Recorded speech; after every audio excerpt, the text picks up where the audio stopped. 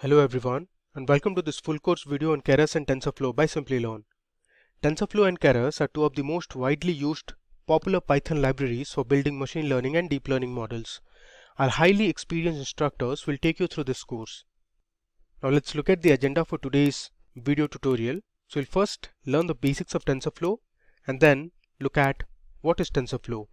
Moving forward, we will learn about how the TensorFlow works with the help of data flow diagrams. Then we'll explore about TensorFlow 2.0 tutorial and we'll see the difference between TensorFlow 1.0 and TensorFlow 2.0. After that, we are going to see two hands-on demos on TensorFlow Object Detection API. After learning about TensorFlow, we'll look at the basics of Keras and then we'll do a hands-on demonstration using the Keras library and solve a data science problem. Next, we are going to learn about the Keras sequential model, and finally we'll explore the Keras image classification model. So let's get started. Hello and welcome to this session on what is TensorFlow. Today we're going to see what is deep learning very briefly, and then we will talk about what are the various libraries that are available for developing deep learning applications, and then we will focus on TensorFlow and what are the various advantages, why we should use TensorFlow, what is TensorFlow, and then we will talk about what are tensors, which are, as the name suggests, TensorFlow consists of tensors and then they are executed in a certain graphical format of flow, like a graph. And that's why it is named as such, TensorFlow. And we will see how to write programs in TensorFlow. The programming language, of course, will be Python, but there is a certain way in which you write a deep learning application or a program in TensorFlow. So we will take a look at that. This is a basic introductory session for beginners, and then we will see one implementation of TensorFlow code, one full end-to-end, and that's pretty much it, what you can expect from this. Quickly wanted to mention that there are certain prerequisites before you actually go through this. The expectation is that you at least have some idea about some programming language and preferably Python. If you know Python, absolutely it will be much easier to understand the code as such. But even if you know any other programming language, I think it will be okay, and you will at least be able to understand the Python code. In addition to that, this also involves, especially the case study or the case implementation, you will be able to understand only if you have some idea about machine learning. So in case you are very new to machine learning and Python, everything, then it may be a good idea to check other tutorials that we have uploaded on, let's say, about Python and also about machine learning, so that you get a basic understanding and then come back here. Otherwise, it may be very difficult to understand this tutorial. Alright, so having said that, let's get started. So what is deep learning? Again, this video is not about deep learning, but there are other videos we have created in detail about what is deep learning. In this video, we'll just touch upon the basics, so that's like a nice segue into TensorFlow. So deep learning is in a way a subset of machine learning, and we use primarily neural networks in deep learning, and the underlying technology behind artificial intelligence is deep learning. And here we teach them how to recognize, let's say, images or voice and so on and so forth. So it is a learning mechanism, but here, unlike traditional machine learning, the data is far more complicated and far more unstructured. Like it could be primarily in the form of images or audio files or text files. And one of the core components of deep learning is neural network. And a neural network somewhat looks like this. There is something known as an input layer, and then there is an output layer, and in between there are a bunch of hidden layers. So typically there would be at least one hidden layer, and anything more than one hidden layer is known as a deep neural network. So any neural network with more than 3 layers altogether, right, is known as a deep neural network. All right. So what are the functions of the various layers? Let's take a quick look. So the input layer accepts the input. So this could be in the form of, let's say, if it is an image, it could be the pixel values of the images. So that's what the input layer does. And then it passes on to the hidden layers. And the hidden layers in turn perform certain computations. And they have what is known as a part of the training, they have these weights and biases that they keep updating till the training process is complete. And each neuron has multiple multiple weights and there will be one bias, and these are like variables, and we will see when we go into the TensorFlow code what we actually mean by that. And so that's what the hidden layer does. It does a bunch of computation and passes its values to the output layer, and then the output layer in turn gives the output. It could be in the form of a class. So for example, if we are doing classification, it tells us which class a particular image maybe belongs to. For example, let's say if this is a image classification application, then the input could be a bunch of images of maybe cats and dogs, and the output will be like, it will say, okay, if this is activated, this gives a 0 and this gives a 1, that means it is a cat. If this gives a 1 and this gives a 0, that means it is a dog. So that is a kind of a binary classification, and that can be extended with multiple neurons on the output side to have many more classes, for example. Or it can also be used for regression as well, not necessarily only classification. Again, since this video is not about deep learning or machine learning or neural network, we will probably not go into a lot of details, but you can check other videos where we have given a lot more details about neural networks and deep learning and so on. So in order to develop a deep learning application, how do you go about? Primarily, there are 2 or 3 components that are required in order to develop deep learning application. You need obviously a programming language. So typically Python is used, and that's what we are going to use in this particular video, but you can also use other languages like Java or C++ and so on. And there are some libraries that are readily available and primarily for doing machine learning and deep learning programming. So these are a list of libraries. These are by no means the exhaustive list, but some of the most common ones like Keras, Theano, TensorFlow, and so on and so forth. TensorFlow has nowadays become very, very popular. This is developed by Google, and it is an open source library. And Keras was there before. Now Keras has actually now become a part of TensorFlow as well. So it is one layer above TensorFlow. So in that sense, they are well integrated. So a combination of Keras and TensorFlow is pretty good. Then of course you have Torch and DL4J and so on and so forth. So there are multiple libraries, but this video is about TensorFlow, and we will be focusing on TensorFlow. What are the benefits of TensorFlow and what are its components? And towards the end we will show you a code in Python. We've written a code in Python. By the way, TensorFlow can be used with multiple languages. It supports multiple languages, though Python is by far the most popular language. So let's take a look at what exactly is TensorFlow and why we are so excited about TensorFlow. So TensorFlow offers APIs. Now we can earlier when these libraries, none of these libraries were there. Even then people were doing machine learning and deep learning and so on, but the coding mechanism was much more complicated. What these libraries like TensorFlow offer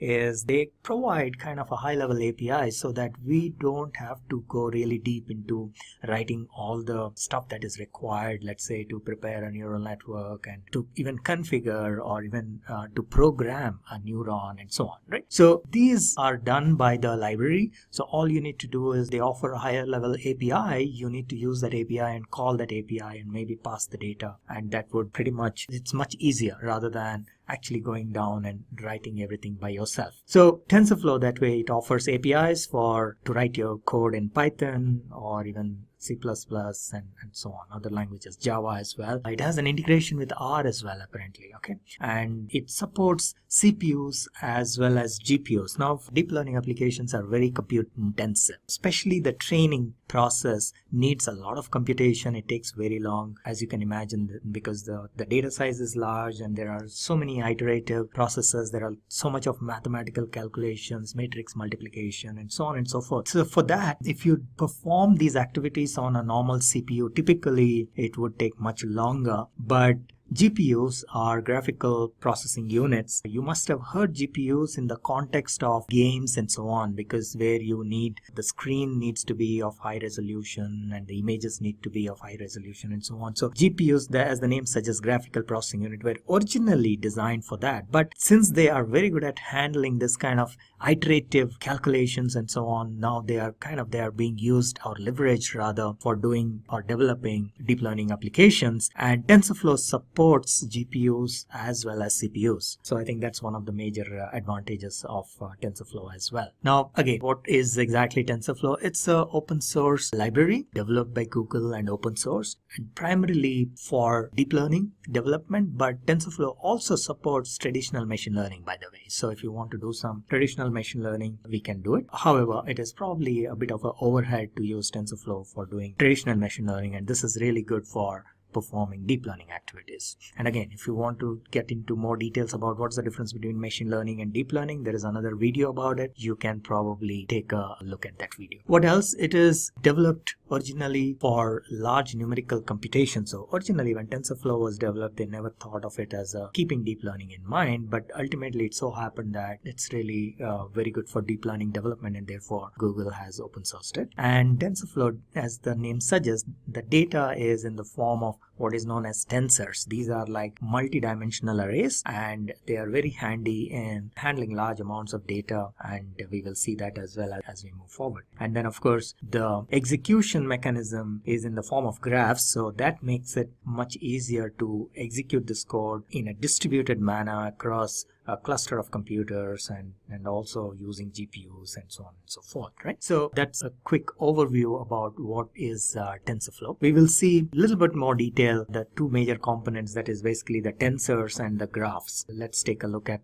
what they are. So what are tensors? Tensor is, as I mentioned earlier, it is like a multi-dimensional array in which the data is stored. Now when we are doing deep learning, especially the training process, you will have large amounts of data, and the data is typically in a very complicated format, and it really helps when you are able to use this or store it in a compact way. And so tensors actually offer a very nice and compact way of storing the data, handling the data during computation. This is not really for storing on your hard disk or things like that, but in memory when you're doing the computation, tensors are really very handy in terms of keeping the data compact, because they are like multi-dimensional arrays. So the data is stored in tensors, and then it is fed into the neural network, and then you get the output. Alright, so there are some terms associated with tensors. Let's get ourselves familiarized. One is the dimension, and another is the rank. So what is dimension? Typically dimension is like the number of elements in a way. So for example, this is a 5x4 dimension tensor, and then you can have again multi dimensions, right? So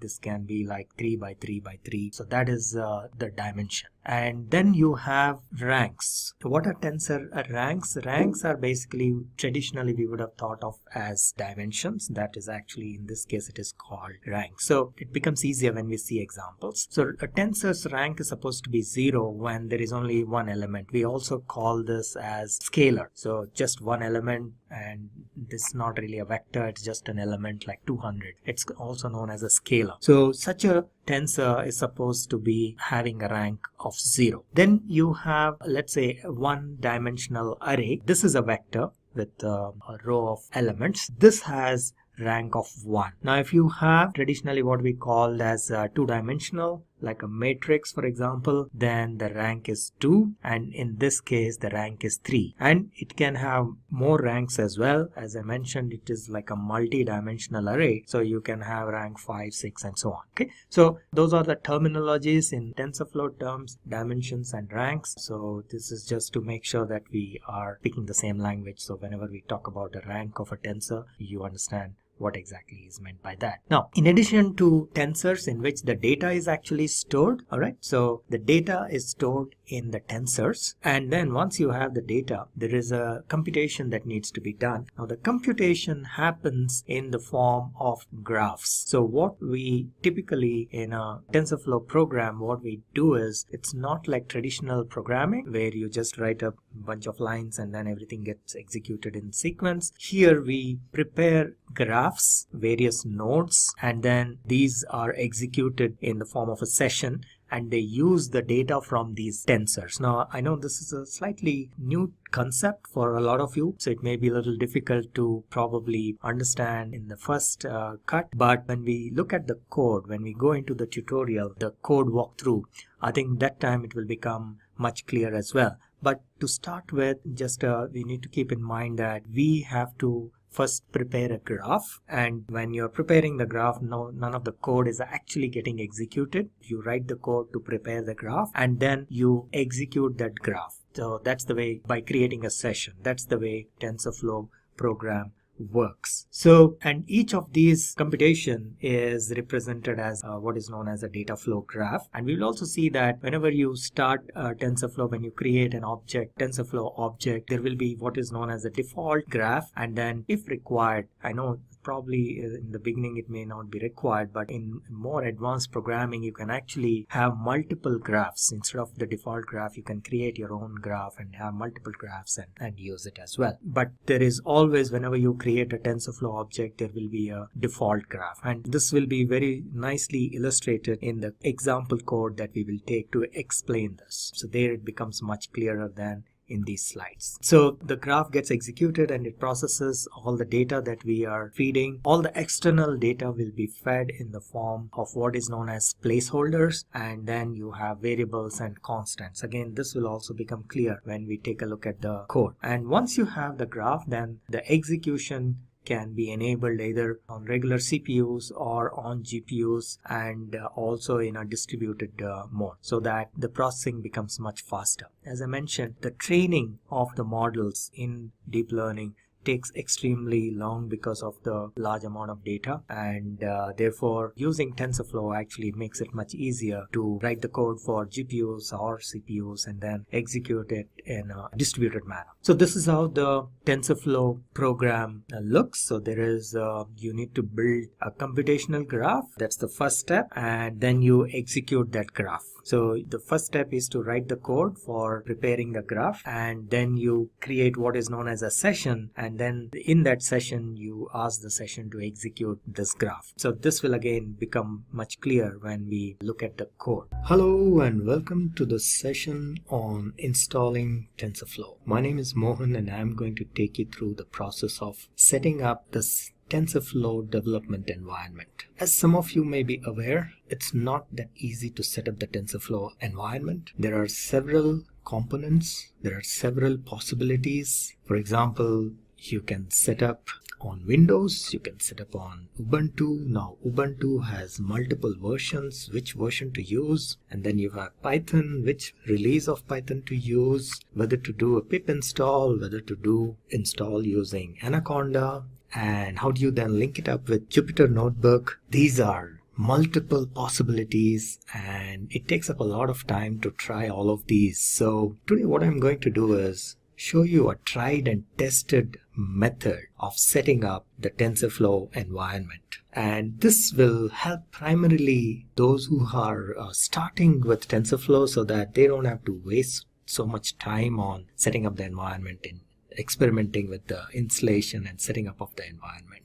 Now what we are going to do is I will show you a method by which it is a tried and tested method. And of course TensorFlow homepage has an install page and it shows you some ways to install, but again the challenge is the same. There are multiple versions, multiple methods shown there, so it's highly confusing for somebody who is new as to decide which path to take. So in today's session what we are going to do is we will set up TensorFlow on Ubuntu, and I'm going to show you in a virtual box. But then if you are using a laptop with Ubuntu installed, you can straight away use the same method. However, we need to keep one thing in mind, that the various releases and versions of Ubuntu and Python and then TensorFlow, not all of them are compatible with each other. So these versions and releases need to be very specific. So I will tell you which is the version and releases, what combination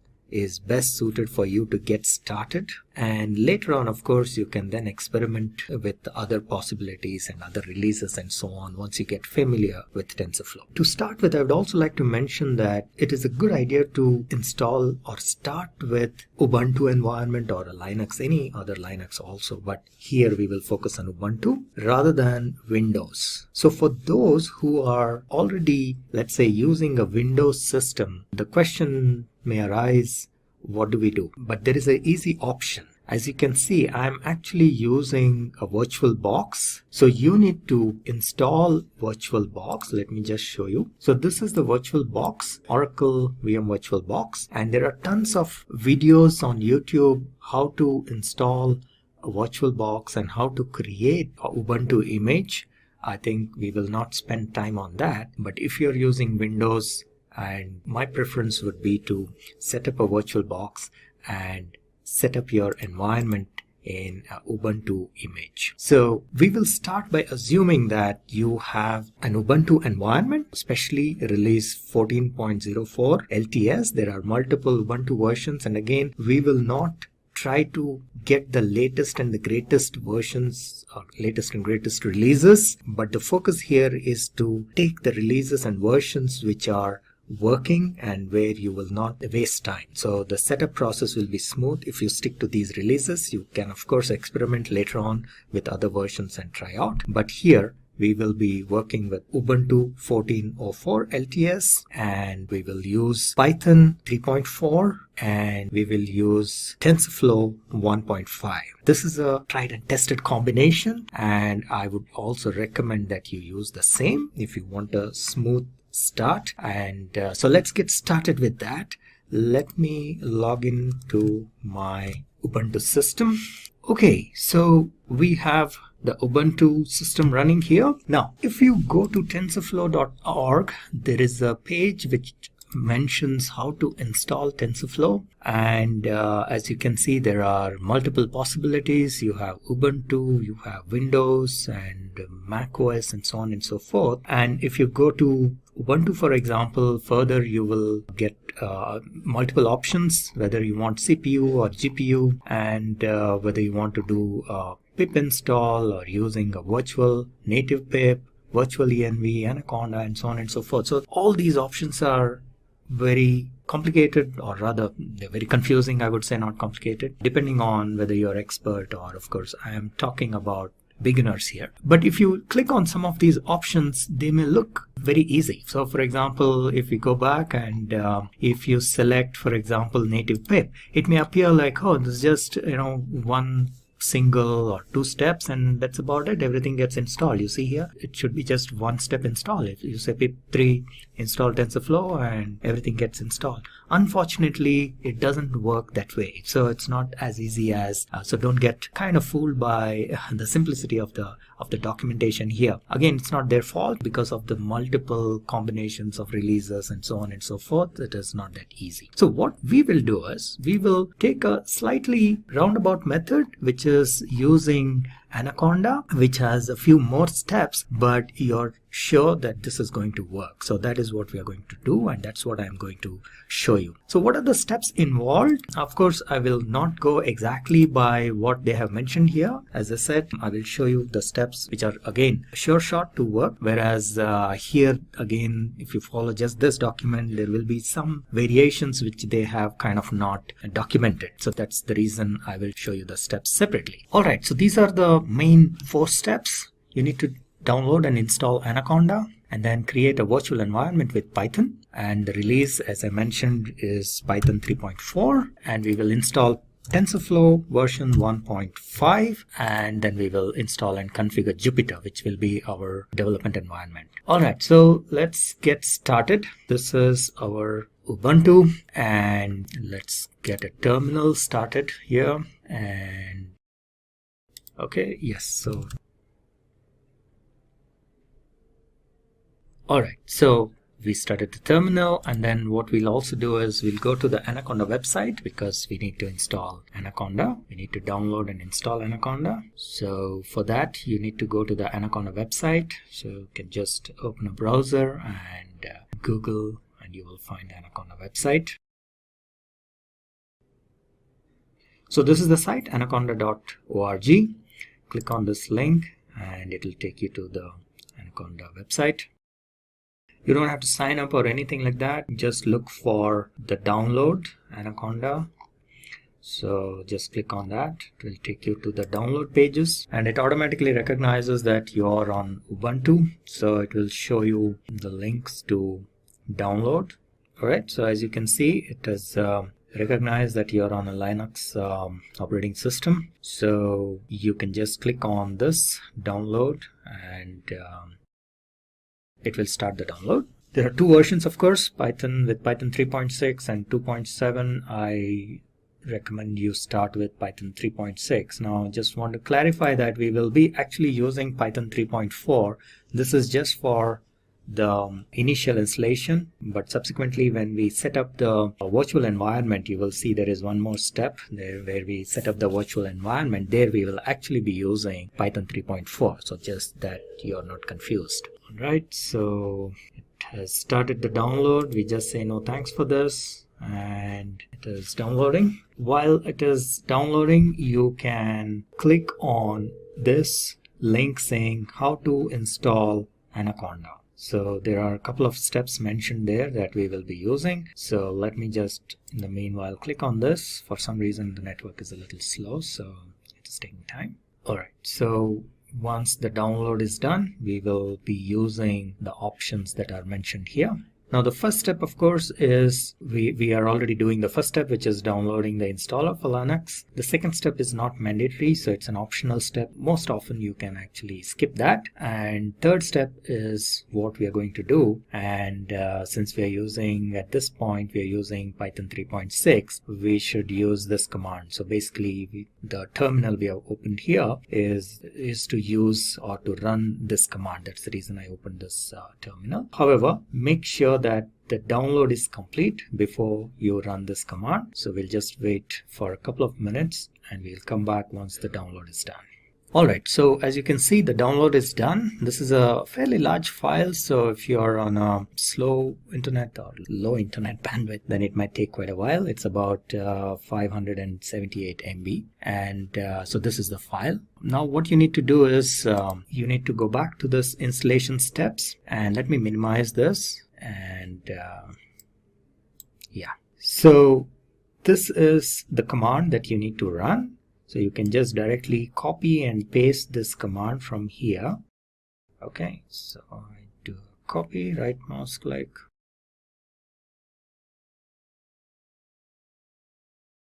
Now it will ask you a bunch of questions as documented here. So most of them you need to just say enter or yes, and that's about it, except for the last step. I will just show you what I mean. And here you need to press enter multiple times just to make sure you agree to all these agreement, the license agreement and so on and so forth. So once you do multiple enters, it will bring you to the next step.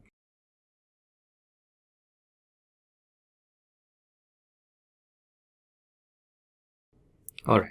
So now here again, they say, do you accept the terms? You just say yes, and then press enter. And here it will ask you a couple of questions, and pretty much you need to just go for the default version, press enter to confirm. You just say press enter, and this is primarily when it will pretty much start the installation process of Anaconda. This might take a little while, depending again on your internet speed, so you need to have some patience. We will also probably come back once this installation is done, or if it asks for any further questions.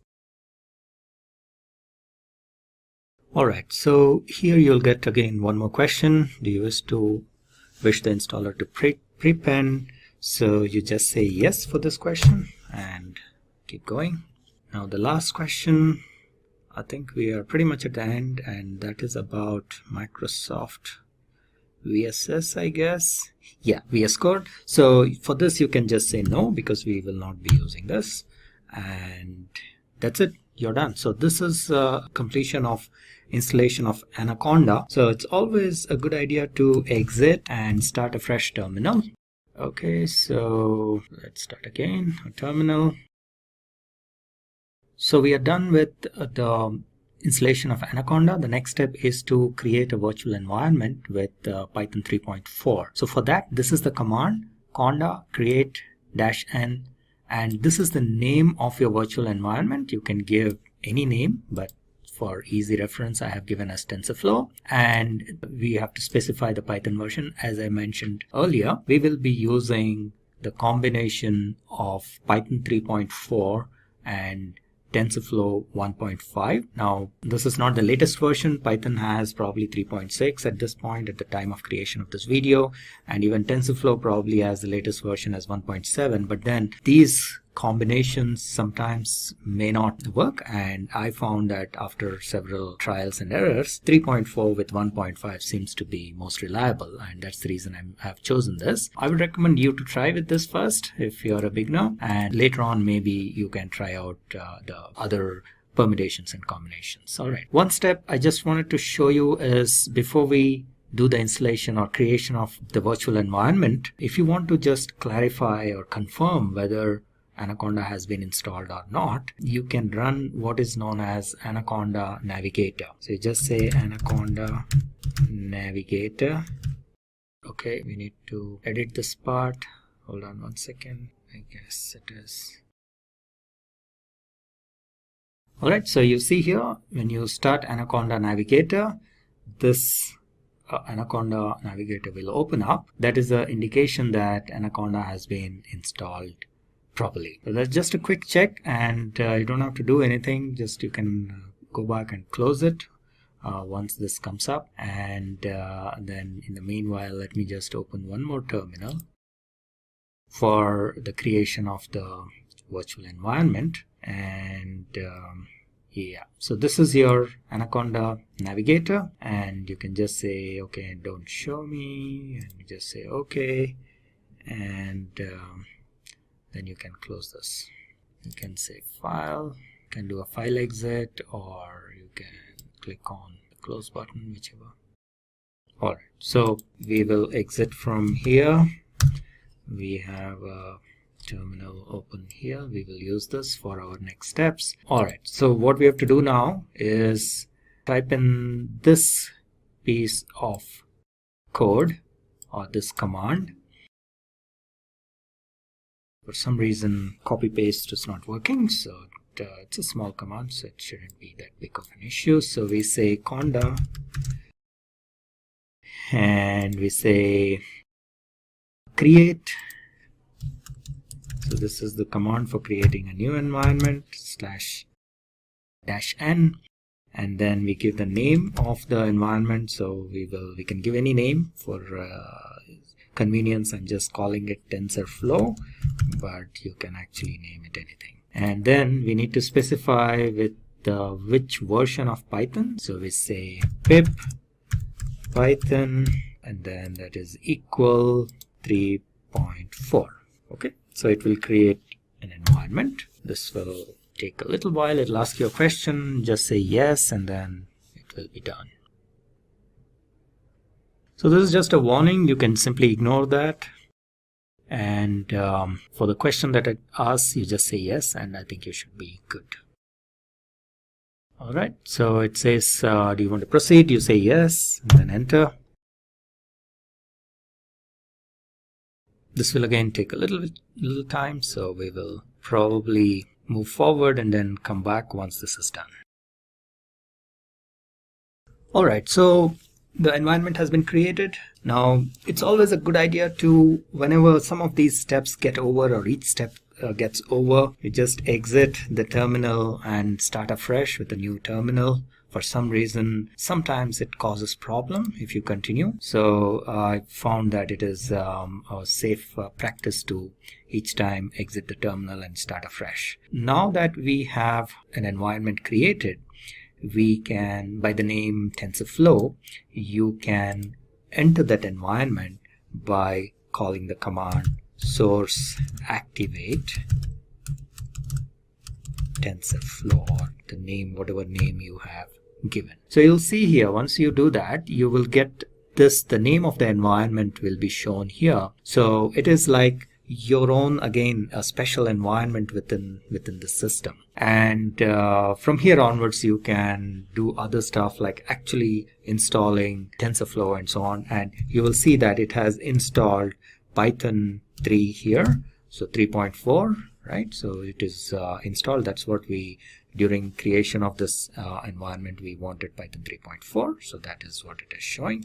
But we are not yet done, so we need to still install TensorFlow. So in this environment, you need to run a command which will actually install the correct combination of TensorFlow. Now this is, as you can see, it's a slightly complicated command, pip install -- ignore install. So what we can do is from within here, we can go and go to TensorFlow install page, and there is a sample code there. You can pick up from there so that you don't have to type in so much.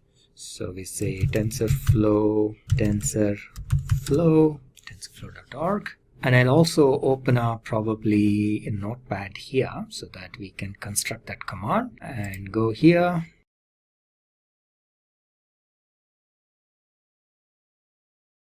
We say Ubuntu. If you come further down, there will be, by the way, we are doing CPU installation. I think that is clear. We are not, there is a possibility to do GPU as well. We will probably create a separate video for that.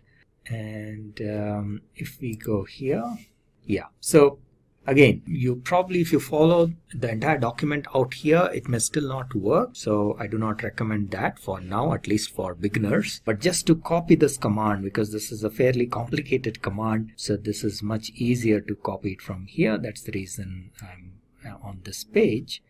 And we will then modify it according to, yes, okay. Let's say copy. And don't do it directly here because that is probably not yet the right command. Let us go and create a notepad page, empty document. I'll just say tf.txt. Okay, this is just a temporary file. What we need to do here is we need to adjust this command to suit the versions that we are installing here. So let me just explain what it is, what you need to do. So first thing, you can get rid of this one. Yes, okay. Now here, these parts you can simply ignore. Here you need to go and change it to version 1.5, and I think we are good with that. Okay, so the CP34 indicates your Python 3.4. So later on, when you're trying to experiment and if you want to do other combinations of TensorFlow and Python version, then you can change this. For example, you can change this to 3.6. Both these places you need to change this to 3.6 if you're using with Python 3.6. And similarly, if you want the latest version, which is of TensorFlow, which is 1.7, you need to change this to 1.7 and so on. But at this point, to start with, if you're a beginner, I would recommend that you stick to this TensorFlow 1.5 with Python 3.4. This is tried and tested and it works. Okay. Just a word of caution that just by changing these versions, the whole thing will not work. There may be other places where you may have to, some of the steps may change. So just a word of caution that just by changing this, if you want to try out with a different version, some of the steps may also change. So you don't think that just by changing this, just one particular command, you will be fine. Okay. So that's been my experience. So to start with, I would recommend use this particular combination. All right. So it looks good. TensorFlow 1.5, and let me just reconfirm with my notes, and I think it looks good. So this is install, ignore, 1.5, CP34, and so on. Okay. Okay, so let's hit enter. So it started the process. Again, this might take a little while, so we will pause the recording and then get back when the installation is done. Okay, so looks like this installation is done, and as always, let us exit and then come back. Now you are currently in the environment, virtual environment, and it's a good practice before you exit out of the terminal to come out of the virtual environment. So just like you did source activate, you need to do source deactivate and the name TensorFlow. Okay, you will come back to the original command prompt, and then from here you can do an exit. Now we need to validate whether the TensorFlow installation has gone through properly or not. So the way to validate is to first start Python and then import TensorFlow library, see if it imports without error. So that's the best way to validate. So we'll open a terminal, and whenever you want to get into the environment, this is how you have to do. Come to environment and then say source, and obviously you can also use existing. So source activate TensorFlow. Okay, so we do this, and you need to run Python from here. And remember, you should say Python 3 because you have installed Python 3.4. Now here, when you say import TensorFlow as TF, when you get back a prompt like this without any errors, that means TensorFlow installation has been successful. If TensorFlow was not installed properly, you will get an error saying TensorFlow is not available or module doesn't exist or something like that. So TensorFlow installation is done, but now we will go through the process of installing Jupyter Notebook so that you can do your development. So let me just exit, and in order to install your Jupyter Notebook, which is going to be your development environment, we will first install IPython using Conda. So Conda install IPython and then pip install Jupyter. So let's first do the IPython. Conda install IPython. Again, it will ask you a question saying these are the components. Do you want to install? You just say yes. Alright, you say yes. And then once again, it will take a little while, so we might pause the recording and come back once it is done. Great, so that did not take much time anyways. So we will, as usual, we will exit, which is source deactivate TensorFlow, exit, and then we will start a fresh terminal in order to install Jupyter. Now, in some places, they may say install Jupyter using pip3, but in my experience, it did not work with pip3, and that's the reason we will use pip. However, just keep in mind, you need to first go to the environment. So source activate TensorFlow, and you need to use this command, which is pip install Jupyter. Usually when you're on Python 3, you use pip3. But as I said, it did not work, so in my experience it works with pip install and not pip3. So pip install Jupyter. I hope you already noticed that it is JUPYTER and not JUPI. So again, it's probably taking a little while. We will pause the recording and come back once it is done. Okay, so Jupyter installation is also done. Once again, you need to, it's a good idea, not you need to, but it's a good idea to come out of this terminal session and then start afresh. So we exit, and we have a fresh terminal already available here, and we will once again go to TensorFlow, and we say Jupyter Notebook. That's how you start your Jupyter Notebook. So this looks good. Now, only thing is, since we are running for the first time, what you need to do is, if you come back to your command prompt, it will show you that if you are running it for the first time, it will say that you need to copy paste this link. So you can just, for the first time, only once, you need to do this, copy this and paste it in your browser. And remember, this is only the first time when you're running Jupyter. You need to do this. Subsequently, you don't have to. It will automatically open up.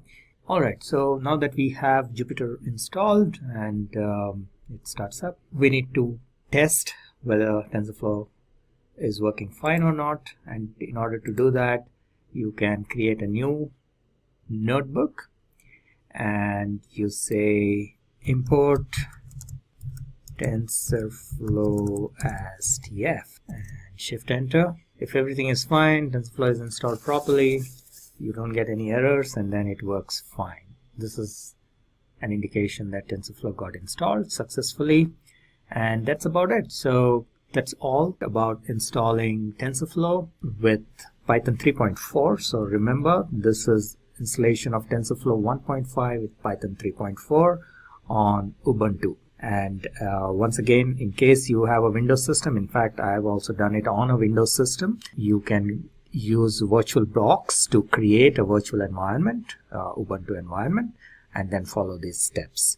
And there are tons of videos to create VirtualBox, and that's the reason we have not included those steps in this.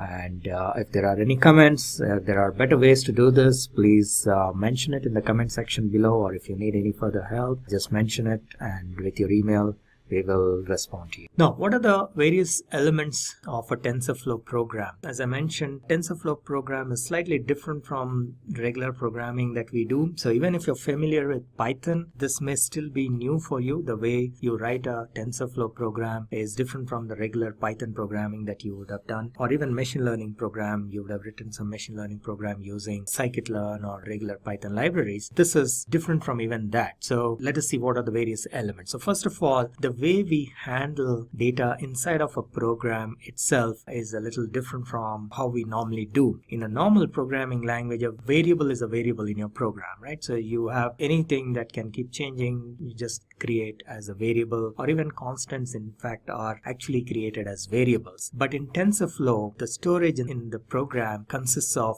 three types. One is constants, another is variable, and the third is a placeholder. So, and there is a lot of difference between these types, and we will see how they vary and how they are used and so on. So constants are like variables which cannot be changed. So for example, if you define a constant like this is how you define a constant, by the way. The simplest format is like this, like for example, b is equal to tf.constant, and then you give a value here. A slightly more advanced version is you also specify the type. So you say tf.constant 2.0 tf float 32. So the type is of type float. Now, in case of constants, you cannot, during the computation, you cannot really change these values. So for example, if you want to change the value of b from 3 to 5 or any other number, it is not possible. So that is the meaning of constant. Alright, so then we have variables. So variables we are all familiar with. What are variables? Whenever we use programming, we use variables. So this is pretty much the same. This is the way you define variables, tf.variable. Now, one thing you need to note is this is the only type in which we have v capital. Okay, constant has c, small c, and placeholder has small p, but variable has capital V. And tf.variable, and then you give a value, and then you can specify what is the type, and then you can use the variable, change the variable at any point in time with a different value and so on. You can update the variable and so on. So we will see all of this in the code. I will illustrate how a variable is defined and how it can be changed, whereas a constant cannot be changed, and so on and so forth. And then we have placeholders. Placeholders are really a special type, and this may be something completely new for many of us who have been doing programming, but in TensorFlow this is a completely new concept. So this is very important to understand this. Placeholders are like variables, but only thing is that they are used for feeding the data from outside. So typically when you are performing some computations, you need to load data from a file or from an image file or from a CSV file or whatever. So there is a provision with this special kind of variables which can be fed in a regular basis, because one of the reasons for having this kind of provision is that if you get the entire input in one shot, typically it may be very difficult to handle the memory and so on. So I think that was the reason they came up with this mechanism where you can feed in batches. And there is a certain way of populating the placeholder. We call this feed_dict, and this is a parameter name, by the way. And you feed the placeholders, right? That is the meaning here. So there is a certain way of feeding the placeholders, and we will again see this in the example code as we move forward. Okay, so there are three types. One is a constant, which cannot be changed once you assign a value. Then you have variables, which are like normal variables we are all familiar with. And then you have placeholders. This is primarily for feeding data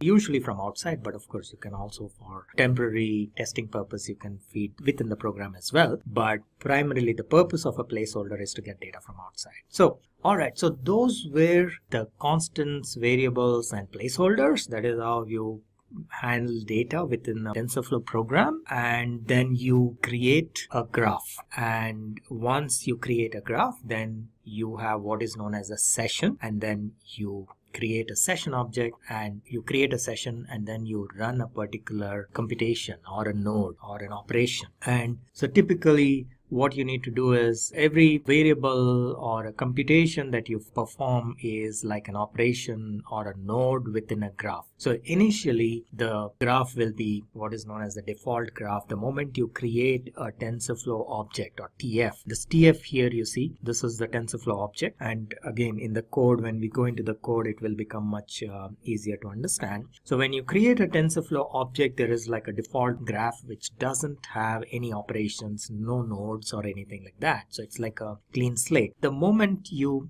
assign variables or constants or placeholders, each of them is, in TensorFlow terms, it is known as an operation. Again, you need to get familiar with these terms, and they are not very intuitive. This is not really an operation. You're just creating a constant or a variable, and this C is equal to A into B would traditionally or would intuitively be an operation. Here you're actually performing an operation. But in TensorFlow terms, each of these, everything is an operation. So if you're creating a constant, that is an operation. Another constant or variable, that's an operation. So you can actually run each of these, and they're also referred to as nodes. And when you're in your session, you will actually run each of these. You can potentially run each of these nodes. Okay, so a typical example would look like this. So you have two constants created. A is equal to tf.constant, its value is 5, b is equal to this, and then you say c is equal to a into b, and then you create a session. Now remember, all this, you're just creating a graph. At this point, no execution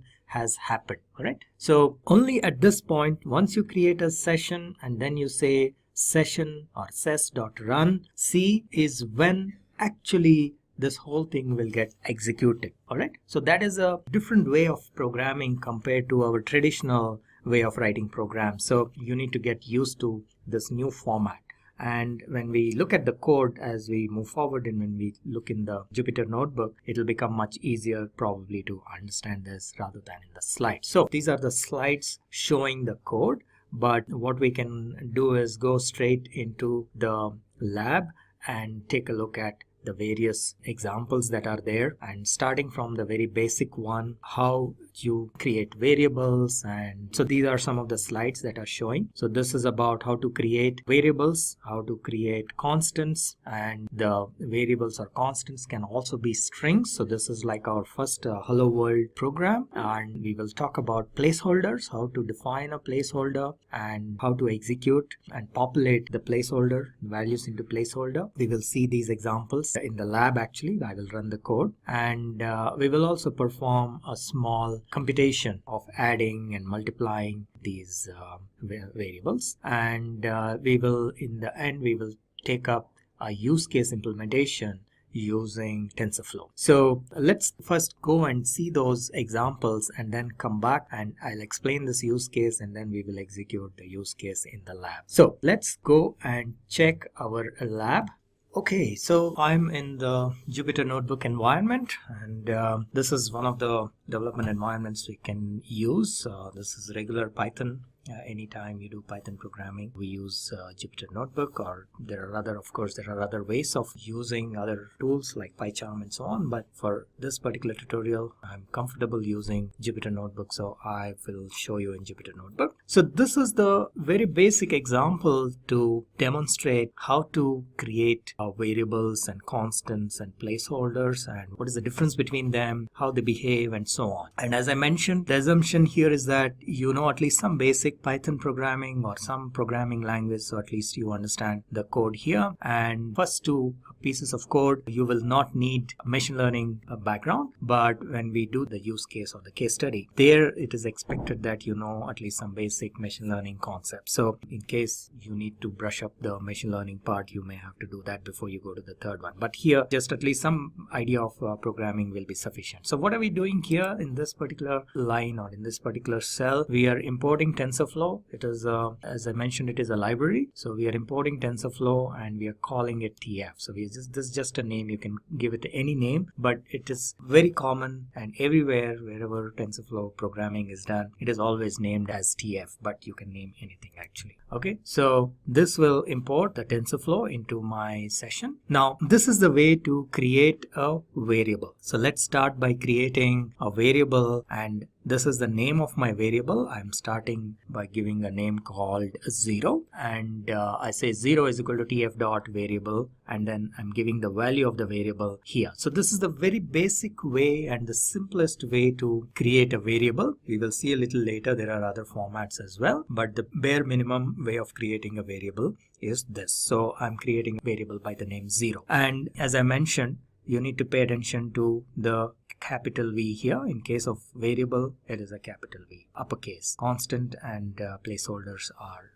lowercase. Now I'm creating a constant, and the constant I'm naming it as 1, and the way to create a constant is tf dot constant, and then you give the value of the constant. So the value of the variable here is 0 and the value of constant here is 1. And again, constant you can also have additional parameters like a name and so on. Probably you must have seen in other tutorials or in other places where the code is written, but the basic format to construct to create a constant is this. This is sufficient to create a constant. So I created one variable and one constant. Now what else can we do? Again, here there is no real execution happening. We are just building a graph. We have not yet executed any TensorFlow code. We are building a graph, and I will show you how the graph looks as well. First let us understand the constants and variables and so on, and then I will show you how the graph is generated and so on. So what I want to do here is I want to add 0 and 1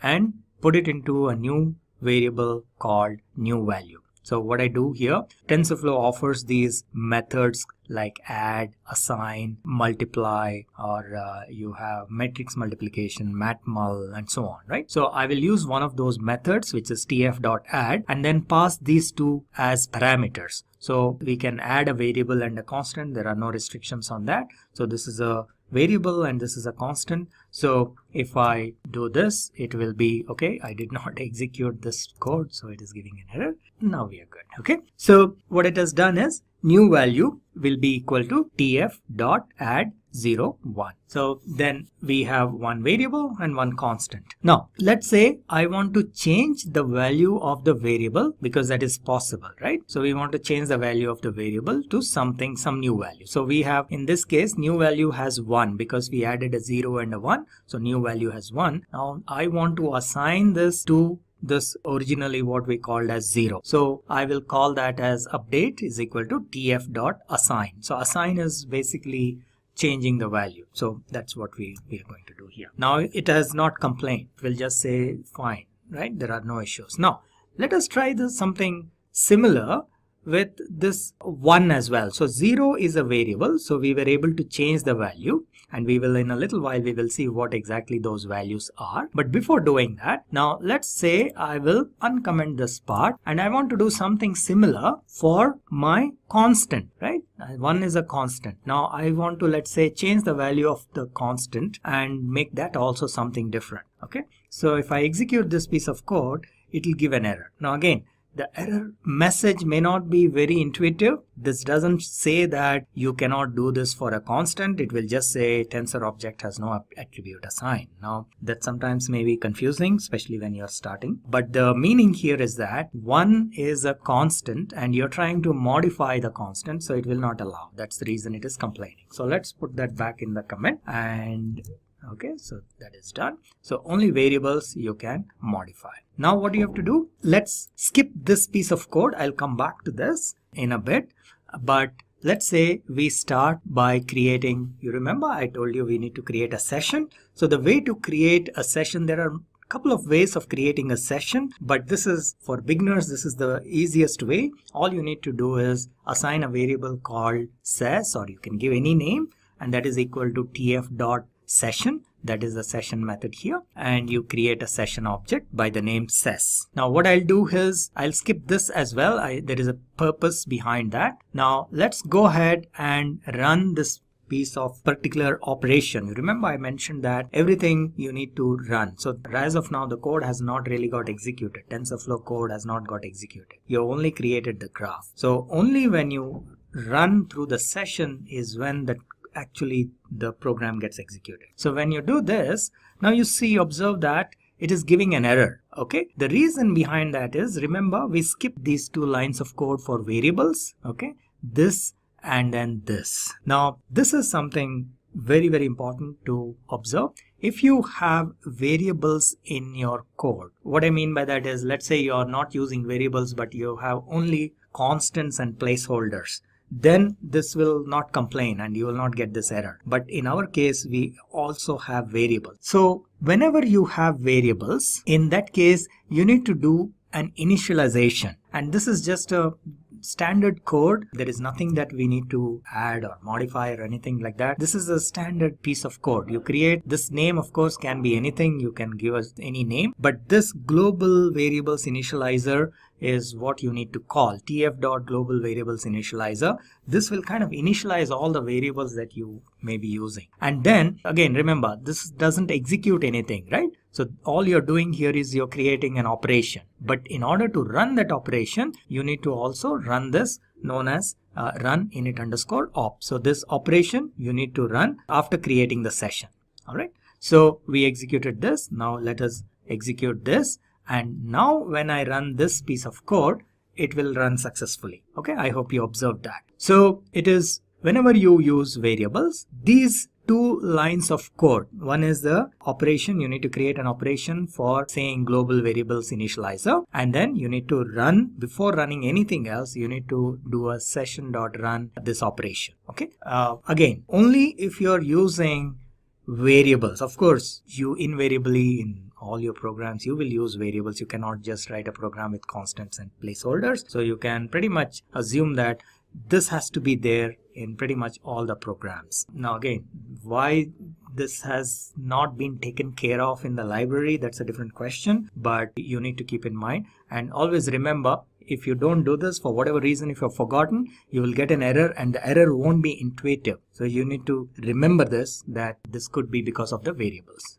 Okay, good. So we have seen how to create a constant, and we have seen how to create a variable, and we have seen that you cannot modify or update a constant, and we have also seen if you have variables that you need to execute or have these 2 lines of code to initialize the variables. And then we have seen that after creating a graph, how to run the graph in a session. And I will show you a little bit more in detail how exactly the graph gets created and how it gets executed. But this was the first very quick code on creating variables and constants. Now we will keep going, and we will also show you, or I will show you the placeholders. But before that, one more small piece of code. So this is how you write a for loop. Okay, so we are saying 5 times you run this piece of code. Now like any Python program, this is nothing different. So you have a for loop and this is indented, that's the reason. And therefore you say session.run update. So this will run 5 times and it will get printed. That's all. So update will run for 5 times. Each time it will come and do this particular operation. That's all we are asking the system to do. So let me just run that and show you. So it will, okay. So it has done 5 times. That's 4. It is basically adding, if you recall, it starts from 0, it adds 1 to 0, then 1 to 1, 1 to 2, and so on. So it's nothing but it is generating 5 numbers, 1, 2, 3, 4, 5. That's it. Okay. So then you can also have your constants as strings, for example. So you can also work in a similar way. You can work with strings. So most of the computation happens mainly on numerical values. So we normally handle numbers, but there will be situations where you may have to handle strings as well, or text as well. So this is an example of text operations. So you can, similar to numbers, you just create strings or store in constants. Instead of a number, you say hello is equal to tf.constant, and then you assign the string that you want it to be assigned, and then the next one is one more string which is for world, and then you say add these two. So it is nothing but concatenation of these two words, hello and world. So we will do that. And remember, this is only creation of the graph, right? So in order to actually execute this graph, you need to run the session. Now you need to keep in mind, we don't have to create the session once again, because once you create a session, till you close the session, it remains valid. Okay, so we have created this session here. Now till you say ses.close, it will remain for you. So that's why we did not create one more. So we are just reusing that session, ses.run hello world. So in this hello world, what is the operation that we are doing here? The operation is add these two, concatenate these two. So if I run this, it will print hello world. Okay, now that's string operation.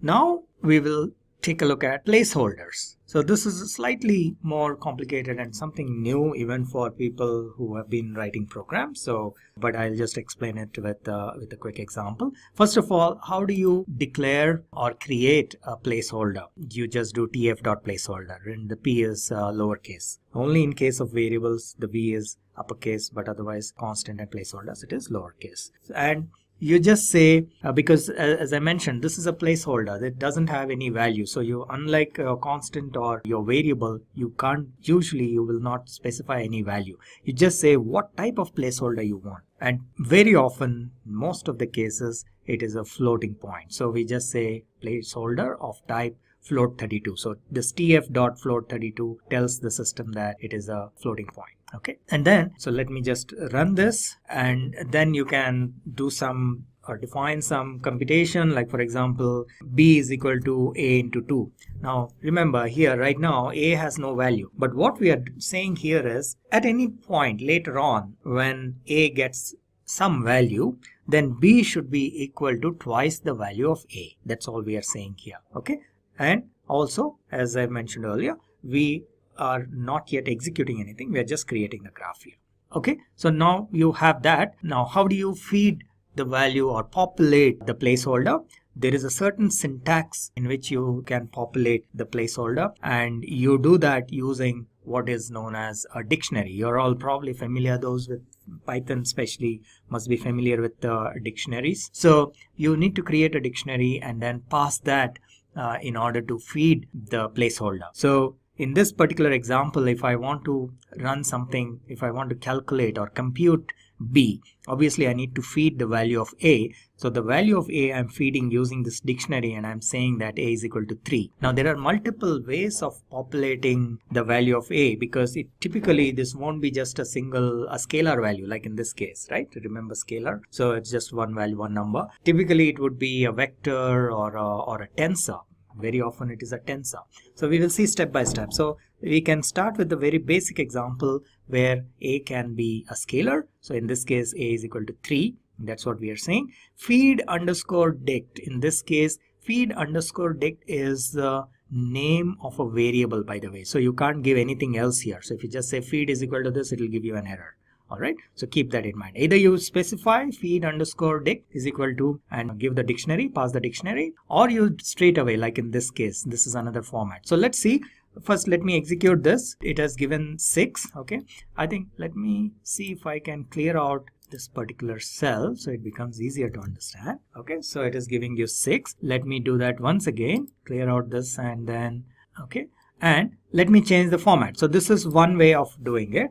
Another way is you don't even have to specify the name of this parameter feed underscore dict. You just pass the dictionary and it will execute. Okay, but typically this makes the code readable. So that's the reason most of the places whenever you find TensorFlow code, you will see that they explicitly mention feed underscore dict so that the code is readable. Otherwise it can get confusing. So I will also comment this and retain the other format. Okay, so I hope it's clear. So what we are doing here, we are running the operation b, and what exactly is b? B is twice a into 2. So therefore what we are doing, and therefore b gets a value of 6, and that's what is being fed into result, and that's what is getting printed here. Okay, now as I mentioned, A need not be just a scalar value. It can be a vector with a multi-dimension array and so on and so forth. So let's start showing you examples of that. Again, let me just clear out the outputs. Let me clear this, and let me also clear this for now. Okay, you can also do, before running this, we could also do clear all output clear. It will clear everything, but we'll have to start all over again. So I'm just doing individually. All right, so in this example we are taking a one dimension array where rank is equal to 1, and I'm feeding 3, 4, 5. Now let us see what happens if I run this, right? As you can imagine, it gets multiplied, each number gets multiplied, so the result is 6, 8, 10. Okay, now as I said, it can get more complicated. Now let's say this is a multi-dimensional vector. So what happens if you feed this? Okay, so as you can see, this is pretty complicated now, but if you feed this, again, all you're doing is there is a slight change here. Again, you can also create your dictionary outside and feed that here. You don't have to directly do it here, like in this case. You see, there are variations of the exact syntax in the way you write it, right? So there is a slight variation. So in this case, you are creating the dictionary straight away here, kind of in line, but here you created the dictionary separately because it's more complicated, and then you are passing that dictionary here. So I said dictionary is equal to A, and then I'm saying this is what should be the value of A. And I'm feeding that, and then I'm using directly that dictionary here. Okay, so this is equivalent to putting this code here, right? So if we execute this, what happens? Same. So you get, because A was let's say this is a 3 by 4 by 2, right? So that is 3 by 4 by 2, right? So you see here, this is a multi-dimensional array. So you feed that, and the values you see here, it is 1, 2, 3. It became 2, 4, 6. 4, 5, 6 became 8, 10, 12. 7, 8, 9 became 14, 16, 18, and so on and so forth. Okay, I hope now you got an idea about placeholders. And in real life, what happens is you typically won't create these dictionaries manually. Since this is a quick demo, we did this. You will actually read the data into this dictionary, and then you feed that when you're doing the computation.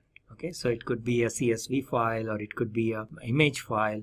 So input is basically read and fed in. Usually it is also done in batches, so you don't read the entire thing because there can be a large amount of data. So that is the idea behind having these placeholders, and the way we feed these placeholders, there is a provision, deliberately there has been made a provision for this kind of getting data into the program in chunks.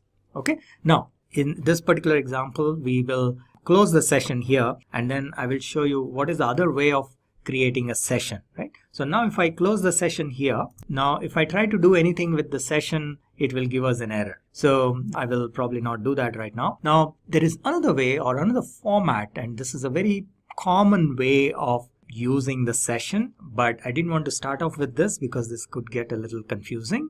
A simpler way was to create session saying ses is equal to tf.session, but typically you will do it in what is known as a with block. This is a very common way of creating sessions. So once you have the graph, you would execute the graph in a session using a with block, and this is the syntax. So you say with tf.session as ses, all right, and then you put all your code here. So what will happen is you don't have to explicitly close the session. The moment this with block gets completed, the session gets closed. Okay, so let's just take a quick look at this example. Now, if we, let me clear this, current output, we clear. Okay, so this is the hello world example. A little bit earlier we did that.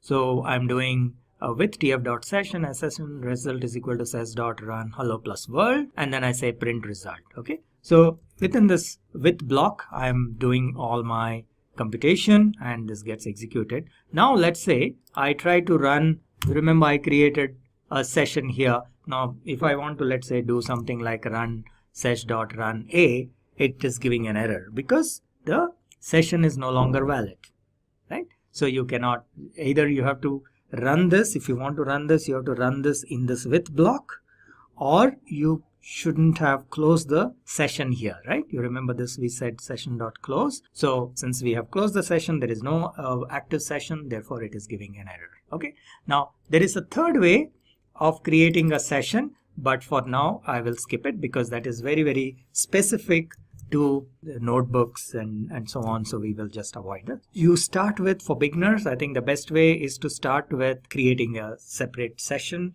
and then writing your code and then closing your session. Now of course, remember, if you don't do this part, ses.close, it will not give any error or anything like that. Only thing is that it's a good practice and your resources will get released. Otherwise, if you do multiple of these programs, if they are running, then your resources will get blocked. That's the only thing. And to start with, it is simpler to do it this way. So initially when you're doing, you start with this. But as you move forward, as you become familiar with TensorFlow programming, I would recommend all of you to get into this model. Most of the programming, TensorFlow programming, is done like this with tf.session as says. Okay. All right. So that was one book or one page of code that we have done explaining about variables, constants, and placeholders.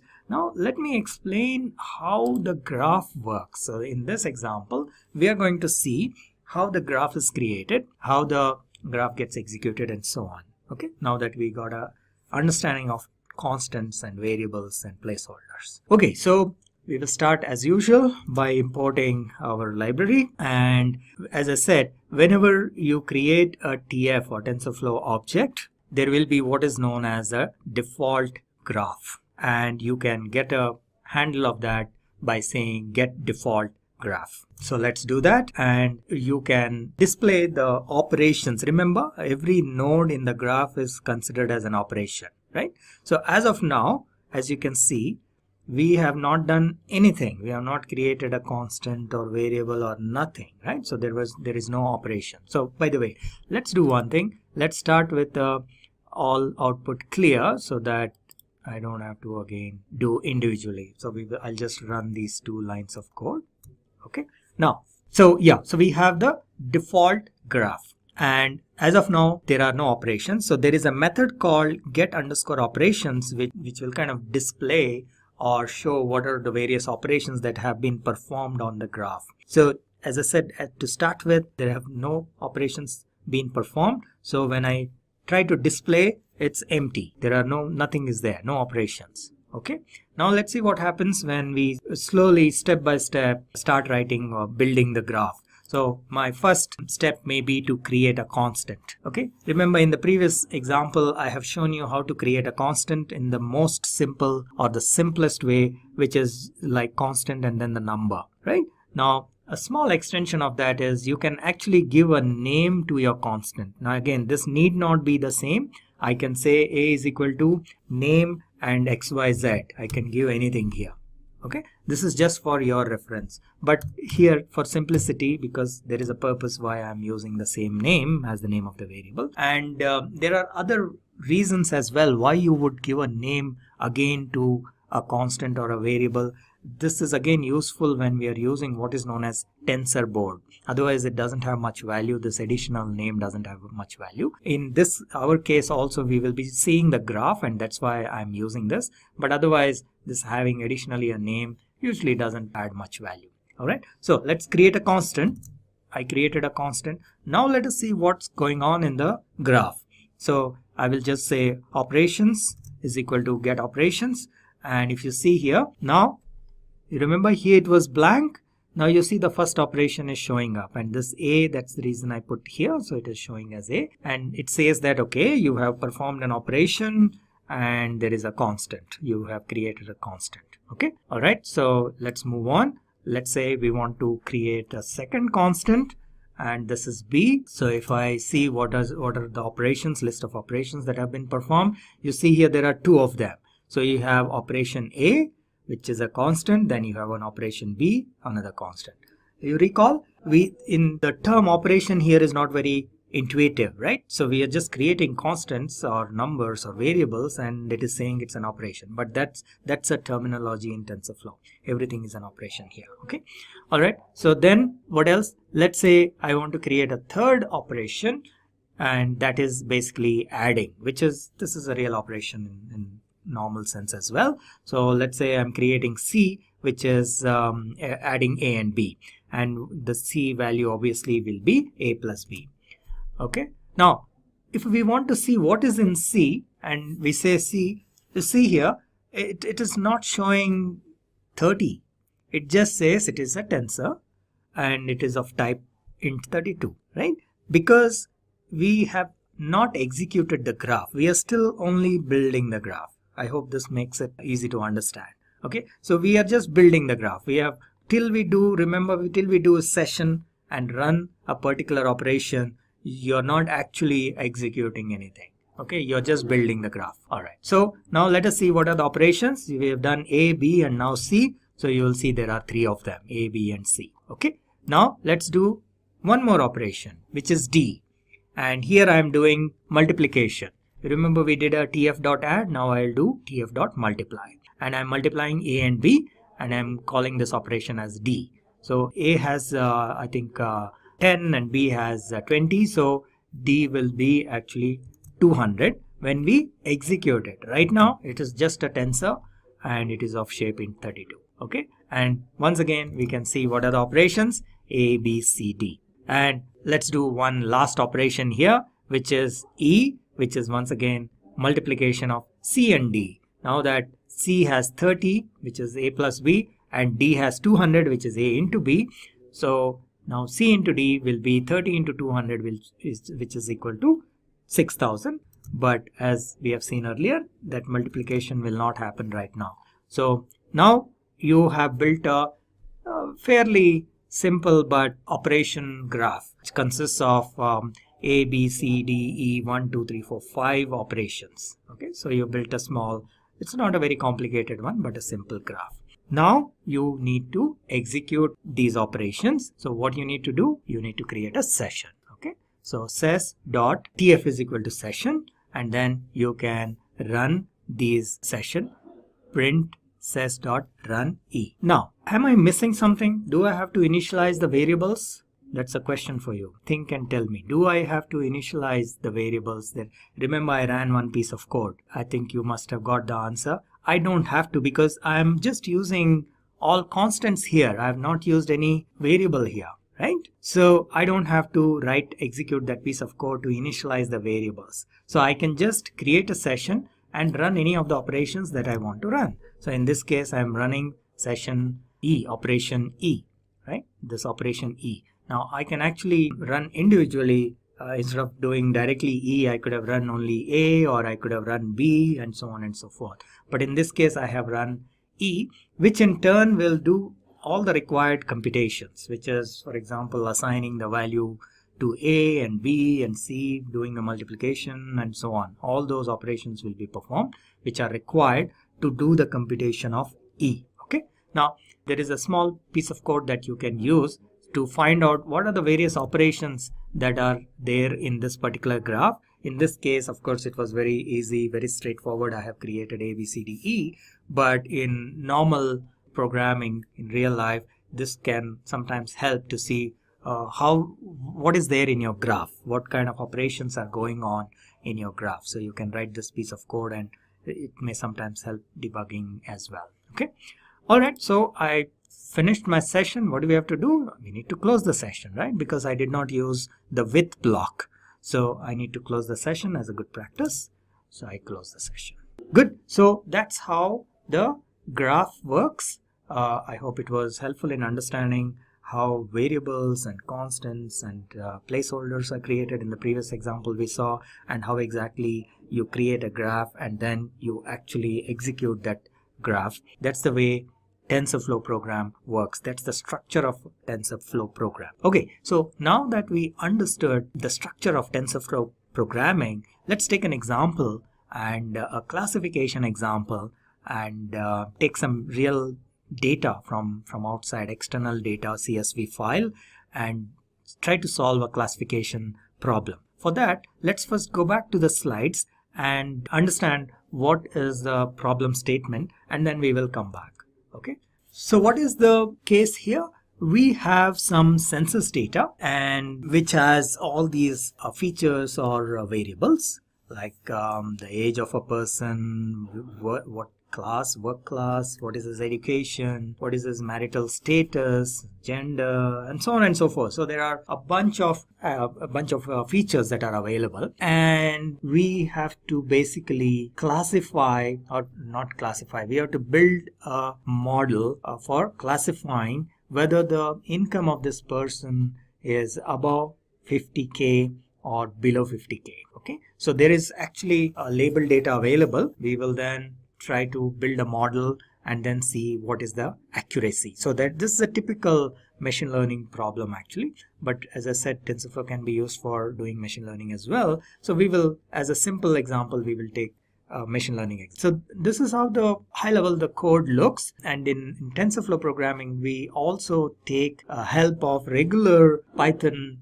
libraries, like for example it could be NumPy, or it could be Scikit-learn, or it could be Pandas in this case. And because before you actually develop, or before you train your model, create your model, you need to prepare the data into a certain format. And sometimes if you're doing machine learning activity, you all are familiar, those familiar with machine learning will know, you need to split your data into training and test data set. So all that can be done using regular non-TensorFlow libraries, right? So these are like regular Python libraries, Pandas, Scikit-learn, and so on. So we use that and then prepare the data and then use TensorFlow for performing either the machine learning or deep learning activity. Now, so what is the advantage of using TensorFlow? The main advantage is that TensorFlow offers high-level APIs, right? We talked about that. So in this case, we will be using, I'll explain what is in the slide, but before that I wanted to just show you what is the API that we will be using.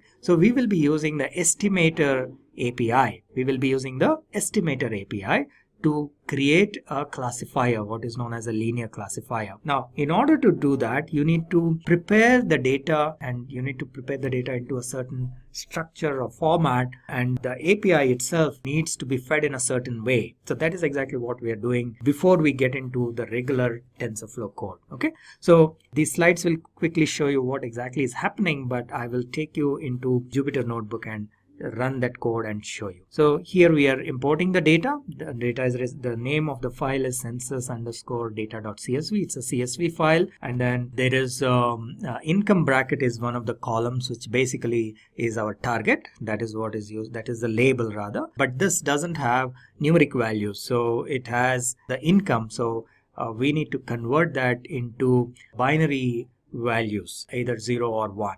So that's what we are doing here. And then we are splitting using Scikit-learn. We are doing splitting of the data into test and training, right? So this is a standard Scikit-learn. People, some of you who are familiar with traditional machine learning, and you have done machine learning in Python using Scikit-learn, will immediately recognize this. This is a sklearn is Scikit-learn, and there is a readily available method to split the data into training and test. That's what we are doing here. And then you need to create what is known as feature columns and input functions before you can call the API, estimator API. That's what we are doing here. And there are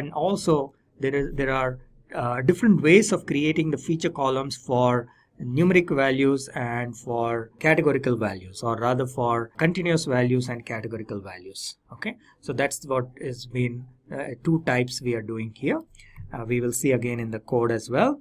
And then you create your model. So this is basically model is equal to tf.estimator linear classifier, and then you're feeding the feature columns, and also subsequently you will call the training by passing the input function, and you specify how many iterations to be done for the training process.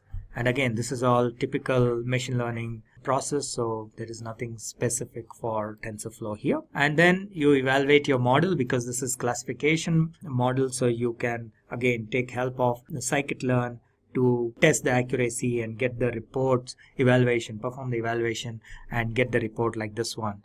Right, so this is the classification report, and you will see what is the precision, recall, F1 score, and so on. Again, this is a standard machine learning process. All right, so that's pretty much as far as the code here is concerned. Once again, let me take you into our lab, and we will get started with this particular code. Now let me clear out the outputs so that you can step by step you can see the output. So this is our data, and we will actually this is just a display here. The code starts from here. So before even we start with our TensorFlow part of it, as I mentioned, we now remember in the previous examples the data was kind of cooked up. Internally we created some data and we were using it, right? The constants, variables, and so on. Here is a real life example. So you are actually getting data from outside. So before we get into TensorFlow, this is actually regular Python code. So we are using pandas, for example, to create our data frame.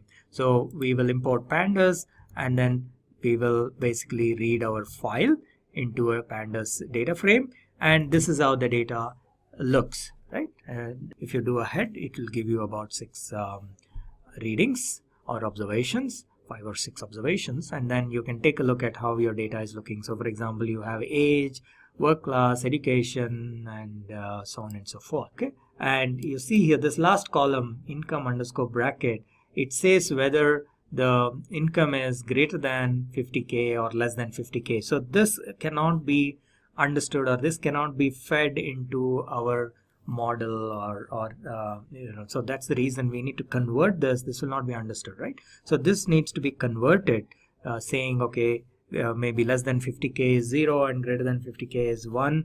So that conversion needs to be done before we feed it into our model. So that's what we are going to do as we move forward. So this is the code for doing that. Okay, so we take this and then we define a function and then we run that function.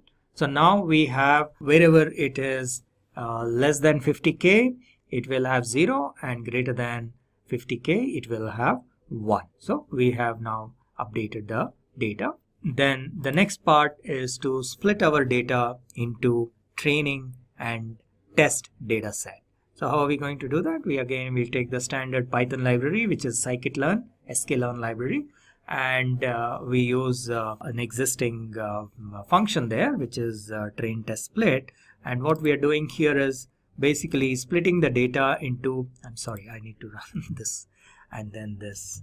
Okay, sorry about that. So once I run this, what are we doing here? Again, those who are familiar with scikit-learn will immediately recognize I'm splitting this into test and train. I'm saying test size is 30%, so 30% of the data should go into test, and training should have 70%. Okay, so that's all we are doing. 0.3 indicates 30%. So you can, again, this can be individual preferences. Some people do it like 50-50, some people 20-80, and in our case we are doing 70-30. So training is 70 and test is 30. Okay, all right. So so far we've been doing regular non-TensorFlow stuff. So preparing the data so that we can now use for TensorFlow. And in TensorFlow, what we are doing is we will be using the API called estimator. Now estimator, in order to call estimator, you need to prepare what is known as feature columns. So feature columns have to be in a certain format. Basically, it is nothing but the columns. We have to put them in a certain format. And then when we are calling the training, we need to pass what is known as an input function. Again, a certain way in which you need to pass that function. So that is what we need to do before we create the model and run the model for training. So the next few lines will be doing that. Quick look at, before we even get in once again into the TensorFlow code. So this is just showing us what are the various columns, names of the columns of this data.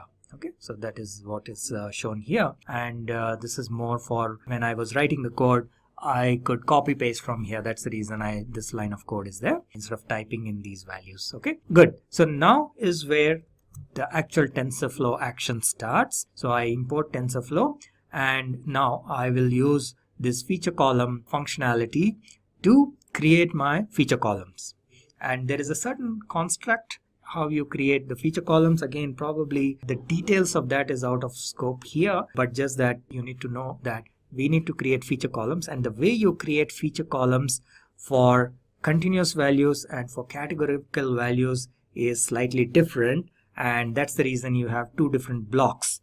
Okay, so for categorical values you need to use what is known as tf.featurecolumn dot categorical column with vocabulary list. And again, within this, there are two ways in which you can create for categorical values. One is a vocabulary list where you know how many types are there. So for example, gender column can have only male and female. So in such a case, if there are, let's say, a finite number of values for a given column, then you use a column with vocabulary list. Okay, so and then you say what is the name of the column and what are the possible values. So in this case, male and female. Now there will be situations where the values that this column can have, okay, first of all, it is a categorical column. That means it can have names or some non-numerical values. But the number of values is probably unknown or undefined. So for example, occupation. Now occupation can have any value. It can be self-employed, it can be a software professional, banker, a teacher, doctor. So many possibilities are there, and we don't know in the given data how many occupations have been listed, right? So that is where you use what is known as categorical column with hash bucket, and you specify the hash bucket size. So what this says is there can be a maximum of 1000 such values. So typically you give a safe number, safely large number, so that you don't run out of these number of occupations. So I think 1000 is a safe number. I don't think there will be more than 1000 occupations in a given data. So that's the idea behind it, but that's a judgment call we need to take. What should be the size of this bucket size, right? Hash bucket size. So these are two different types for categorical values for creating the feature column. So we will execute this for all the categorical columns. Obviously you need to know the type of the columns, and that is where, if you see right at the beginning, this information was provided. What is the data type, and you see here the column name and whether it is continuous or categorical. This information is provided in the census data wherever we pick this census data from. By the way, this was picked from online from a government website and we stored locally. So on that website it is mentioned, the details of this data were mentioned, and they have mentioned whether each of these columns is categorical or continuous. So that information we have to use, and we have to create feature columns using this categorical method for the categorical type of columns. And then for numeric or continuous values, you just use what is known as feature column dot numeric column. Okay, so these are all continuous or numeric values like age, education number, capital gain, capital loss, hours per work. These are all numerical values or continuous values, right? So you just say tf.feature_column.numeric_column and then give the name of the column. So once you do that, I think I have executed the previous one. Yeah, this one. Now, so your feature columns are ready, and you need to basically create a vector of all these columns, and we call that as feat underscore calls, which is like a short form for feature columns. Now, as you have seen, I've mentioned earlier also, there are two things that are needed. One is the feature columns and the another is the input function. So feature columns to first create the model, and then to train the model you need to create an input function. So now we have the feature columns ready. Next is to create an input function, and there is a certain way in which you need to, this construct is pretty much a very common construct, so we will use that. So the input function takes these x and y values for training and tests. You remember these are, the x train is the x values of the training data set, and y train is the labels of the training data set. So that's what we are using here, x train, y train, and then we specify what is the batch size. Batch size, you remember I mentioned, this is what will say how many records need to be read each time, right? So typically when we are doing the training process, we don't get the entire data in one shot. We do it in batches. So what size you specify here. Number of epochs, in this case we just say none, but number of epochs is again probably the definition is not required here, but at a very high level, how many times the entire data has to be passed through the model, right? So if you have 1000 records and you pass all the 1000 records 3 times for training purpose, then you call that as 3 epochs, right? So there is a difference between the batch size and epochs. So when, let's say we have 1000 records and you're saying batch size is 100, that means there will be 10 batches, right? So if you take 10 batches, then that is one epoch gets completed. Okay, then the training obviously doesn't get completed in one round. Okay, so you need to pass this data again, maybe a second time or a third time till you get the right accuracy.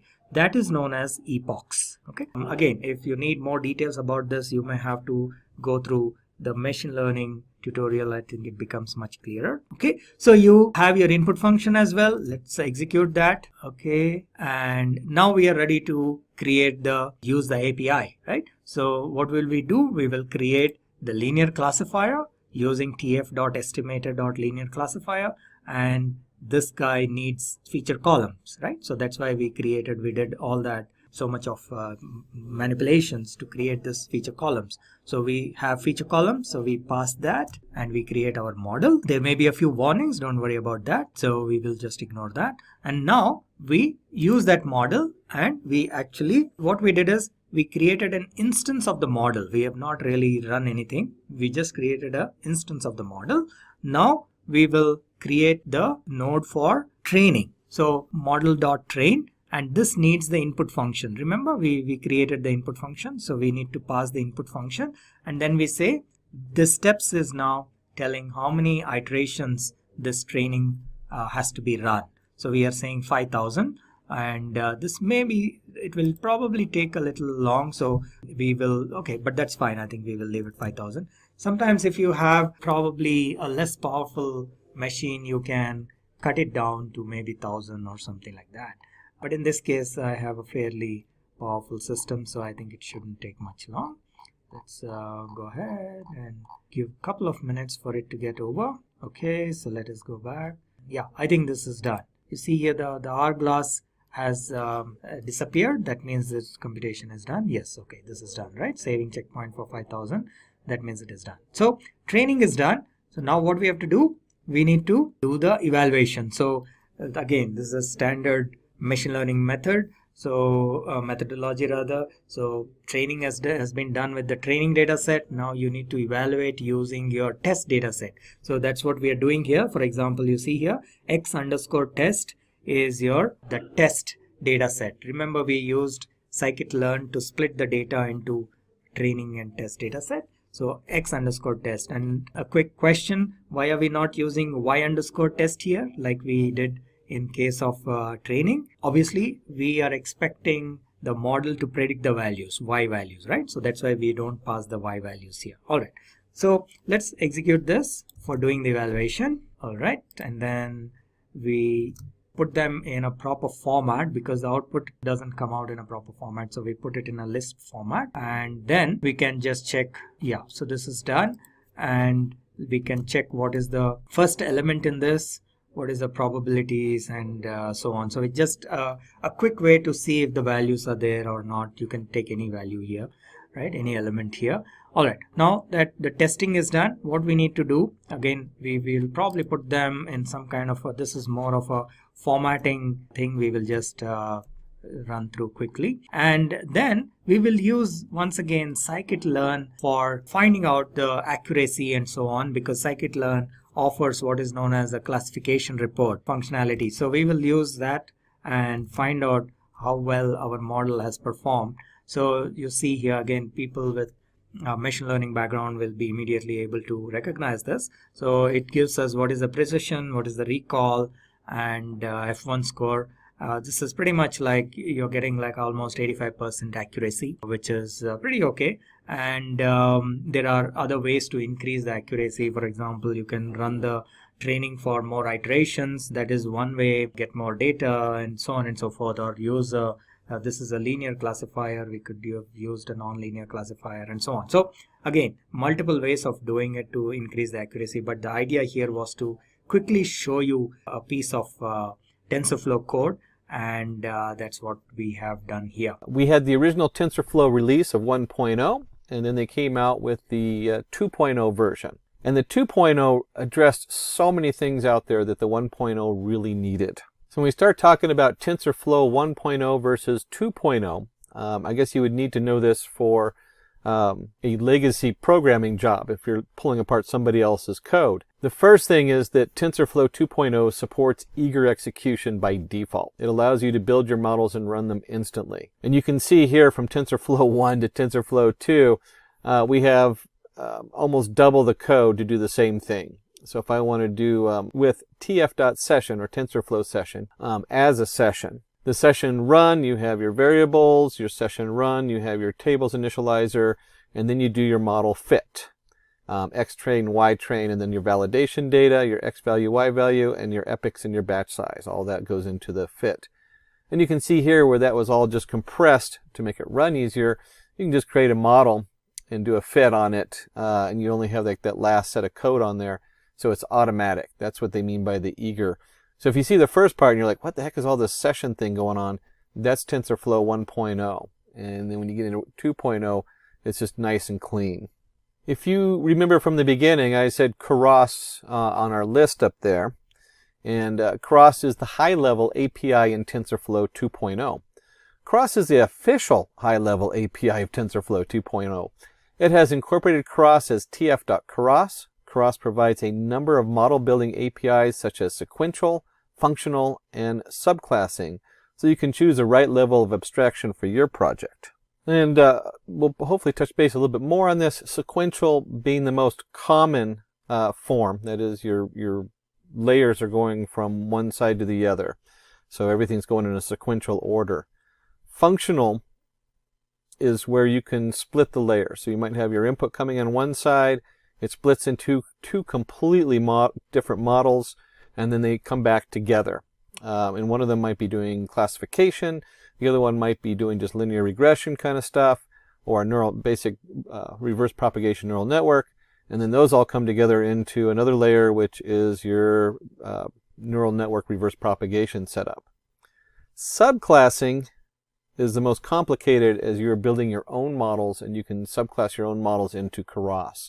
So very powerful tools here. This is all the stuff that's been coming out currently in the TensorFlow Keras setup. A third big change we're going to look at is that in TensorFlow 1.0, in order to use TF layers as variables, you would have to write TF variable block. So you'd have to predefine that. In TensorFlow 2, you just add your layers in under the sequential, and it automatically defines them as long as they're flat layers. Of course, this changes a little bit as the more complicated tensor you have coming in, but all of it's very easy to do, and that's what 2.0 does a really good job of. And here we have a little bit more on the scope of this, and you can see how TensorFlow 1 asks you to do these different layers and values. If you look at the scope and the default name, you start looking at all the different code in there to create the variable scope. That's not even necessary in Tensor 2.0. So you'd have to do one before you do what you see the code in 2.0. In 2.0, you just create your model. It's a sequential model, and then you can add all your layers in. You don't have to pre-create the variable scope. So if you ever see the variable scope, you know that came from an older version. And then we have the last two, which is our API cleanup and the autograph.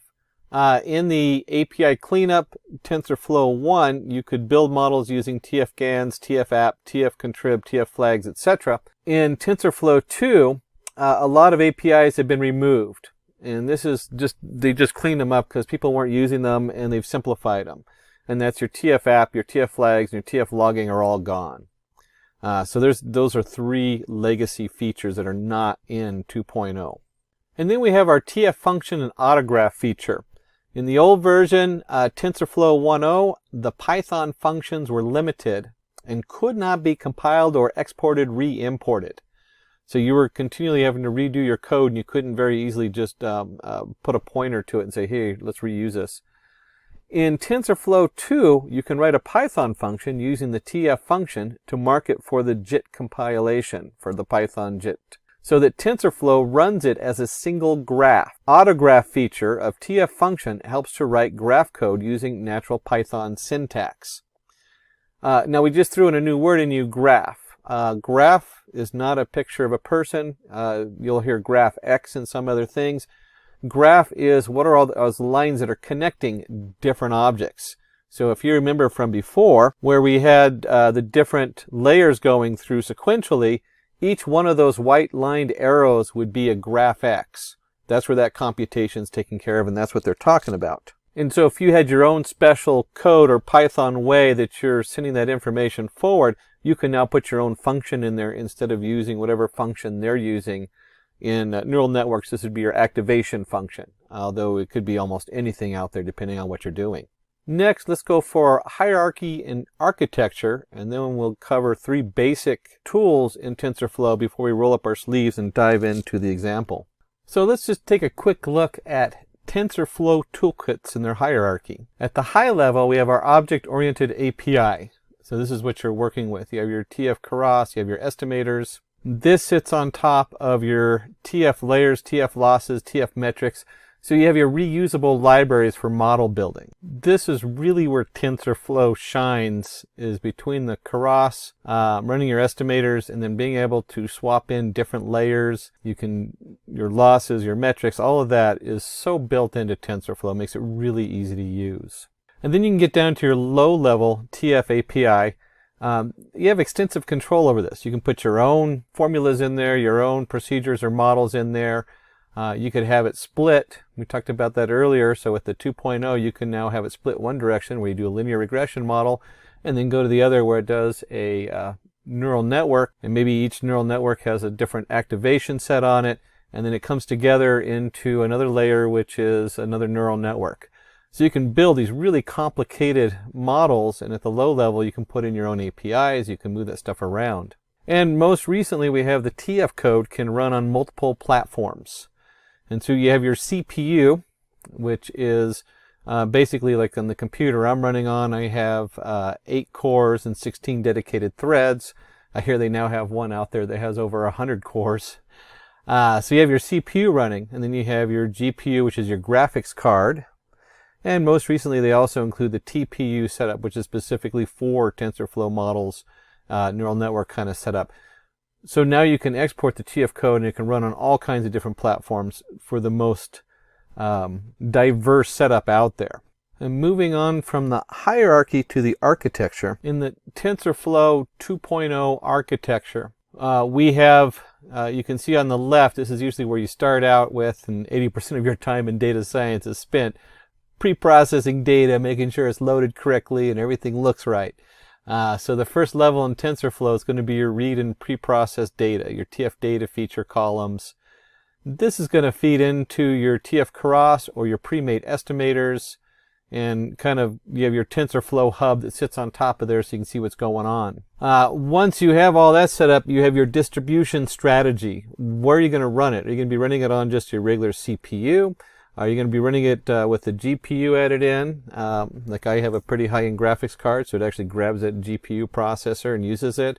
Or do you have a specialized TPU set up in there that you paid extra money for? It could be if you're later on, when you're distributing the package, you might need to run this on some really high processors because you're processing it at a server level for let's say you might be processing this at you're distributing it, not the distribution strategy, but you're distributing it into a server where that server might be analyzing thousands and thousands of purchases done every minute. And so you need that higher speed to give them a recommendation or a suggestion so they can buy more stuff off your website. Or maybe you're looking for data fraud analysis working with the banks. You want to be able to run this at a high speed so that when you have hundreds of people sending their transactions in, it says, hey, this doesn't look right. Someone's scamming this person and probably has their credit card. So when we're talking about all those fun things, we're talking about saved model. We were talking about that earlier, where it used to be when you did one of these models, it wouldn't truncate the float numbers the same. And so a model going from one, you build the model on your machine in the office, and then you need to distribute it. And so we have our TensorFlow serving cloud on premium. That's what I was talking about if you're like a banking or something like that. Now they have TensorFlow Lite, so you can actually run a TensorFlow on an Android or an iOS or Raspberry Pi, a little breakout board there. In fact, they just came out with a new one that has a built-in, it's just a little mini TPU with the camera on it so it can pre-process a video. So you can load your TensorFlow model onto that. Talking about an affordable way to beta test a new product. You have the TensorFlow JS, which is for browser and node server. So you can get that out on the browser for some simple computations that don't require a lot of heavy lifting, but you want to distribute to a lot of endpoints. And now they also have other language bindings. So you can now create your TensorFlow backend, save it, and have it accessed from C, Java, Go, C#, Rust, R, or from whatever package you're working on. So we kind of have an overview of the architecture and what's going on behind the scenes, and in this case, what's going on as far as distributing it. Let's go ahead and take a look at 3 specific pieces of TensorFlow. And those are going to be constants, variables, and sessions. So very basic things you need to know and understand when you're working with the TensorFlow setup. So constants in TensorFlow. In TensorFlow, constants are created using the function constant. In other words, they're going to stay static the whole time, whatever you're working with. The syntax for constant value, dtype 9, shape equals none, name constant, verify shape equals false. That's kind of the syntax you're looking at. And we'll explore this with our hands-on a little more in depth. And you can see here we do z equals tf.constant. 5.2, name equals x, dtype is a float. That means that we're never going to change that 5.2. It's going to be a constant value. And then we have our variables in TensorFlow. Variables in TensorFlow are in memory buffers that store tensors. And so we can declare a 2x3 tensor populated by ones. You could also do constants this way, by the way. So you can create an array of ones for your constants. I'm not sure why you do that, but you might need that for some reason. In here we have v equals tf.variables, and then in TensorFlow you have tf.ones, and you have the shape, which is 2, 3, which is then going to create a nice 2x3 array that's filled with ones. And then of course you can go in there and they're variables, so you can change them. It's a tensor, so you have full control over that. And then you of course have sessions in TensorFlow. A session in TensorFlow is used to run a computational graph to evaluate the nodes. And remember, when we're talking about graph or graph X, we're talking about all that information then goes through all those arrows and whatever computations they have that take it to the next node. And you can see down here where we have import TensorFlow as TF. If we do x equals a TF.constant of 10, we do y equals a TF constant of 2.0 or 20.0, and then you can do z equals TF.variable, and it's a TF.add x comma y. And then once you have that set up in there, you go ahead and init your TF global variables initializer with TF session as session. You can do a session run init, and then you print the session run y. And so when you run this, you're going to end up with, of course, the 10 plus 20 is 30. And we'll be looking at this a lot more closely as we actually roll up our sleeves and put some code together. So let's go ahead and take a look at that. And for my coding today, I'm going to go ahead and go through Anaconda, and then I'll use specifically the Jupyter notebook on there. And of course, this code is going to work whatever platform you choose, whether you're in a notebook, the Jupyter Lab, which is just the Jupyter notebook but with tabs for larger projects. We're going to stick with Jupyter notebook. PyCharm, whatever it is you're going to use in here. You have your Spider and your Qt console for different programming environments. The thing to note, it's kind of hard to see, but I have my main Pi 3.6.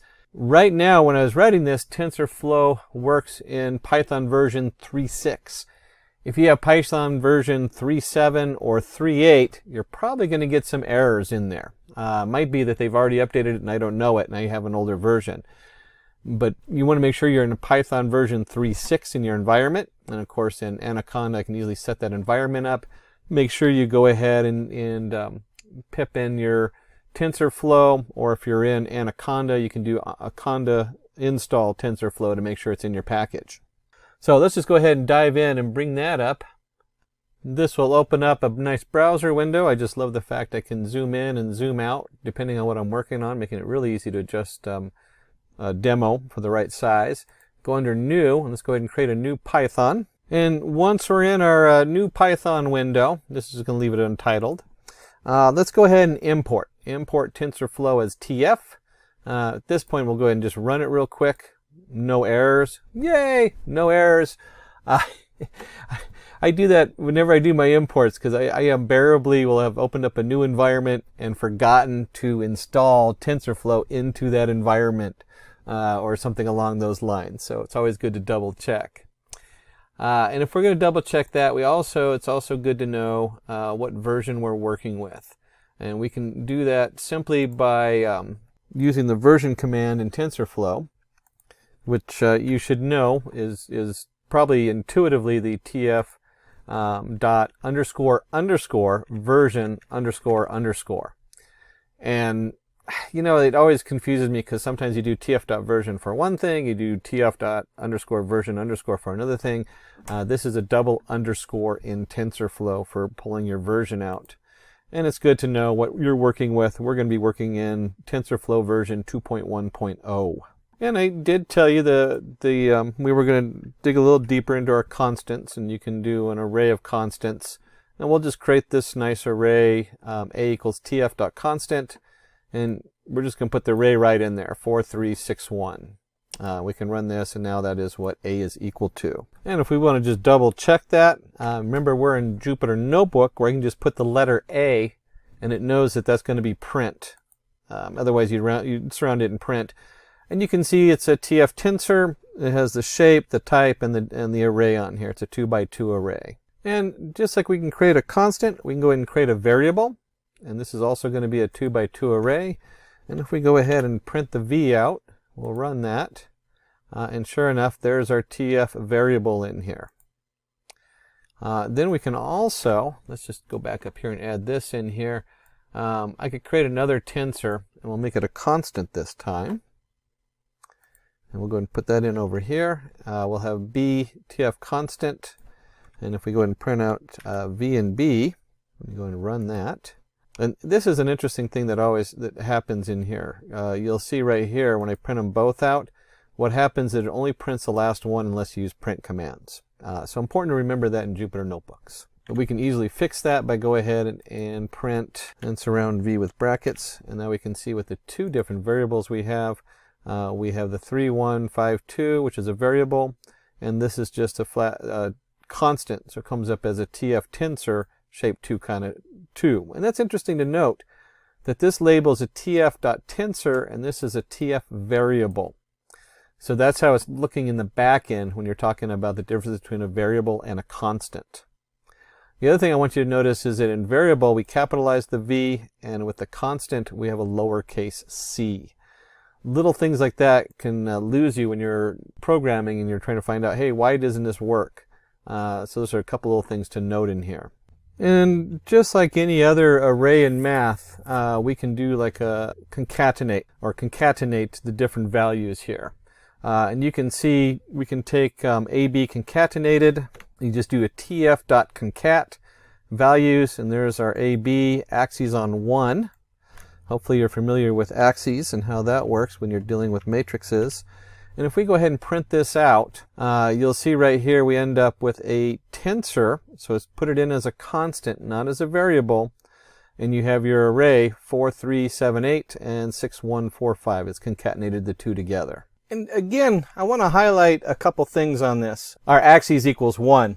This means we're doing the columns. So if you had a longer array, like right now we have an array that is like, has a shape 1, whatever it is, 2, 2.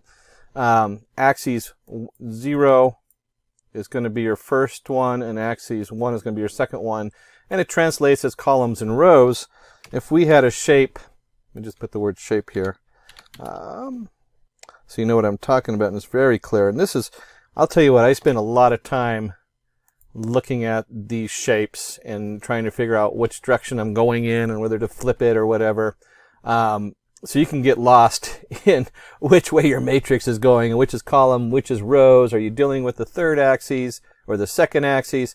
Axis 1, 0, 1, 2, that's going to be our columns. And if you can do columns, then we also can do rows, and that is simply just changing the concatenate. We'll just grab this one here and copy it. We'll do the whole thing over. Control copy, Control V, and change this from axis 1 to axis 0. And if we run that, you'll see that now we concatenate by row as opposed to column. And you have 4, 3, 6, 1, 7, 8, 4, 7. So it just brings it right down and turns it into rows versus columns. You can see the difference there, your output. This really, you want to look at the output sometimes just to make sure your eyes are looking at it correctly and it's in the format. I find visually looking at it is almost more important than understanding what's going on, because conceptually your mind just too many dimensions sometimes. The second thing I want you to notice is this says a NumPy array. So TensorFlow is utilizing NumPy as part of their format as far as Python's concerned. And so you can treat this output like a NumPy array because it is just that. It's going to be a NumPy array. Another thing that comes up more than you would think is filling one of these with zeros or ones. And so you can see here we just create a tensor tf.zeros. And we give it a shape. We tell it what kind of data type it is. In this case, we're doing an integer. And then if we print out our tensor, again, we're in Jupyter, so I can just type out tensor. And I run this, you can see I have a nice array of with shape 3, 4 of zeros. One of the things I want to highlight here is integer 32. If I go to the TensorFlow data types, I want you to notice how we have float 16, float 32, float 64, complex. If we scroll down, you'll see the integer down here, 32. The reason for this is that we want to control how many bits are used in the precision. This is for exporting it to another platform. So what would happen is I might run it on this computer where Python does a float to indefinite, however long it wants to. And then we can take it, but we want to actually say, hey, we don't want that high precision. We want to be able to run this on any computer. And so we need to control whether it's a TF float 16. In this case, we did an integer 32. We could also do this as a float. So if I run this as a float 32, that means this has a 32-bit precision. You'll see 0 point whatever. And then to go with zeros, we have ones, if we're going from the opposite side, and so we can easily just create a TensorFlow with ones. And you might ask yourself, why would I want zeros and ones? And your first thought might be to initiate a new tensor.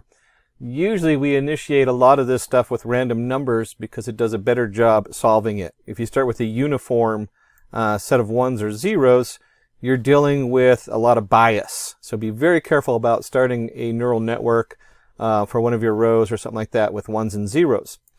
On the other hand, I use this for masking. You can do a lot of work with masking. You can also have, it might be that one tensor row is masked, 0 is false, 1 is true, or whatever you want to do it. And so in that case, you do want to use the zeros and ones. And there are cases where you do want to initialize it with all zeros or all ones, and then swap in different numbers as the tensor learns. So it's another form of control. But in general, you see zeros and ones, you usually are talking about a mask over another array. And just like in NumPy, you can also do reshapes. So if we take our, remember this is shaped 3, 4, maybe we want to swap that to 4, 3. And if we print this out, you will see, let me just go and do that, Control V, let me run that. And you'll see that the order of these is now switched. Instead of 4 across, now we have 3 across and 4 down. And just for fun, let's go back up here where we did the ones. And I'm going to change the ones to tf.randomUniform. And we'll go ahead and just take off, well, we'll go ahead and leave that. We'll go ahead and run this. And you'll see now we have 0.0441. And this way you can actually see how the reshape looks a lot different. 0.041, 0.15, 0.71. And then instead of having this one, it rolls down here to the 0.14. And this is what I was talking about. Sometimes a lot of times you fill these with random numbers. And so this is the random.uniform is one of the ways to do that. Now, I just talked a little bit about this float 32 and all these data types. One of the things that comes up, of course, is recasting your data. So if we have a D-type float 32, we might want to convert these to integers because of the project we're working on. I know one of the projects I've worked on ended up wanting to do a lot of round off so that it would take a dollar amount or a float value and then have to round it off to a dollar amount. So we only wanted 2 decimal points. And in which case you have a lot of different options. You can multiply by 100 and then round it off, or whatever you want to do. There's a lot of, or then convert it to an integer was one way to round it off. Kind of a cheap and dirty trick. So we can take this and we can take the same tensor and we'll go ahead and create a as an integer. And so we're going to take this tensor, we're going to tf.cast it, and if we print tensor, and then we're going to go ahead and print our tensor. Let me just do a quick copy and paste. And when I'm actually programming, I usually type out a lot of my stuff just to double check it. In doing a demo, copy and paste works fine, but sometimes be aware that copy and paste can copy the wrong code over. Personal choice, depends on what I'm working on. And you can see here we took a float 32, 4.6, 4.2, and so on, and it just converts it right down to a integer value. So our integer 32 setup. And you remember we talked about a little bit about reshape as far as flipping it, and I just did 4, 3 on the reshape up here, and we talked about axis 0, axis 1. One of the things that is important to be able to do is to take one of these variables. We'll just take this last one, tensor as integer, and I want to go ahead and transpose it. And so I can do, we'll do a equals tf.transpose, and we'll do our tensor integer in there. And then if I print the a out and we run this, you'll see that's the same array, but we've flipped it so that our columns and rows are flipped. This is the same as reshaping. So when you transpose, you're just doing a reshape.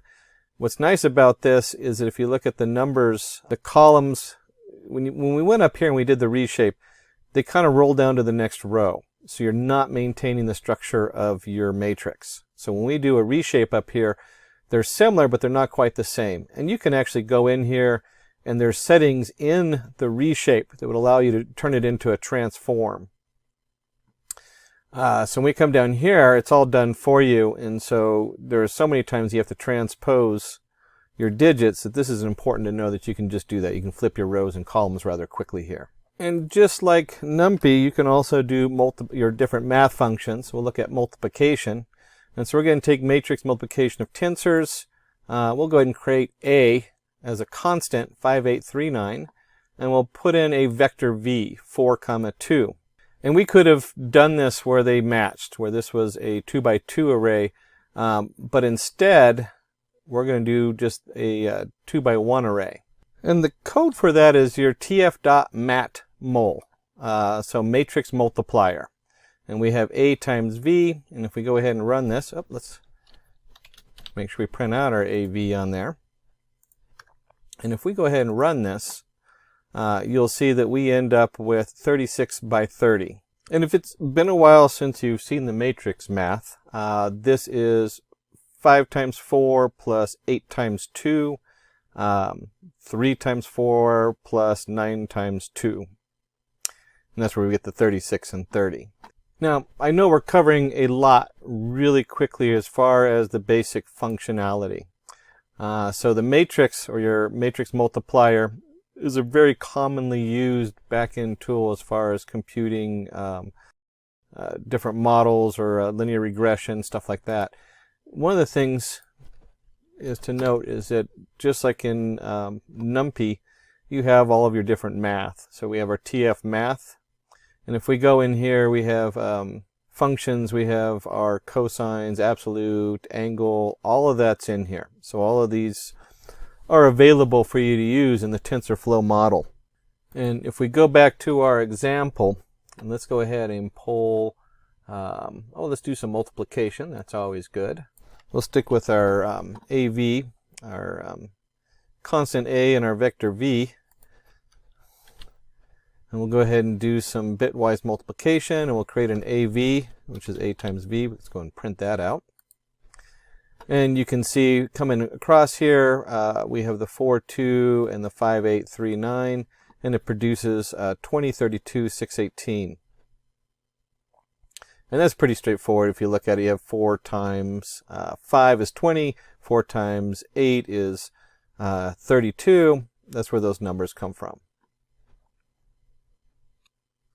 We can also quickly create an identity matrix, which is basically your main values on the diagonal being 1s and 0s across the other side. Let's go ahead and take a look and see what that looks like. And we can do, let's do this. So we're going to get the shape. This is a simple way, very similar to your NumPy. You can do a.shape, and it's going to return a tuple, in this case our rows and columns. And so we can do a quick print. We'll do rows. Oops. And we'll do columns.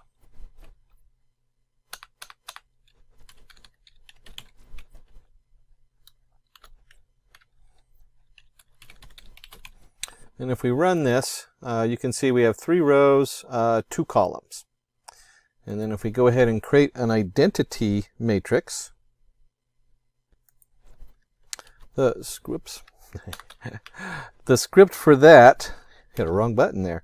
The script for that looks like this,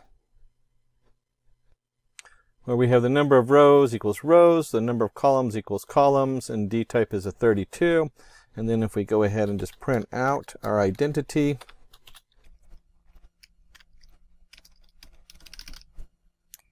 you can see we have a nice identity column with our ones going across here. Now, clearly we're not going to go through every math module available, but we do want to start looking at this as a prediction model and seeing how it functions. So we're going to move on to a more of a direct setup where you can actually see the full TensorFlow in use. For that, let's go back and create a new setup. And we'll go in here, new Python 3 module. There we go. Bring this out so it takes up the whole window, because I like to do that. Hopefully you made it through that first part and you have a basic understanding of TensorFlow as far as being a series of NumPy arrays. You got your math equations and different things that go into them. We're going to start building a full setup as far as the NumPy, so you can see how Keras sits on top of it and the different aspects of how it works. The first thing we want to do is we're going to go ahead and do a lot of imports. Date times, warnings, SciPy. SciPy is your math, so the back-end scientific math.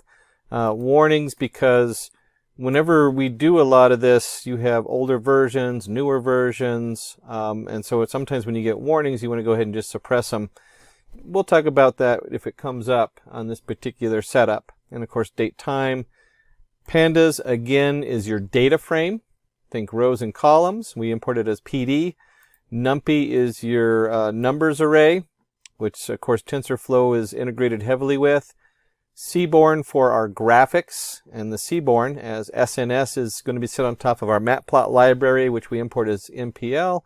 And then of course we're going to import our Matplot library PyPlot as PLT. And right off the bat, we're going to set some graphic colors. Patch force edge color equals true. The style, we're going to use the 538 style. You can look this all up. When you get into Matplot library into Seaborn, there are so many options in here. It's just kind of nice to make it look pretty when we start up. That way we don't have to think about it later on. And then we're going to take, we have our MPLRC. We're going to put a patch edge color, dim gray line width. Again, this is all part of our graphics here in our setup. We'll go ahead and do an interactive shell. Node interactivity equals last expression. Here we are, PD for pandas. Options display max columns, so we don't want to display more than 50. And then our Matplot library is going to be inline. This is a Jupyter notebook thing, the Matplot library inline. Then warnings, we're going to filter our warnings, and we're just going to ignore warnings. That way when they come up, we don't have to worry about them. Not really what you want to do when you're working on a major project. You want to make sure you know those warnings and then filter them out and ignore them later on. And if we run this, it's just going to be loading all that into the background. So that's a little back-end kind of stuff. Then what we want to go ahead and do is we want to go ahead and import our specific packages that we're going to be working with, which is under Keras. Now remember, Keras kind of sits on TensorFlow. So when we're importing Keras and the sequential model, we are in effect importing TensorFlow underneath of it. We just brought in the math, probably should have put that up above. And then we have our Keras models. We're going to import sequential. Now, if you remember from our slide, there was 3 different options. Let me just flip back over there so we can have a quick recall on that. And so in Keras, we have sequential, functional, and subclassing. So remember those 3 different setups in here we talked about earlier. And if you remember from here, we have sequential, where it's going one TensorFlow layer at a time. You go kind of think of it as going from left to right or top to bottom or whatever direction it's going in. But it goes in one direction all the time. Where functional can have a very complicated graph of directions. You can have the data split into 2 separate tensors, and then it comes back together into another tensor. All those kinds of things. And then subclassing is really the really complicated one, where now you're adding your own subclasses into the tensor to do external computations right in the middle of like a huge flow of data.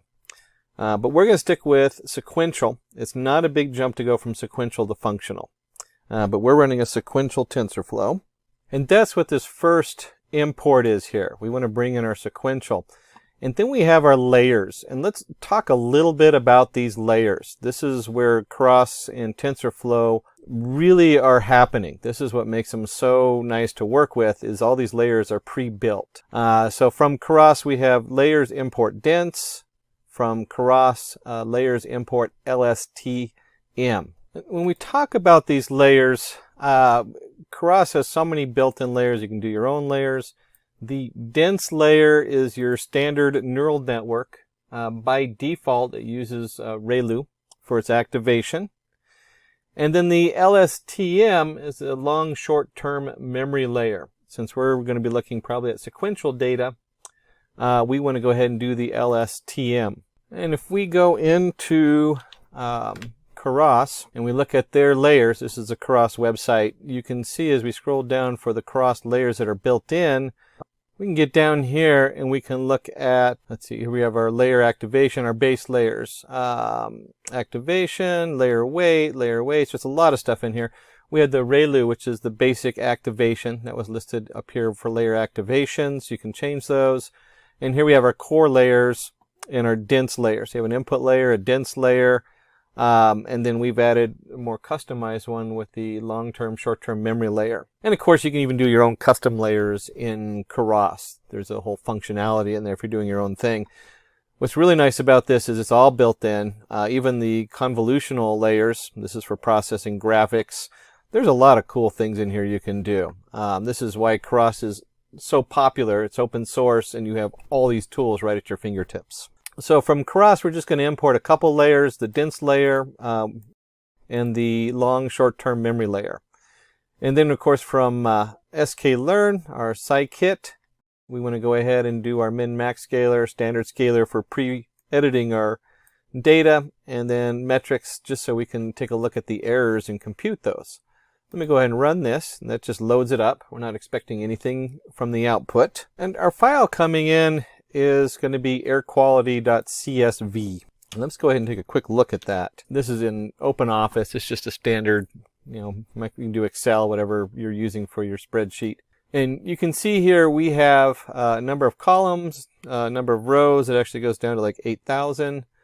The first thing we want to notice is that the first row is kind of just a random number put in going down. Probably not something we're going to work with. The second row is Bandung. I'm guessing that's a reference for the profile. If we scroll to the bottom, which I'm not going to do because it takes forever to get back up, they're all the same. The same thing with the status. The status is the same. We have a date, so we have a sequential order here. Here is the jam, which I'm going to guess is the timestamp on there. So we have a date and time. We have our O3, CO, NO2 reading, SO2, NO, CO2, VOC, and then some other numbers here, PM1, PM2.5, PM4, PM10. Without actually looking through the data, some of this I can guess is like temperature, humidity. I'm not sure what the PMs are. But we have a whole slew of data here. So we're looking at air quality as far as an area and a region, and what's going on with our date timestamps on there. And so code-wise, we're going to read this into a pandas data frame. So our data frame, DF is a nice abbreviation commonly used for data frames, equals pd.read_csv, and then the path to it just happens to be on my D drive, separated by spaces. And so if we go ahead and run this, we'll print out the head of our data. And again, this looks very similar to what we were just looking at. Being in Jupyter, I can take this and go the other way. Make it real small so you can see all the columns going across and we can get a full view of it. Or we can bring it back up in size. That's pretty small on there. Overshot. But you can see it's the same data we were just looking at. We're looking at the number, we're looking at the profile, which is the Bandung, the date, we have a timestamp, our O3 count, CO, and so forth on here. And this is just your basic pandas printing out the top 5 rows. We could easily have done 3 rows, 5 rows, 10, whatever you want to put in there. By default, that's 5 for pandas. Now, I talk about this all the time, so I know I've already said it at least once or twice during this video. Most of our work is in pre-formatting data. What are we looking at? How do we bring it together? So we want to go ahead and start with our date time. It's come in 2 columns. We have our date here, and we have our time. And we want to go ahead and combine that. And then we have, this is just a simple script in there that says combine date time. That's our formula we're building. We're going to submit our pandas data frame and the tab name. When we go ahead and do this, that's all of our information that we want to go ahead and create. And then it goes for I in range df shape 0. So we're going to go through the whole setup, and we're going to list tab append df location I.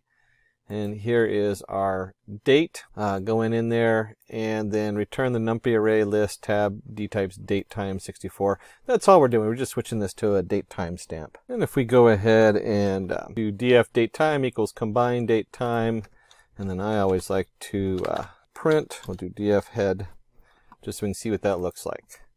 And so when we come out of this, we now have our setup on here, and of course it's edited on to the far right. Here's our date time. You can see the format's changed. So we've added in the date time column, and we've brought the date over, and we've taken this format here, and it's an actual variable with a 000 on here. Well, that doesn't look good. So we need to also include the time part of this, and we want to convert it into hourly data.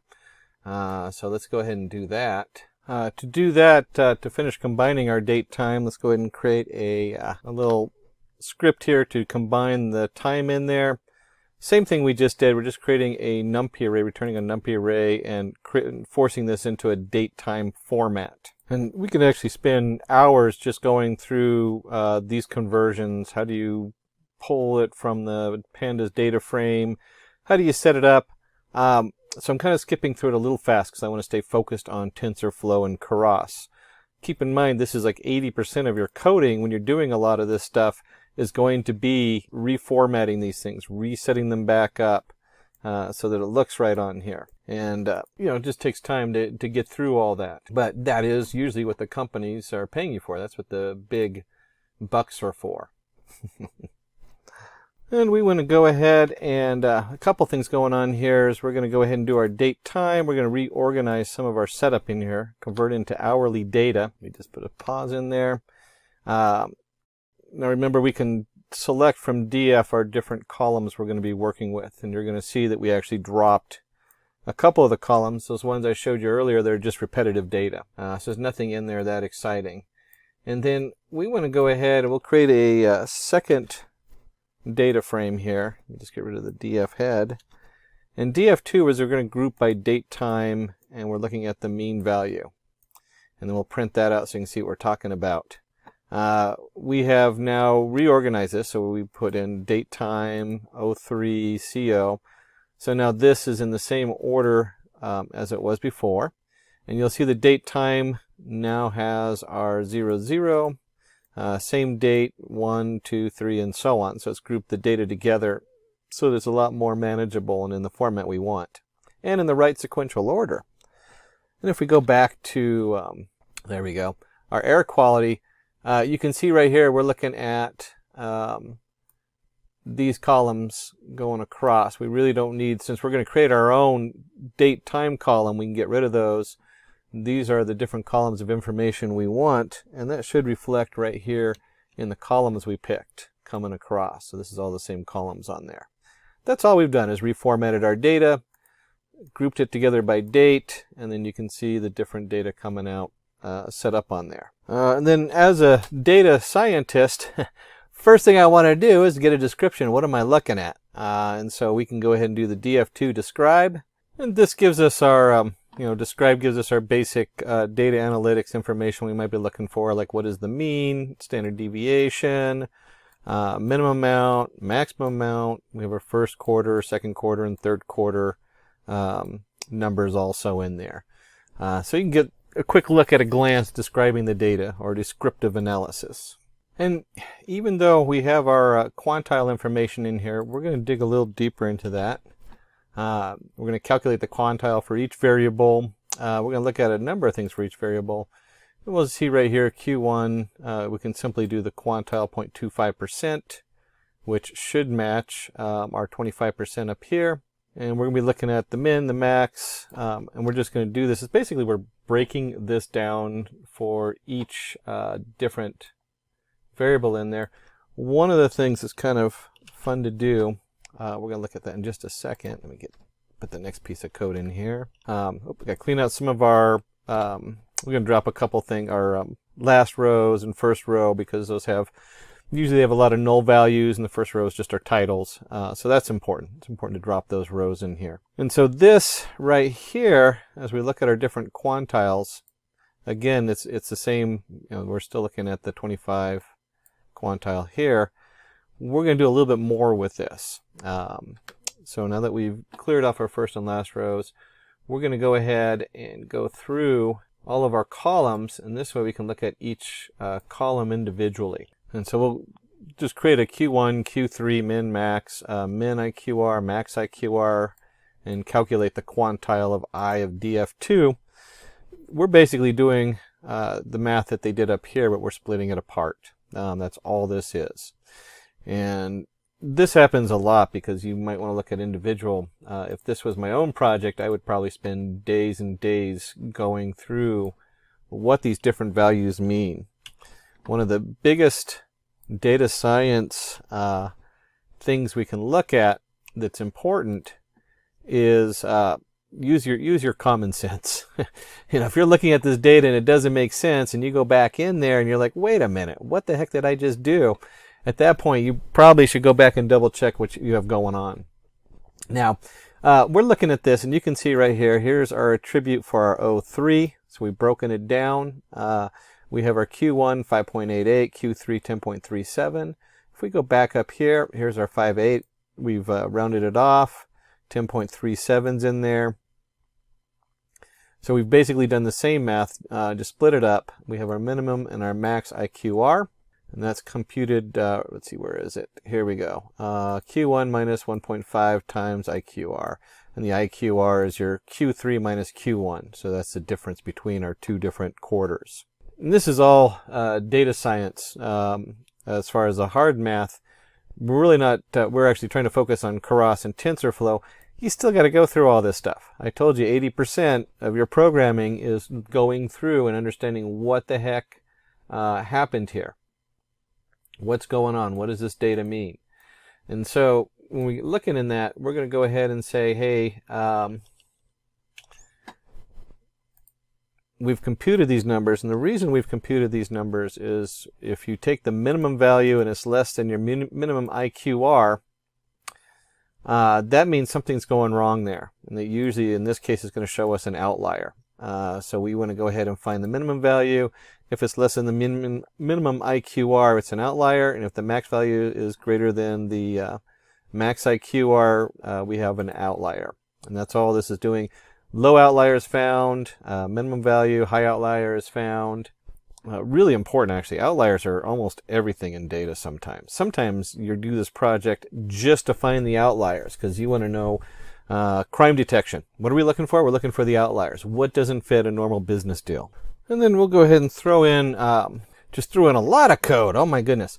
So we have, if your max is greater than IQR, print outlier is found. What we want to do is we want to start cleaning up these outliers. And so we want to convert, create a convert nan, x max IQR equals max underscore IQR, min IQR equals min IQR. So this is just saying this is the data we're going to send. That's all that is in Python. And if x is greater than the max IQR and x is less than the min IQR, x equals null. We're going to set it to null. Why? Because we want to clear these outliers out of the data. Now, again, if you're doing fraud detection, you would do the opposite. You would be cleaning everything else that's not in that series so that you can look at just the outlier. And then we're going to convert the nan hum. Again, we have x max IQR is 100%, min IQR is min IQR. If x is greater than max IQR and x is less than min IQR, again, we're going to return a null value. Otherwise, it's going to remain the same value x equals x. And you can see as we go through the code, if I equals our HUM, then we go ahead and do, that's a column specific to humidity. That's your HUM column.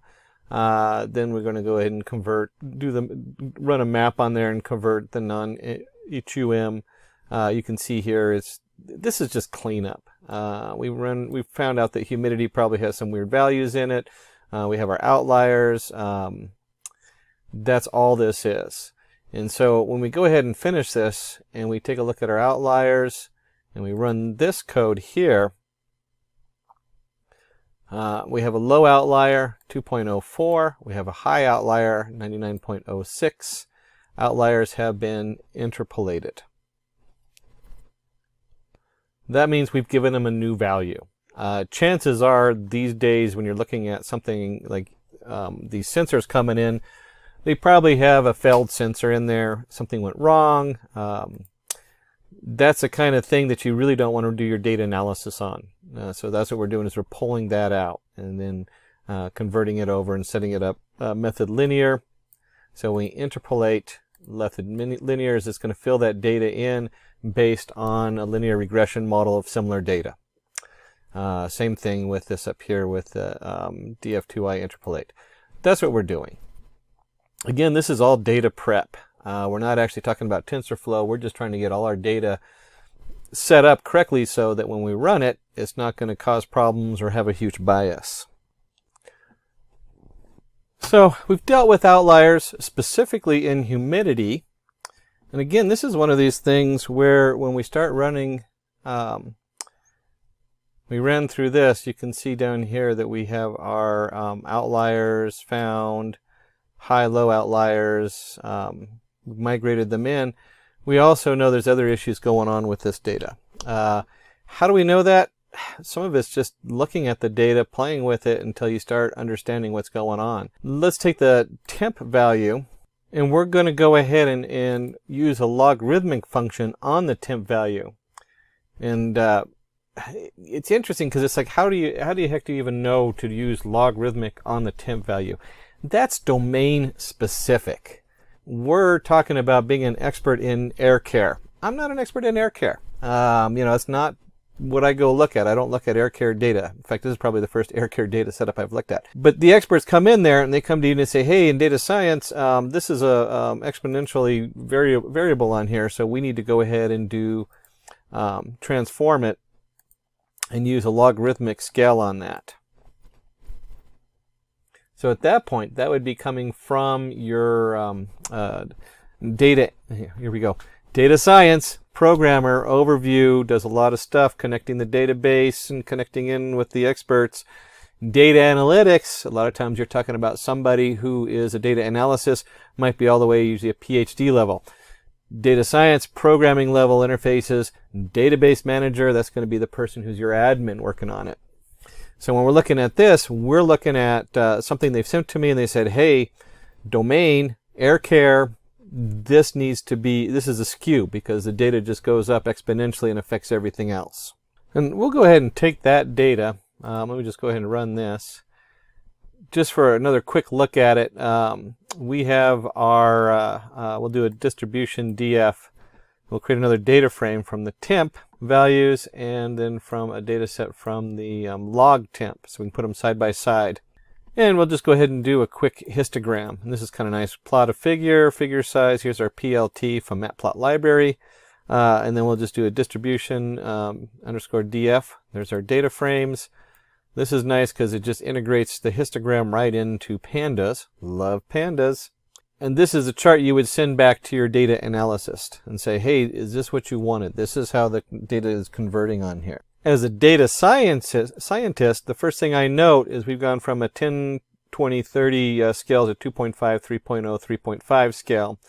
And the data itself has kind of been adjusted a little bit based on some kind of a skew on there. So let's jump into, we're getting a little closer to actually doing our Keras on here. We'll go ahead and split our data up. And this, of course, is any good data scientists. You want to have a training set and a test set. And we'll go ahead and do the train size. We're going to use 0.75% of the data. Make sure it's an integer. You don't want to take a slice as a float value. Give you a nice error. And we'll have our train size is 75%, and the test size is going to be, of course, the train size minus the length of the data set. And then we can simply do train comma test. Here's our data set, which is going to be the train size, the test size. And then if we go ahead and print this, let me just go ahead and run this. We can see how these values split. It's a nice split of 1298 and then 433 points of value that are going to be for our setup on here. And if you remember, we're specifically looking at the data set. Where did we create that data set from? That was from up here. That was what we called the logarithmic value of the temp. That's where the data set came from. So we're looking at just that column with this train size and the test, with the train and test data set here. And let's go ahead and do convert an array of values into a data set matrix. We're going to create a little setup in here. We create our data set. Our data set's going to come in. We're going to do a look back of 1. So we're going to look back one piece of data going backward. And we have our data X and our data Y. For I in range, length of data set, look back minus 1. This is creating, let me just go ahead and run this. Actually, the best way to do this is to go ahead and create this data and take a look at the shape of it. Let me go ahead and just put that code in here. So we're going to do a look back 1. Here's our train X, our train Y, and it's going to be adding the data on there. And then when we come up here and we take a look at the shape, there we go, and we run this piece of code here, we look at the shape on this and we have a new, slightly different change on here, but we have a shape of X, 1296, 1, shape of Y, train Y, test X, test Y. And so what we're looking at is that the X comes in and we're only having a single value out. We want to predict what the next one is. That's what this little piece of code is here for. What are we looking for? Well, we want to look back 1. That's the what we're going to train the data with is yesterday's data. Yesterday says, hey, the humidity was at 97%. What should today's humidity be at? If it's 97% yesterday, is it going to go up or is it going to go down today? If 97, does it go up to 100? What's going on there? And so we're looking forward to the next piece of data, which says, hey, tomorrow's is going to, today's humidity is this. This is what tomorrow's humidity is going to be. That's all that is. All that is stacking our data so that our Y is basically X plus 1, or X could be Y minus 1. And then a couple things to note is our X data. We're only dealing with the one column, but you need to have it in a shape that has it by the columns. So you have the two different numbers. And since we're doing just a single point of data, we have, and you'll see with the train Y, we don't need to have the extra shape on here. Now, this is going to run into a problem. And the reason is that we have what they call a time step. And the time step is that long-term, short-term memory layer. So we're going to add another reshape on here. Let me just go down here and put it into the next cell. And so we want to reshape the input array in the form of sample time step features. We're only looking at one feature. And I mean, this is one of those things when you're playing with this, you're like, why am I getting an error in the numpy array? Why is this giving me something weird going on? So what we're going to do is we're going to add one more level on here. Instead of being 1299.1, we want to go one more. And when they put the code together in the back, you can see we kept the same shape, the 1299. We added the one dimension, and then we have our train X shape 1. And this depends again on how far back in the long short-term memory you want to go. That is what that piece of code is for, and that reshape is. And you can see the new shape is now 1299.11 versus the 1299.1. And then the other part of the shape, 432.11. Again, this is our X in, and of course our test X. And then our Y is just a single column because we're just doing one output that we're looking for. So now we've done our 80%. That's all the writing all the code, reformatting our data, bringing it in. Now we want to go ahead and do the fun part, which is we're going to go ahead and create and fit the LSTM neural network. And if we're going to do that, the first thing we need is we're going to need to go ahead and create a model. And we'll do this sequential model. And if you remember, sequential means it just goes in order. That means if we have 2 layers, the layers go from layer 1 to layer 2, or layer 0 to layer 1. This is different than functional. Functional allows you to split the data and run 2 completely separate models and then bring them back together. We're doing just sequential on here. And then we decided to do the long short-term memory. And we have our input shape, which it comes in. Again, this is what all this switching was. We could have easily made this 1, 2, 3, or 4 going back as far as the end number on there. We just stuck to going back 1.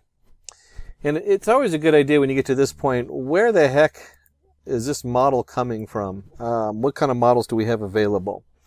And let me go ahead and put the next model in there, because we're going to do 2 models. And the next model is going to go ahead and we're going to do dense. So we have model equals sequential, and then we're going to add the LSTM model, and then we're going to add a dense model. And if you remember from the very top of our code, where we did the imports, oops, there we go, our Keras, this is it right here. Here's our importing a dense model, and here's our importing an LSTM. Now, just about every TensorFlow model uses dense. Your dense model is your basic forward propagation, reverse propagation error, where it does reverse propagation to program the model. So any of your neural networks that you've already looked at that looks and says, here's the error, and sends the error backwards, that's what this is. The long short-term memory is a little different. The real question that we want to look at right now is, where do you find these models? What kind of models do you have available? And so for that, let's go to the Keras website, which is the keras.io. If you go under API/layers, and I always have to do a search, just search for Keras API layers. It'll open up and you can see we have your base layers right here, class, trainable, weights, all kinds of stuff like there. Your activation, so a lot of your layers you can switch how it activates.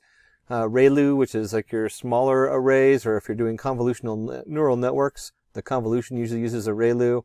Your sigmoid, all the way up to softmax, softplus, all these different choices as far as how those are set up. And what we want to do is we want to go ahead, and if you scroll down here, you'll see your core layers, and here is your dense layer. So you have an input object, your dense layer, your activation layer, embedding layer.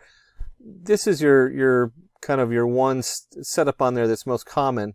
Convolutional neural networks, or your convolutional layers, these are like for doing image categorizing, so trying to find objects in a picture, that kind of thing. We have pooling layers, so as you have the layers come together, usually you bring them down into a single layer, although you can still do like global max pooling 3D. And there is just, I mean, this list just goes on and on. There's all kinds of different things hidden in here as far as what you can do. And it changes. You go in here and you just have to do a search for what you're looking for, and figure out what's going to work best for you as far as which project you're working on. Long short-term memory is a big one, because this is when we start talking about text. What if someone says what comes after the cat in the hat, little kid's book there, starts programming it, and so you really want to know not only what's going on, but it's going to be something that has a history. The history behind it tells you what the next one coming up is. Now, once we've built all our different, we built our model, we've added our different layers we want in there, play with it. Remember, if you're in functional, you can actually link these layers together and they branch out and come back together. If you do the sub setup, then you can create your own different model. You can embed a model in there that might be something linear regression. You can embed a linear regression model as part of your functional split and then have that come back together with other things. So we're going to go ahead and compile your model. This brings everything together. We're going to put in what the loss is, which we'll use the mean squared error. And we'll go ahead and use the atom optimizer. Clearly, there's a lot of choices on here depending on what you're doing. And just like any of these different prediction models, if you've been doing any scikit from Python, you'll recognize that we have to then fit the model. So what are we doing in here? We're going to send in our train X, our train Y.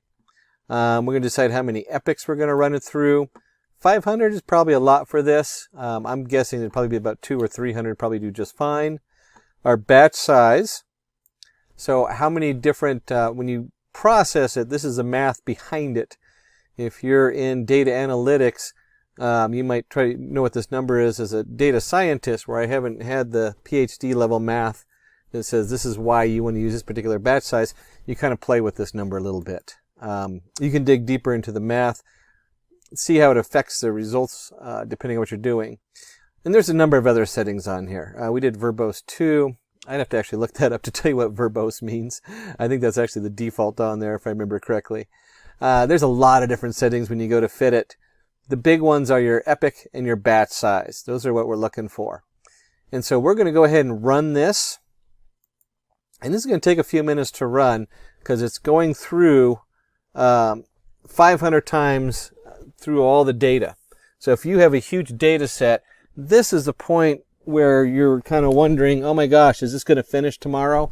If I'm running this on a single machine and I have a terabyte of data going into it, if this is my personal computer and I'm running a terabyte of data into this, this is running rather quickly through all 500 iterations. But yeah, at a terabyte of data, we're talking something closer to days, week, even with a 3.5 gigahertz machine and in 8 cores, it's still going to take a long time to go through a full terabyte of data. And then we want to start looking at putting it into some other framework like Spark or something that will be able to process on there more across multiple processors and multiple computers. And if we scroll all the way down to the bottom, you're going to see here's our square mean error of 0.0088. If we scroll way up, you'll see it kind of oscillates between 0.0888 and 0.0089. It's right around 250 where you start seeing that oscillation where it's really not going anywhere. So we really didn't need to go through a full 500 epochs. If you're retraining this stuff over and over again, it's kind of good to know where that error zone is so you don't have to do all the extra processing. Of course, if you're going to build a model, we want to go ahead and run a prediction on it. So let's go ahead and make our prediction. And remember, we have our training test set and our test set, we have the train X and the train Y for training it, or train predict, and then we have our test X and our test Y going in there. So we can test to see how good it did. And when we come in here, we have, you'll see right here, we go ahead and do our train predict equals model predict train X and test predict model predict test X. Why would we want to run the prediction on train X? Well, it's not 100% on its prediction. We know it has a certain amount of error, and we want to compare the error we have on what we programmed it with the error we get when we run it on new data that's never seen, the model's never seen before. And one of the things we can do, we go ahead and invert the predictions. This helps us level it off a little bit more. Get rid of some of our bias. We have train predict equals an NP exponential M1, the train predict, and then train Y equals the exponential M1 for train Y, and then we do again that with train test predict and test Y. Again, reformatting the data so that it all matches. And then we want to go ahead and calculate the root mean square error. So we have our train score. which is your math square root times the mean square root error, train y and train predict. And again, we're just, this is just feeding the data through so we can compare it. And the same thing with the test. And let's take a look at that, because really the code makes sense if you're going through it line by line. You can see what we're doing, but the answer really helps to zoom in. So we have a train score, which is 2.40 of our root mean square error. And we have a test score of 3.16 of the root mean square error. If these were reversed, if our test score is better than our training score, then we've overtrained. Something's really wrong. At that point, you got to go back and figure out what you did wrong. Because you should never have a better result on your test data than you do on your training data. And that's why we put them both through. That's why we look at the error for both the training and the testing. When you're going out and quoting your publishing this and you're saying, hey, how good is my model? It's the test score that you're showing people. This is what it did on my test data that the model had never seen before. This is how good my model is. And a lot of times you actually want to put together like a little formal code where we actually want to print that out. And if we print that out, you can see down here, test prediction and standard deviation of data set 3.16 is less than 4.40. I have to go back, and we're up here. If you remember, we did the square means error. This is standard deviation. That's why these numbers are different. It's saying the same thing that we just talked about. 3.16 is less than 4.40. Model is good enough. We're saying, hey, this model is valid. We have a valid model here. So we can go ahead and go with that. And along with putting a formal print out of there, we want to go ahead and plot what's going on. And this, we just want a pretty graph here so that people can see what's going on. When I walk into a meeting and I'm dealing with a number of people, they really don't want these numbers. They don't want to say, hey, standard deviation, unless you know what statistics are. You might be dealing with a number of different departments. Head of sales might not work with standard deviation or have any idea what that really means number-wise. And so at this point, we really want to put it in a graph so we have something to display. And with displaying, you got to remember that we're looking at the data today going into it and what's going to happen tomorrow. So let's take a quick look at this. We're going to go ahead and shift the train predictions for plotting. We have our train predict plot, NP empty like data set, train predict plot, set it up with null values. It's just kind of a weird thing where we're creating the data groups as we like them, and then putting the data in there is what's going on here. So we have our train predict plot, which is going to be our look back, our length, plus look back. Is going to equal train predict. So we're creating this, basically we're taking this and we're dumping the train predict into it. So now we have our nice train predict plot. And then we have the shift test predictions for the plotting. We're going to continue more of that. Oops, looks like I put it in here double. No, it's just, yeah, they put it in here double. Didn't mean to do that. We really only need to do it once. Oh, here we go. This is where the problem is because this is the test predict.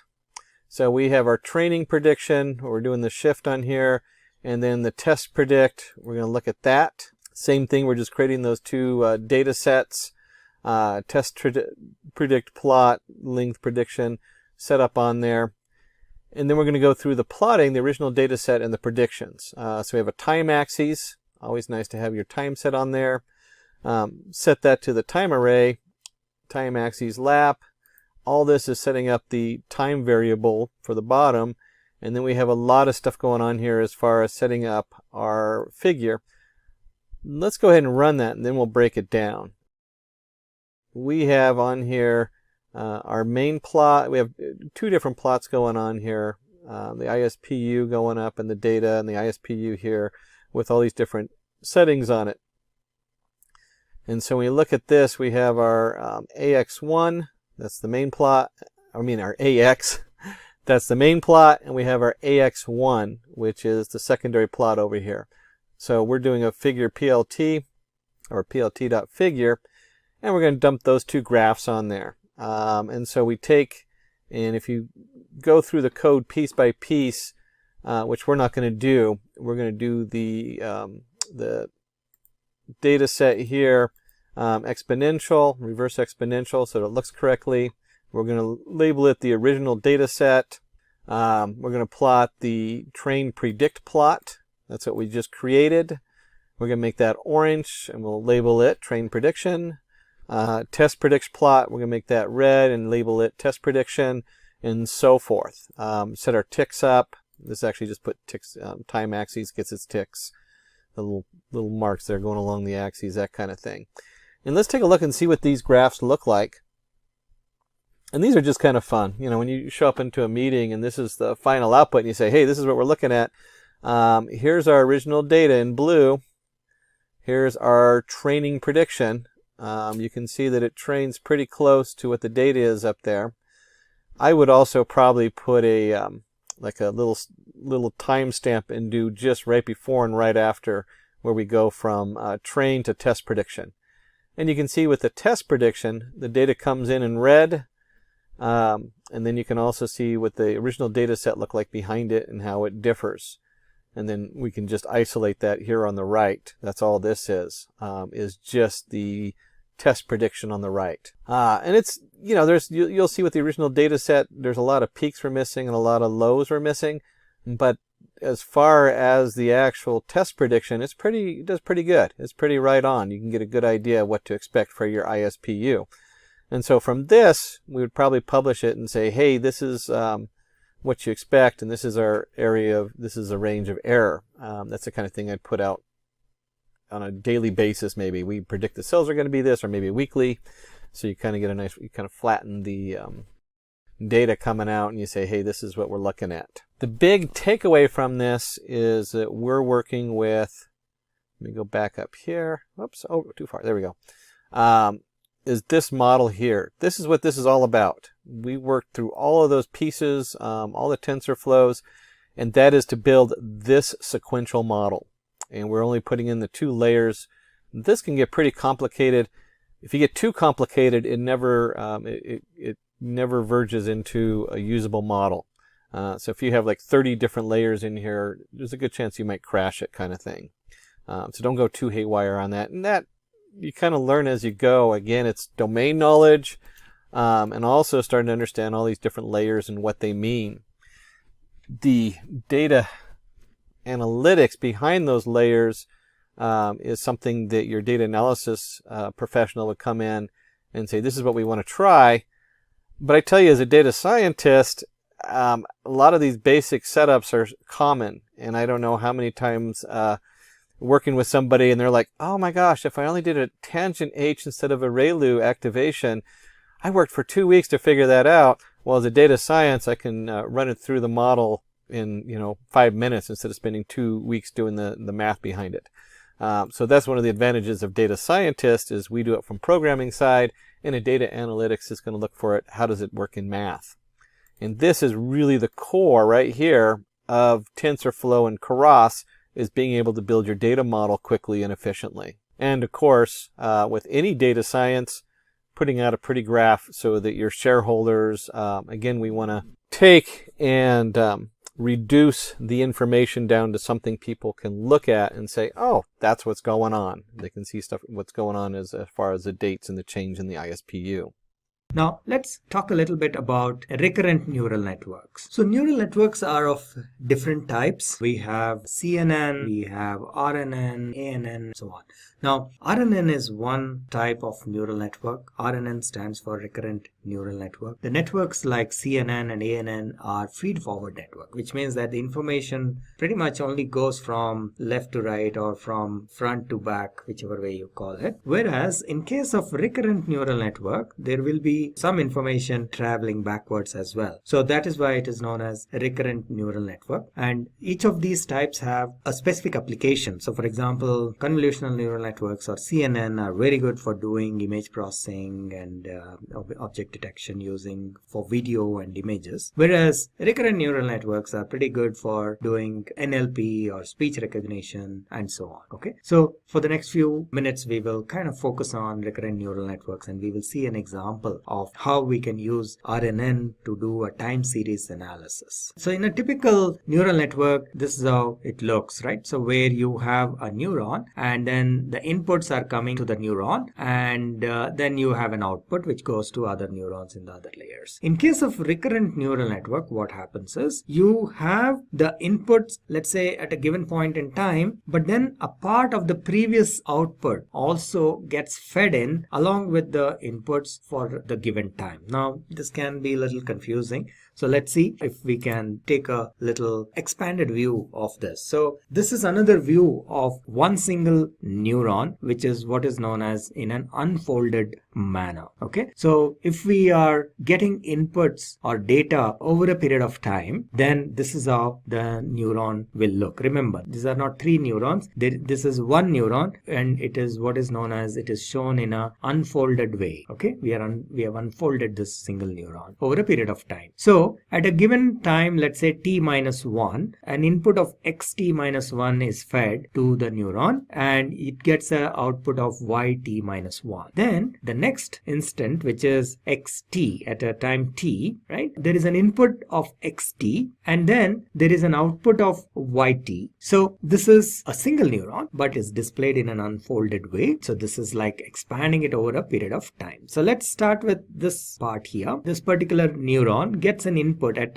an instant t minus 1. Let's say time is equal to t minus 1. It gets an input of xt minus 1 and it gives an output of yt minus 1. Then when we go to the instant t, here it gets an input of xt and it also additionally gets an input from this previous time frame t minus 1. So this yt minus 1 gets fed here and that results in yt. Alright, then when we go to the time t plus 1, there is an input of xt minus 1 at that given time plus the input from the previous time frame, which is a time frame of t. That also gets fed in here and then we get an output of yt plus 1. Okay, so let me explain once again. This is a single neuron. So these are not three different neurons. A single neuron seen over a period of time from t minus 1 to t plus 1. And unlike a regular feed forward neuron which only gets x, in this case the input is x and also another input which is coming from the previous time frame, and that is what this loop is. In this, on the left hand side diagram, this loop is indicating that. Okay, so on the right hand side it is represented in an unfolded way. Okay, so the input, if we take a time frame t for example, is not only xt, which is the input, which is the normal input at the time frame t, but it is also getting an input from the previous time frame, which is this yt minus 1 is also being fed as an input.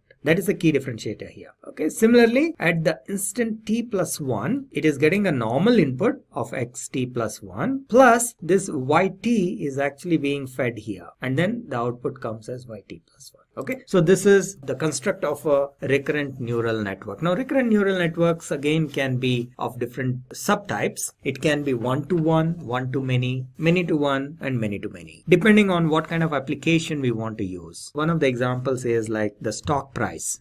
So you're feeding, so there is only one input. Only thing is it is spread over a period of time. So you're feeding the stock price input, that is what comes here as an input, and you get an output which is again the stock price, which is probably predicted over the next 2 days, 3 days or 10 days or whatever. So the number of outputs and inputs is the same. There is only one input, there is only one output. Only thing is it is spread over a time. So variables are not many. Then you have one-to-many. So there is one input, but you're expecting multiple outputs. What is an example of this? Let's say you want to caption an image. So how do you want to do that? What is the input that will go here? Is just an image, which is one input. But what is the output you're looking for? You're looking for a phrase maybe, right? Not just a word, but a phrase. So it's like cat is sitting on a mat, right? So the image is, there is only one image which consists of the cat sitting on a mat, but the output are like maybe 3 or 4 words, which is saying the cat is sitting on a mat. So this is one-to-many, right? Then you can have many-to-one. Example examples of this are like you're feeding some text and you want to know the output, whether the text is what kind of sentiment is expressed by the text. It could be positive, it could be negative. So that's the output you're looking for. So you feed a large number of words, maybe the text may consist of words or lines or whatever. So that is what is the multiple inputs. But the output, all it says is the sentiment is positive. So it is just one output, or the sentiment is negative, just one output, right? So this is many to one. Then we have many to many. So what is an example of this? Let's say you want to do some translation. So how do you do a translation? You feed in a sentence maybe in a particular language, English, and then you want a sentence actually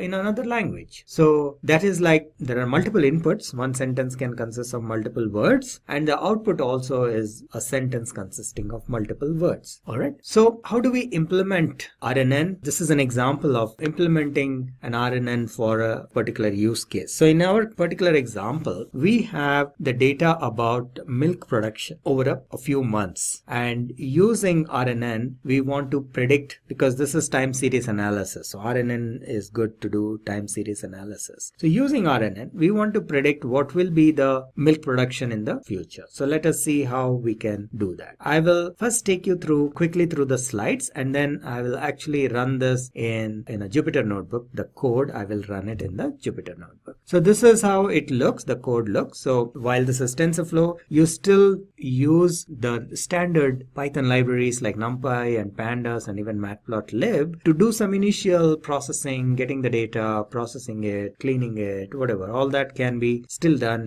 within the same program. So that's what we are doing here. We are importing some libraries like NumPy and Pandas, and then we read the data file. And if we plot the data, we see here it is the data for the years 1962 to 75, and we can see that there is a certain trend, right? So this is how a typical time series data would look. Again, some of you, if you're not familiar with time series and time series analysis and so on, I would recommend you to go through some videos around that, which will make it easy to understand this. So this is how a typical time series data would look. In this case, it is nothing but there is only one variable, which is milk production, and it is spread across several years. So it's going from 1962 to 75, and that value has been plotted. So if you see, there is a certain kind of a trend here which is basically going upwards, and there will be some seasonality. So time series data has these three components, right? So it will have a trend, it will have a seasonality, and then it will have some randomness. So that's what this graph is showing. And now if we want to perform analysis on this, time series analysis on this, first thing we need to do is split the data into train and test. And in this case, we will just use a straightforward method, which is taking the data for the first 13 years. So the idea here is we need to train our model, right? This is time series data. So and we want to predict for the future. So the way we need to use this is we have to take the data for a certain period of time and train our model. And then we use a part of the known data so that we can then ask our model to predict for that duration and compare it with the known information. So what do we mean by that? So here, if you see this data, I will show you in the notebook as well, Jupyter notebook as well. This has 13 years of data. So what we are doing is we are taking the first 12 years and using that as our training set, right? So 12 years we are doing, and this has about, I think, 14 years of data. So we are taking 13 years of data for training purpose, and then we are using the last 1 year, remaining 1 year of data for testing purpose. Because here what we can do is this 1 year data, we know the values, right? Because if we want to compare the accuracy or anything like that, we need to know the values. So in this case, we know the values of this one particular year. So we will use that. But at the same time, we train the model for 13 years of data. And for the 14th year, we will ask our model to predict and then compare it with this known value so that we know how accurate our model is. I hope that makes sense. Okay. So that's what we are doing here. 156 is nothing but 12 into 13. On a monthly basis, we get the data. The next step is to scale the data. This is all regular data manipulation, data munching activity. And then you split it. You are basically assigning the train and test data to the scaled variables. And then you need to read the data in batches. So it is very important, as I mentioned earlier also, that instead of reading the entire data in one shot, you feed the data in batches. So in order to do that, we are writing a function for that. That's all we are doing here. So that is still here what we have done is regular Python programming. There is no TensorFlow as of now here. Okay, so far what we have done is preparation, data munging. Now what we are doing is actually training our model. So this is where TensorFlow now comes into picture. So we are importing, first step is to import the TensorFlow library. So this is how you do it, import TensorFlow as TF. And then you can define some variables or constants, whichever way. Now here, of course, there are a couple of ways of doing it. You can create them as TensorFlow nodes, but that is a little bit of an overhead. We will just use the regular Python variables or constants. So here I am creating regular Python variables and I'm saying number of inputs is 1. So instead of hard coding, I'm just storing them as variables. So this is number of inputs is 1, number of time steps is 12, number of neurons is 100, and so on, right? And then learning rate is 0.03 and number of iterations we are saying is 4000. Then we create placeholders. Now we will be storing the independent variables in X and the dependent variables in Y, and this we will read from an external file. Remember, I told you placeholders are used for getting data from outside and then feeding it to our model. So that's the reason we have two placeholders, one for reading the X values and another for reading the Y values. In this step, we are only just creating the nodes, right? So this is just creating the graph. And similarly, we are mentioning what is the loss function and what is the optimizer and how to run the optimizer. And once that is done, you are initializing the variables and then you're creating a saver variable or a saver instance. So saver is basically nothing but in machine learning, you can train your model and you can save it for later use. So that's where the saving comes into play. We will see how to use that as well. And then the last step is to create your session and run this graph, right? So we are initializing the variables. Remember this, we run init, so which is nothing but this one.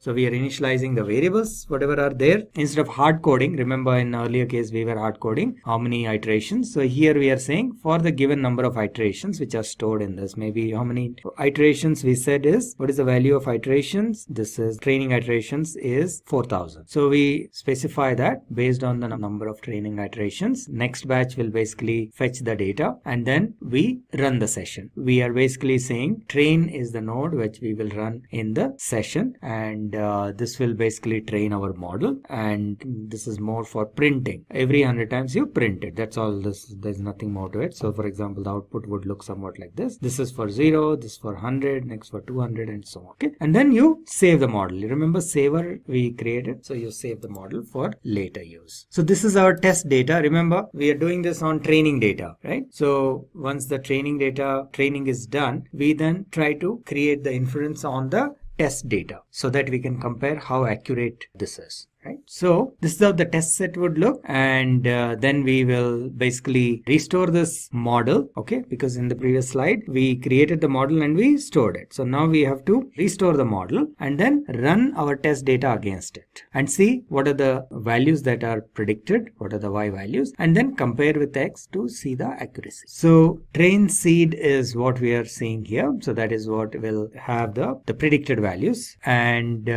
these predicted values, what we want to do is we want to create an additional column, because remember we need to compare, because we want to find out the accuracy of this model. So we need to compare the predicted values with the actual value. So what we are doing here is adding another column called generated and assign a value to that. All right, so this is the result of the prediction, and then if we need to reshape, because we have to show this in the form of monthly results. So that's what we are doing here, and once we generate the results and then display it, we can actually see it month wise here, and the actual and the generated values. Okay, so we create a data frame which is a combination of the actual values and the predicted values from the test set. And then we can plot to see how the trend is. As you can see, pretty much the actual value is in blue color and the generated or predicted value, the curve is in yellow color. The trend is maintained. So it will probably, it's not 100% accurate, but the trend is maintained. All right, so let's do one thing. Let's go into the Jupyter notebook and take a look at how this works in TensorFlow environment. Actually, the code, I will walk you through the code. This is my Jupyter notebook, and the data data is taken from this particular link. In case you're interested, you can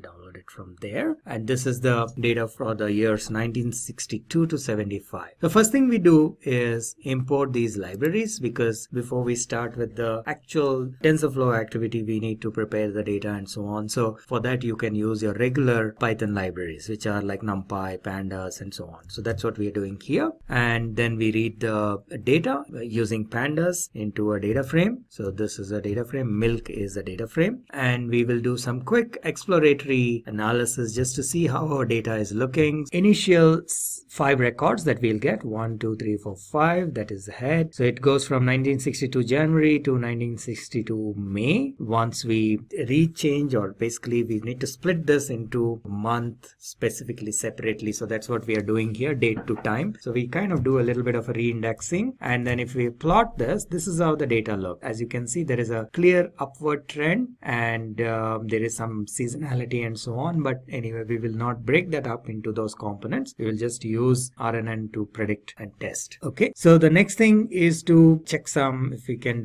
run like an info, it will tell us what is the information about this data set. So let us just run that. Okay, so it is just telling us how many total columns and what is the size of the file and so on and so forth. Again, in case you're interested in doing some exploratory analysis. So what we'll do next is we will take the 13 years of data for our training data set. So what are we going to do now? Let me step back. So what have we seen here? We have seen that there are 168 records, so which is nothing but 14 years of data. We now have to split this into our training and test data set. So how do we do that? I think in case of time series, we cannot do it like 80-20 like we do in normal splitting in normal machine learning process. Here it is time series data. So what we are going to do is we will take out of this 14 years, we will take the first 13 years of data and we will use that for training, and then we will test it with the last, which is the 14th year data. We will use it for testing. Okay, so that's what we are going to do here. So let's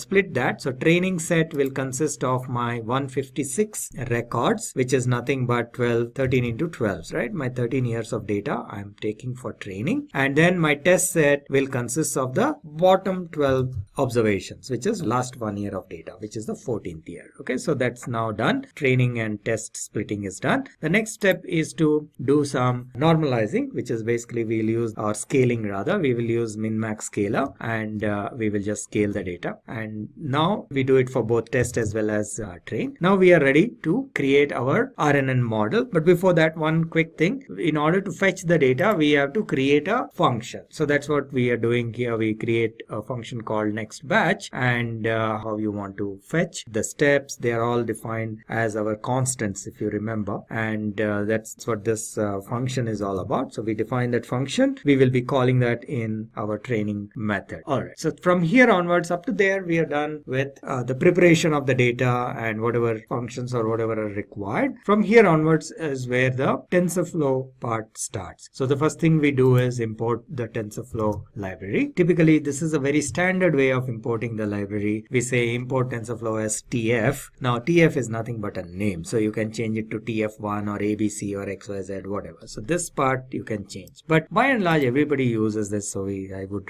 rather recommend you also use the same syntax. So you say import TensorFlow as TF, so it's very easy for others to understand as well. And then you declare or define a bunch of constants. That's what we are doing here. Like for example, the number of time steps, in this case it is 12, number of neurons, there are 100, number of outputs, it is only 1, and so on, right? And then the learning rate and all that, we are declaring or defining those variables in this particular block. Next is to create placeholders. You remember the placeholders are used for feeding the data. So we have X and Y. X is for the input, which is the independent variable, and Y is the output, which is the dependent variable. And in our case, these are not different characteristics or features, but it is the same one feature or one variable, but it is over a period of time. So that's the only difference. So that's what we are doing here. And now we need to create our network, right? The neural network. So in our case, we said we will create a RNN layer. Now there are different ways different formats of RNN, which is probably not in scope of this module. So for now, we will just assume we are creating one RNN layer, and one type of RNN is GRU cell. So we will use GRU cell, and we use this APIs for creating our layer. So each cell will be with an output projection wrapper. There is a need for doing that. And again, the details of this we will probably do in another video where we talk in detail about RNN. So for now, we are creating a GRU cell with the wrapper, and the syntax for creating the GRU cell is like this. The number of units, which we said there should be 100 neurons. What will be the activation function? In this case, it is ReLU, and then number of outputs. In our case, it is only 1. Okay, so we create the cell here. Okay, then we got the GRU cell, and then we say what is our output, which is nothing but we get the outputs and the states and their states, and which is the way we get that is tf.nnn.dynamic_rnn. So if we call this and we pass the cell and the data, which is basically in placeholder. So again, remember, all we are doing here is we are creating just the nodes for the graph. So nothing is actually getting executed from a TensorFlow perspective. Okay. All right. So once that is done, now we need to pass this, calculate the outputs and the states using the dynamic_rnn method, and we pass the cell as a parameter and then the x values as a parameter. And if we run that, we will have the outputs and the states, and this is where we actually run the training method. So, or create, not really run the training method, but we create the nodes for the training and the optimizer. Then we have the initialization of the variables, and we save this model. We create a saver object just to save the model, because we will then restore it and run it to do our predictions. So this is what we will do here. So that is another node, and this is where we actually create a session and run the training. Okay, so let's go ahead and do that. That will take a little while because we said 4,000 iterations. So we will allow it to finish. We will probably come back once the training is completed. All right, so the training is done. Now let's go and run this on the test data. So let's just quickly take a look at the test data set. So this is our 1 year data for the year of 1975. So if we see this is from January, February, and so on. And we will pass this to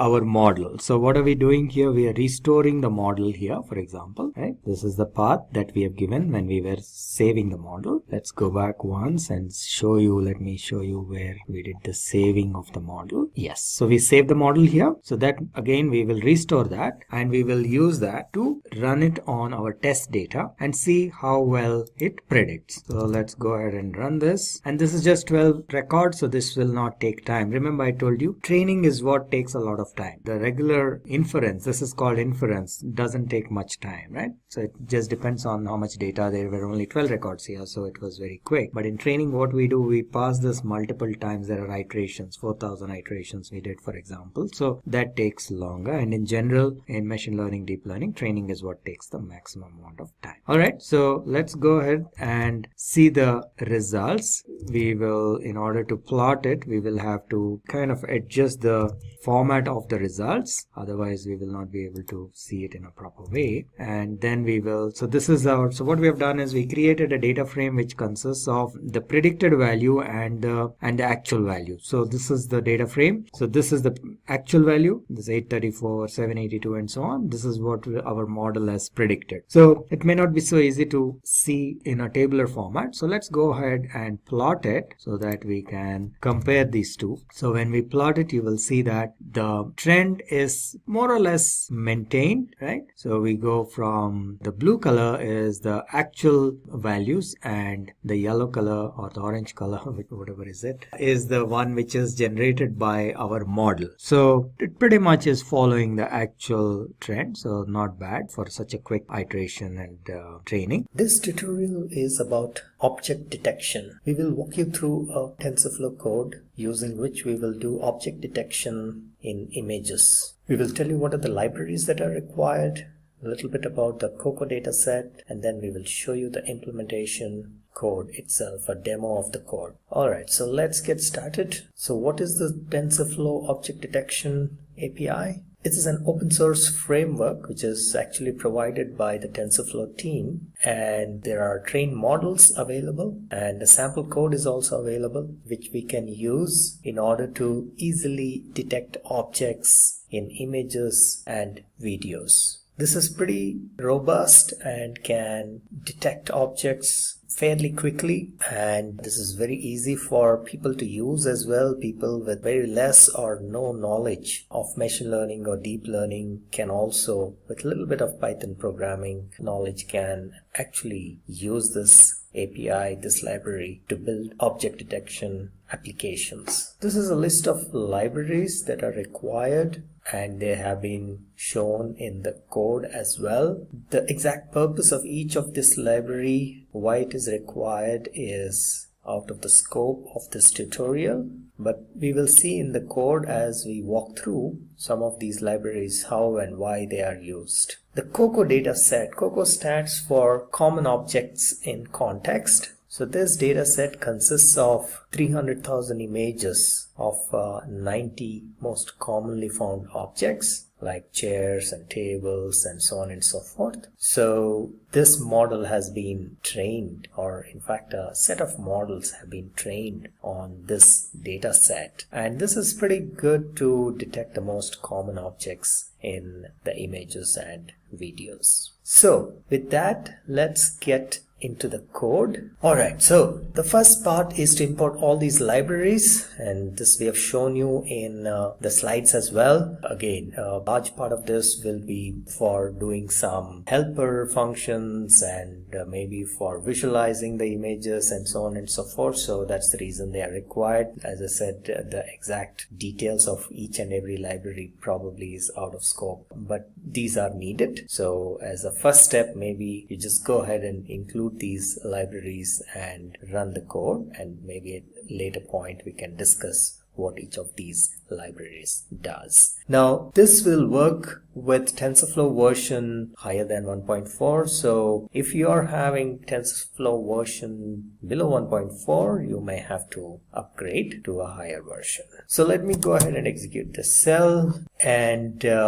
we also need this line of code to make sure that once we run this object detection, the labeled images are displayed within this notebook, and many of you by now must be familiar with this. And we will import a few utility libraries, and you will see that we will be using some of these for visualization purpose. So once the objects are detected, we need to display the information, what that object is, and then what percentage of confidence the model has. So all these details, that's the utility functions that are stored here. And then the next part is to prepare the model. As I mentioned, we will be using an existing trained model. The TensorFlow team has actually provided these models. The one that we will be using is SSD with the mobile net, but you can actually use any one of the ones that are listed in this URL. Let me just quickly take you through this URL. These are a bunch of models, trained models that are readily available for anybody to use. It is open source, and let me scroll down. The only thing is that if there are some of them where the accuracy is much higher but they take longer, and there are some where the accuracy is not so high and they are much faster. So they are faster but the accuracy may not be that very high. So you can play around with some of these, and we in this particular exercise or in this particular tutorial we are using this SSD model, which is SSD MobileNet version 1. So that's the model that we'll be using. So in this cell we are primarily creating a bunch of variables with the various, for example, the name of the model, the path, and so on and so forth, so that we will be using these names in the next step, which is to download this model and install it locally. These are also referred to as frozen models. So once they are trained, and then you kind of extract or you freeze the model. So that's the reason they are called frozen models, so that others can just use this without any further training. So this is where we download and extract our model locally. So this will take a little while. Let me see if I can wait or maybe pause the video and come back once it is done. Might take a little while. Let's see if it completes. I have a pretty high speed network, but even then it takes some time, so that's good. But this part is over. Now let us see this part, and yes, both are done. So once that is done, we need to load some label mapping.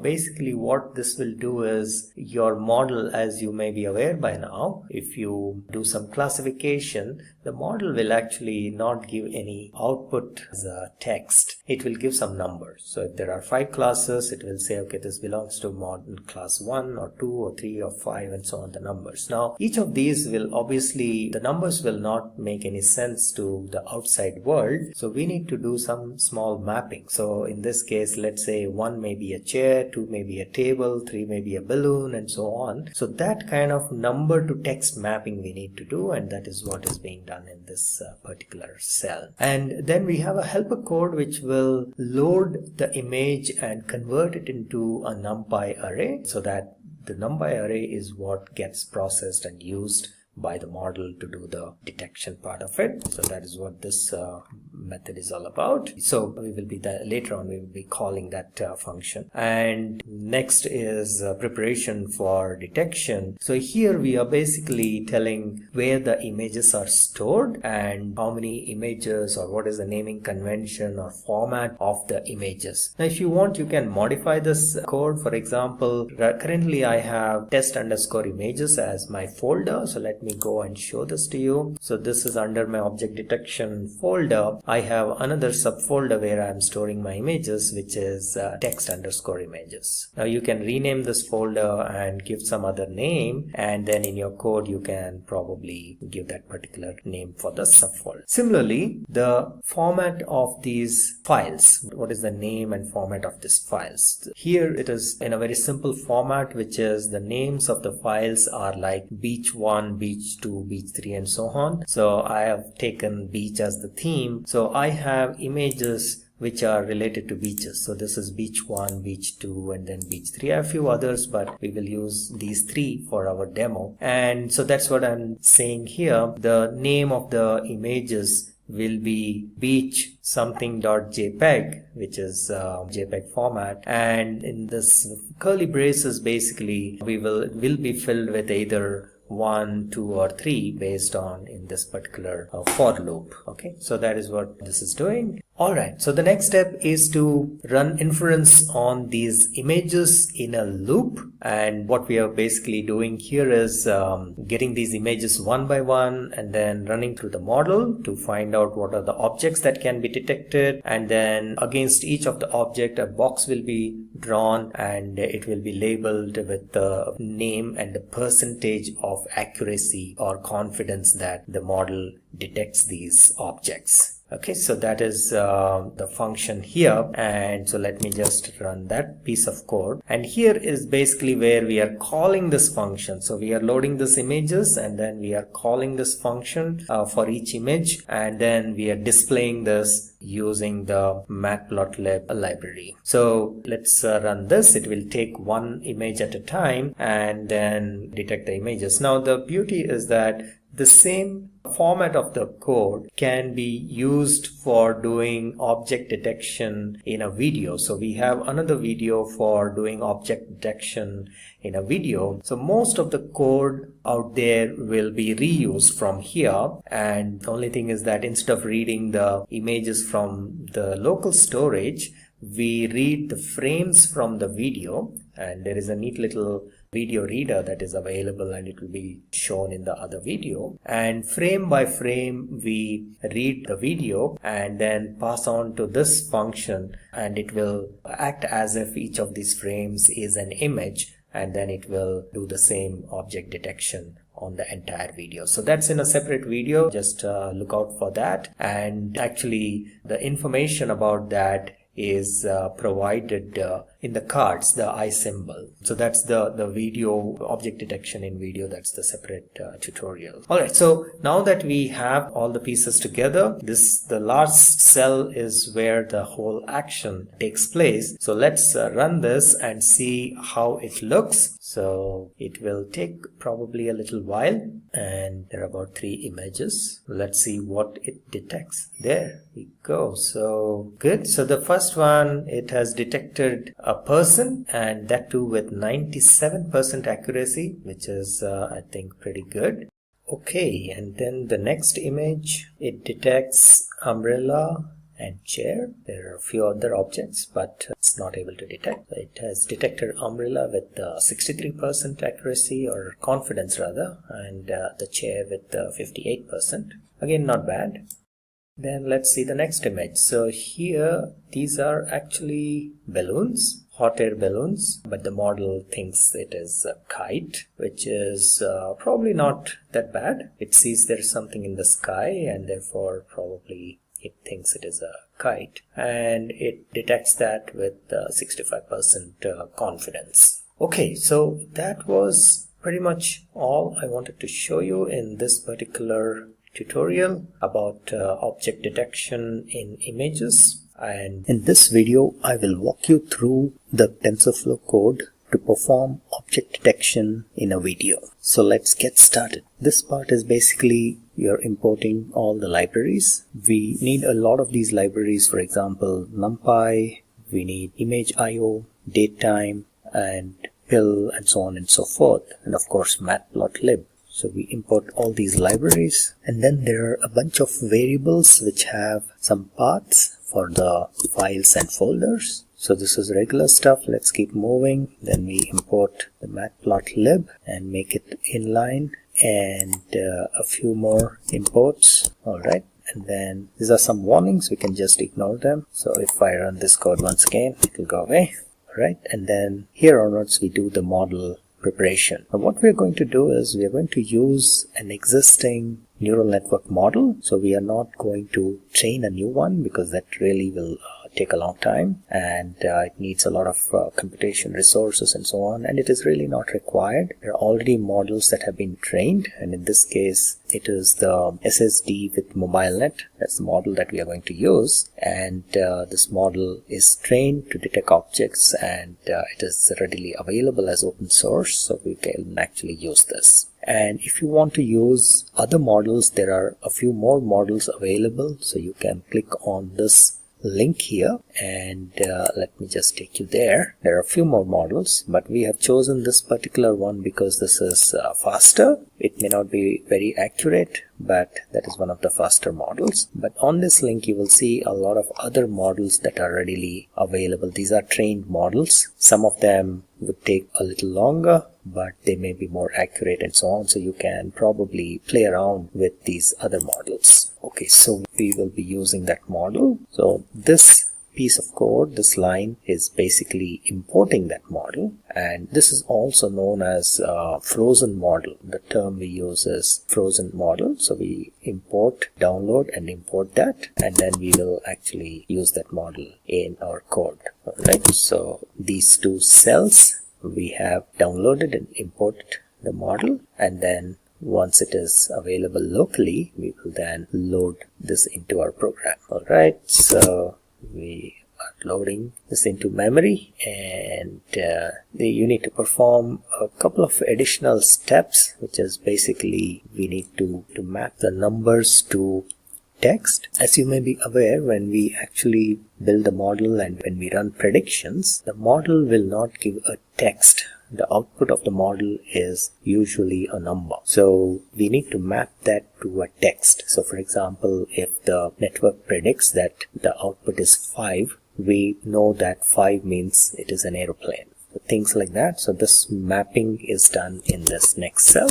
Alright, so let's keep moving. And then we have a helper code which will basically load the data or load the images and transform into NumPy arrays. This is also used in doing object detection in images. So we are actually going to reuse, because video is nothing but it consists of frames, which in turn are images. So we are going to pretty much reuse the same code which we used for doing object detection in images. So this is where the actual detection starts. So here, this is the path for where the images are stored. So this is here once again we are reusing the code which we wrote for detecting objects in an image. So this is the path where the images were stored, and this is the extension, and this was done for about 2 or 3 images. So we will continue to use this, and if we go down, I'll skip this section. So this is the cell where we are actually loading the video and converting it into frames, and then using frame by frame we are detecting the objects in the image. So in this code what we are doing basically is there are a few lines of code. What they do is basically once they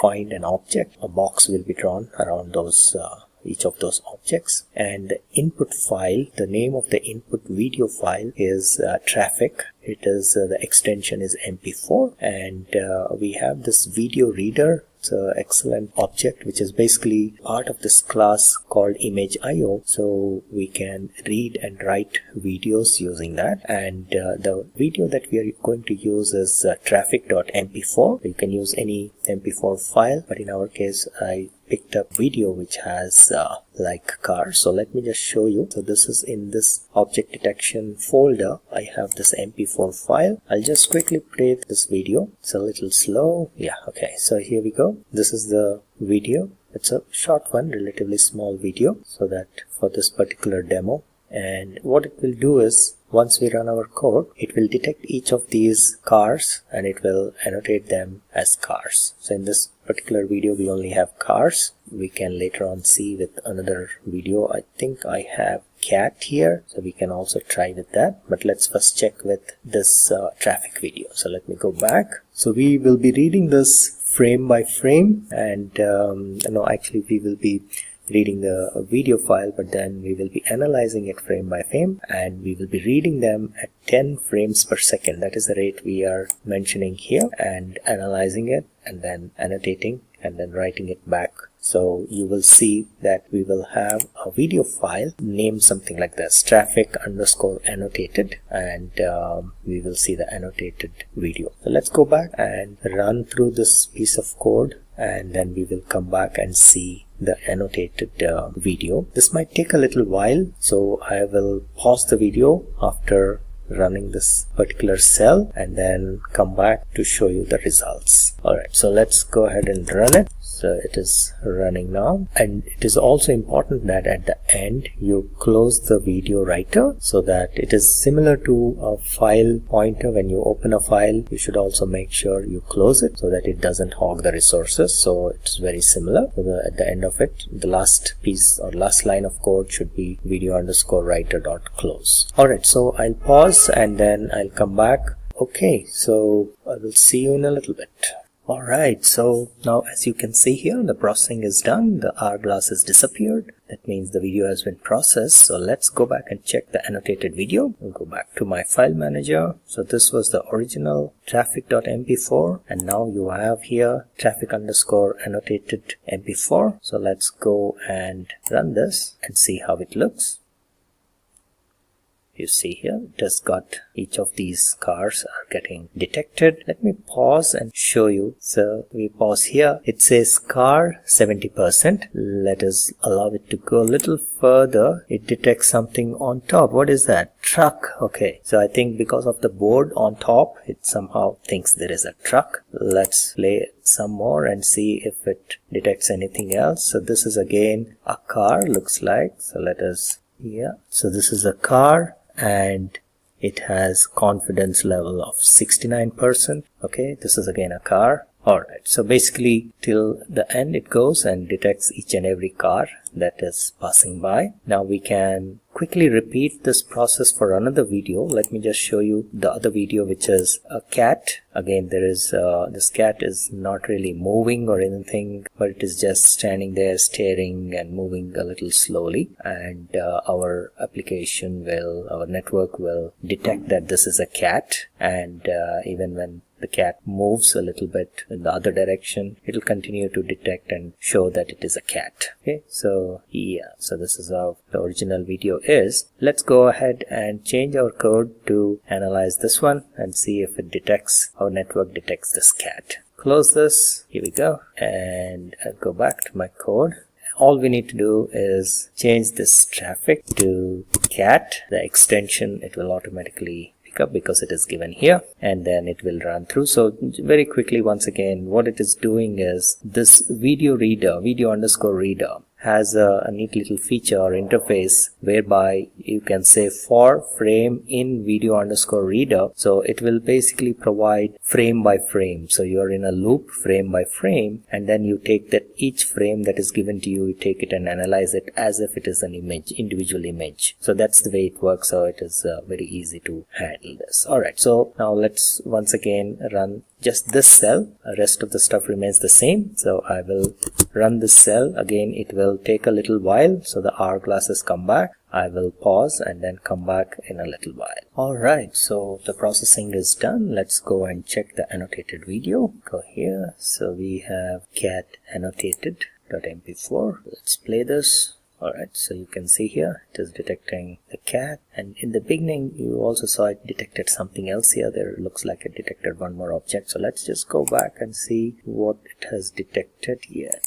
Let's see. Yes. So what is it trying to show here? It's too small, not able to see, but it is trying to detect something. I think it is saying it is a car. I don't know.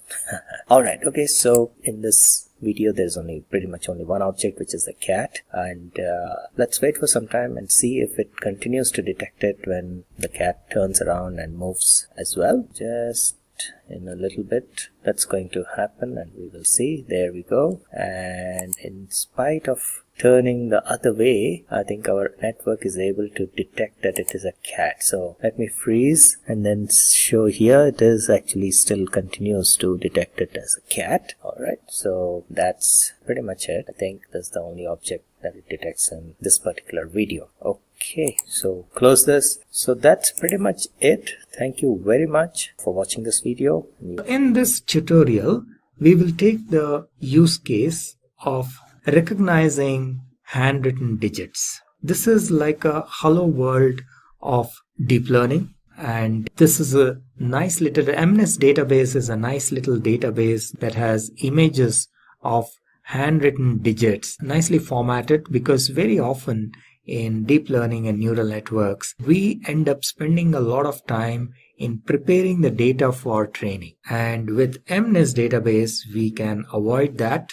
You already have the data in the right format which can be directly used for training, and MNIST also offers a bunch of built-in utility functions that we can straight away use and call those functions without worrying about writing our own functions. And that's one of the reasons why MNIST database is very popular for training purposes. Initially, when people want to learn about deep learning and TensorFlow, this is the database that is used. And it has a collection of 70,000 handwritten digits, and a large part of them are for training. Then you have test, just like in any machine learning process, and then you have validation, and all of them are labeled. So you have the images and their label, and these images, they look somewhat like this. So they are handwritten images collected from a lot of individuals. People have, these are samples written by human beings. They have handwritten these numbers going from 0 to 9. So people have written these numbers, and then the images of those have been taken and formatted in such a way that it is very easy to handle. So that is MNIST database, and the way we are going to implement this in our TensorFlow is we will feed this data, especially the training data, along with the label information. And the data is basically, these images are stored in the form of the pixel information, as we have seen in one of the previous slides. All the images are nothing but, these are pixels.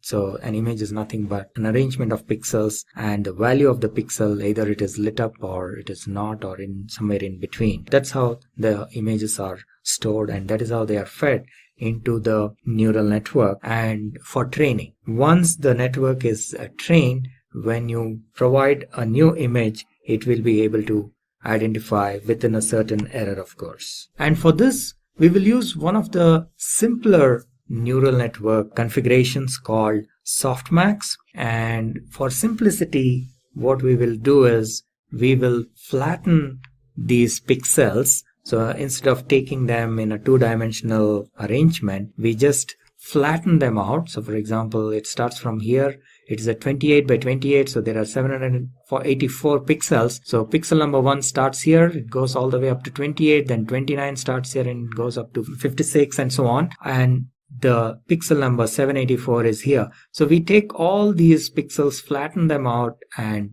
feed them like one single line into our neural network. And this is what is known as a softmax layer. What it does is, once it is trained, it will be able to identify what digit this is. So there are, in this output layer, there are 10 neurons, each signifying a digit. And at any given point of time, when you feed an image, only one of these 10 neurons gets activated. So for example, if this is trained properly, and if you feed a number 9 like this, then this particular neuron gets activated. So you get an output from this neuron. Let me just use a pen or a laser to show you here. Okay, so you're feeding a number 9. Let's say this has been trained, and now if you're feeding a number 9, this will get activated. Now let's say you feed 1 to the trained network, then this neuron will get activated. If you feed 2, this neuron will get activated, and so on. I hope you get the idea. So this is one type of a neural network or an activation function known as softmax layer. So that's what we will be using here. This is one of the simpler ones for quick and easy understanding. So this is how the code would look. We will go into our lab environment in the cloud, and we will show you there directly. But very quickly, this is how the code looks.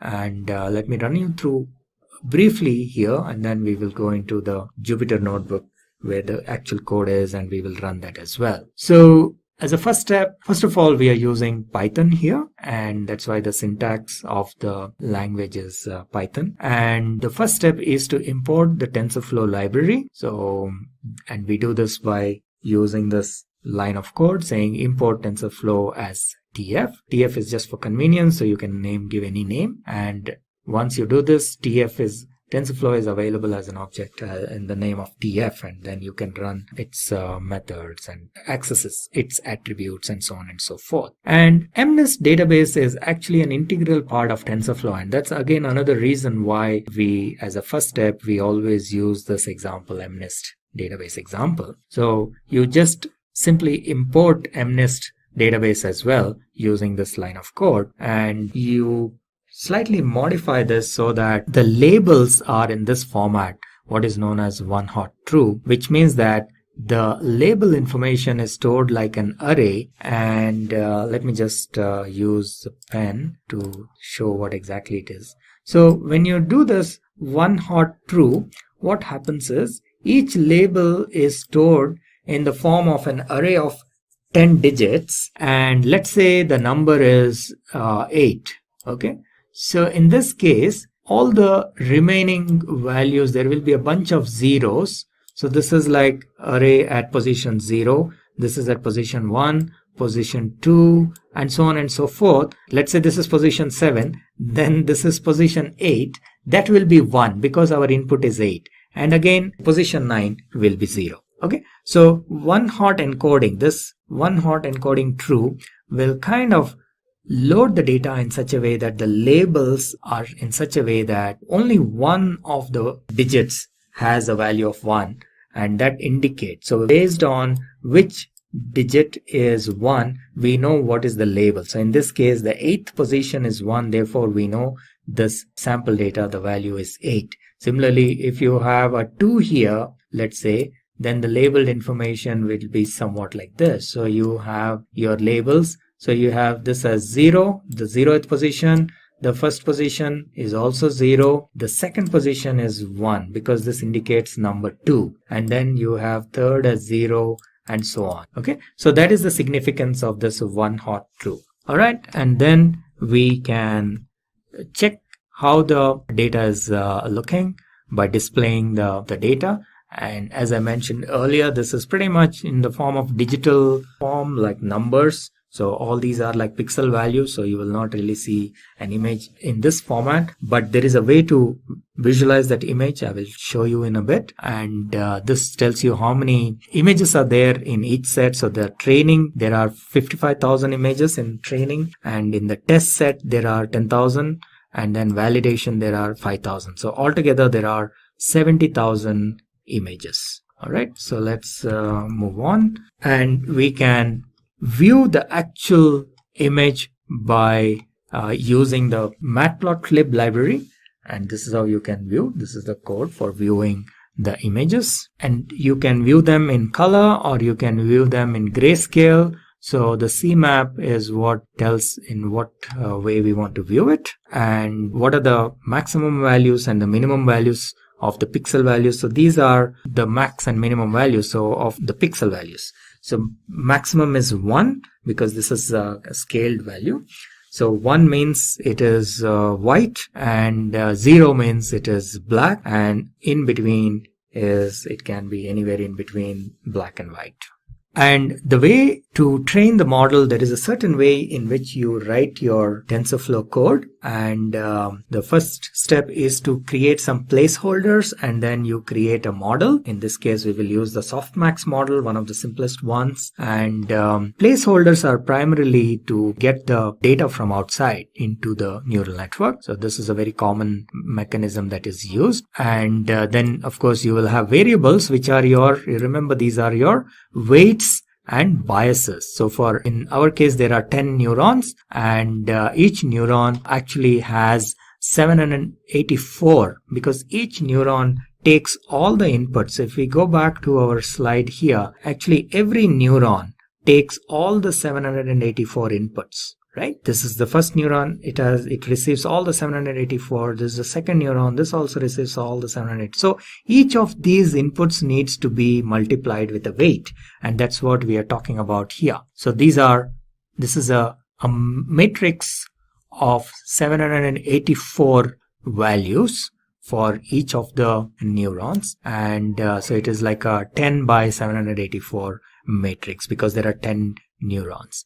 And similarly, there are biases. Now remember, I mentioned bias is only 1 per neuron, so it is not 1 per input, unlike the weights. So therefore, there are only 10 biases because there are only 10 neurons in this case. So that is what we are creating a variable for biases. So this is something little new in TensorFlow. You will see, unlike our regular programming languages where everything is a variable, here the variables can be of 3 different types. You have placeholders, which are primarily used for feeding data. You have variables, which can change during the course of computation. And then a third type, which is not shown here, are constants. So these are like fixed numbers. All right. So in a regular programming language, you may have everything as variables or at the most variables and constants. But in TensorFlow, you have 3 different types: placeholders, variables, and constants. And then you create what is known as a graph. So TensorFlow programming consists of graphs and tensors, as I mentioned earlier. So this can be considered ultimately as a tensor. And then the graph tells how to execute the whole implementation, so that the execution is stored in the form of a graph. And in this case, what we are doing is we are doing a multiplication. TF, you remember this TF was created as a TensorFlow object here. One more level, one more. So TF is available here.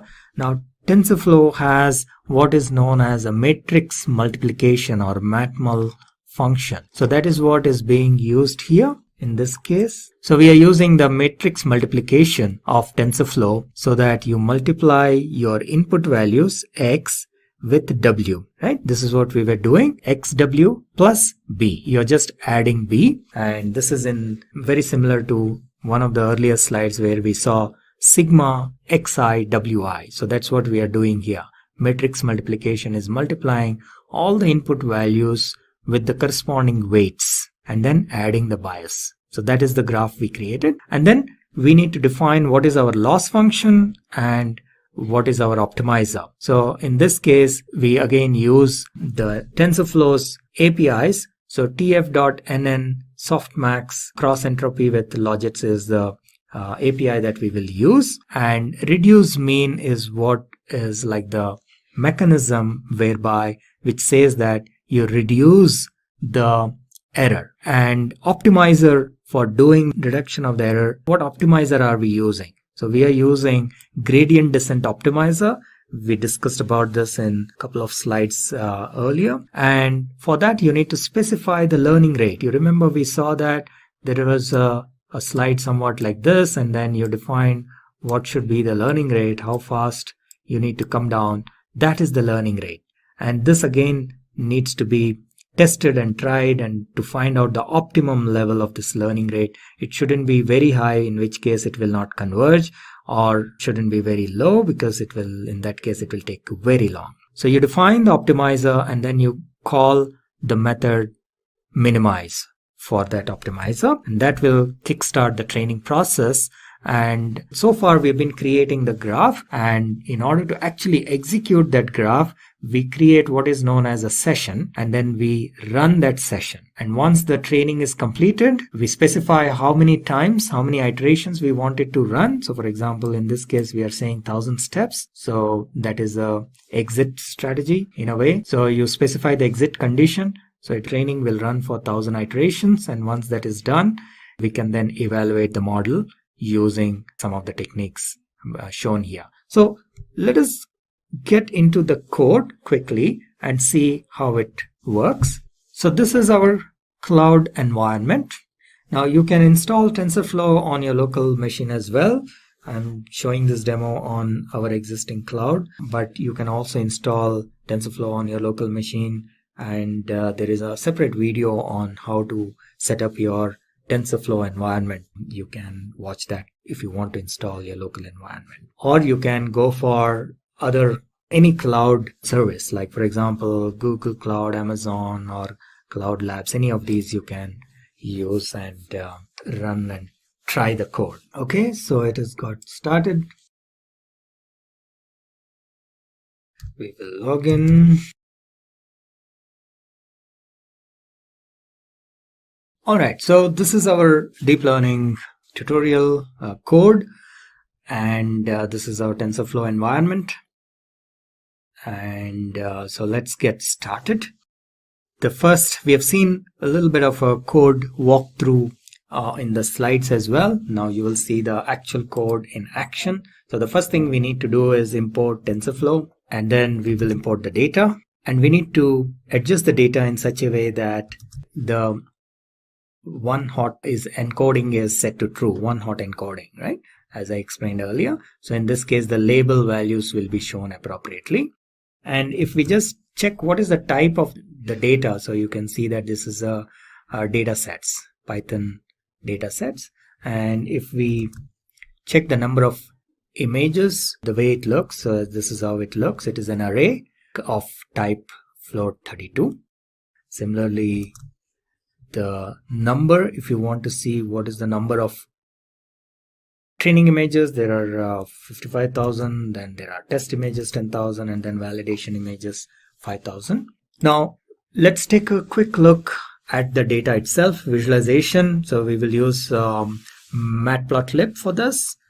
And if we take a look at the shape, now shape gives us like the dimension of the tensors or the arrays, if you will. So in this case, the training data set, if we see the size of the training data set using the method shape, it says there are 55,000 and 55,000 by 784. So remember, the 784 is nothing but the 28 by 28, 28 into 28. So that is equal to 784. So that's what it is showing. Now we can take just one image and just see what is the first image and see what is the shape. So again, size, obviously it is only 784. Similarly, you can look at the image itself, the data of the first image itself. So this is how it shows. So large part of it will probably be zeros, because as you can imagine, in the image, only certain areas are written. Rest is blank. So that's why you will mostly see zeros, either it is black or white. But then there are these values are, so the values are actually, they are scaled. So their values are between 0 and 1. Okay. So this is what you're seeing. So certain locations, there are some values, and then other locations, there are zeros. So that is how the data is stored and loaded. If we want to actually see what is the value of the handwritten image, if you want to view it, this is how you view it. So you create, like, do this reshape, and Matplotlib has this feature to show you these images. So we will actually use the function called IMShow, and then if you pass this parameters appropriately, you will be able to see the different images. Now I can change the values in this position, so which image we are looking at, right? So we can say, if I want to see what is there in maybe 5000, right? So 5000 has 3. Similarly, you can just say 5. What is in 5? 5 has 8. What is in 50? Again 8. So basically, by the way, if you're wondering how I'm executing this code, Shift Enter. In case you're not familiar with Jupyter notebooks, Shift Enter is how you execute each cell, individual cell. And if you want to execute the entire program, you can go here and say run all. So that is how this code gets executed. And here again, we can check what is the maximum value and what is the minimum value of these pixel values. As I mentioned, it is scaled. So therefore, it is between, the values lie between 1 and 0. Now, this is where we create our model. The first thing is to create the required placeholders and variables, and that's what we are doing here, as we have seen in the slides. So we create one placeholder and we create 2 variables, which is for the weights and biases. These 2 variables are actually matrices. So each variable has 784 by 10 actual values. Okay, so one for this 10 is for each neuron. There are 10 neurons, and 784 is for the pixel values inputs that are given, which is 28 into 28. And the biases, as I mentioned, one for each neuron. So there will be 10 biases. They are stored in a variable by the name B. And this is the graph, which is basically the multiplication of these matrix multiplication of X into W, and then the bias is added for each of the neurons. And the whole idea is to minimize the error. So let me just execute. I think this code is executed. Then we define what is the Y value is basically the label value. So this is another placeholder. We had X as one placeholder and Y underscore true as a second placeholder. And this will have values in the form of 10-digit arrays. And since we said one hot encoded, the position which has a 1 value indicates what is the label for that particular number. All right. Then we have cross entropy, which is nothing but the loss function.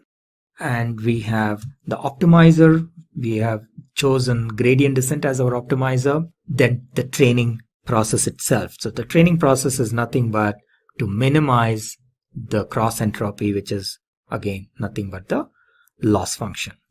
So we define all of this in the form of a graph. So up to here, remember what we have done is we have not exactly executed any TensorFlow code till now. We are just preparing the graph, the execution plan. That's how the TensorFlow code works. So the whole structure and format of this code will be completely different from how we normally do programming. So even with people with programming experience may find this a little difficult to understand it, and it needs quite a bit of practice. So you may want to view this video also maybe a couple of times to understand this flow, because the way TensorFlow programming is done is slightly different from the normal programming. Some of you who, let's say, have done Maybe Spark programming to some extent will be able to easily understand this. But even in Spark, the programming, the code itself is pretty straightforward. Behind the scenes, the execution happens slightly differently. But in TensorFlow, even the code has to be written in a completely different way. So the code doesn't get executed in the same way as you have written. So that's something you need to understand, and a little bit of practice is needed for this.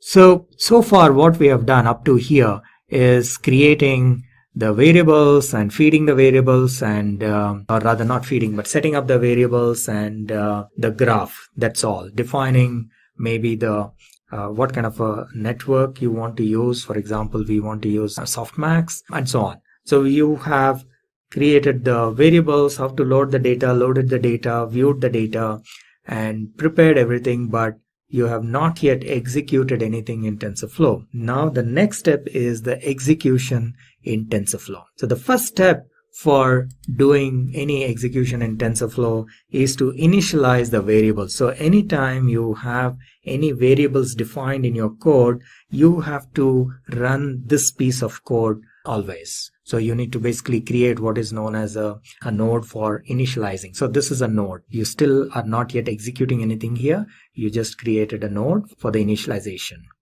So let us go ahead and create that. And here onwards is where you will actually execute your code in TensorFlow. And in order to execute the code, what you will need is a session, TensorFlow session.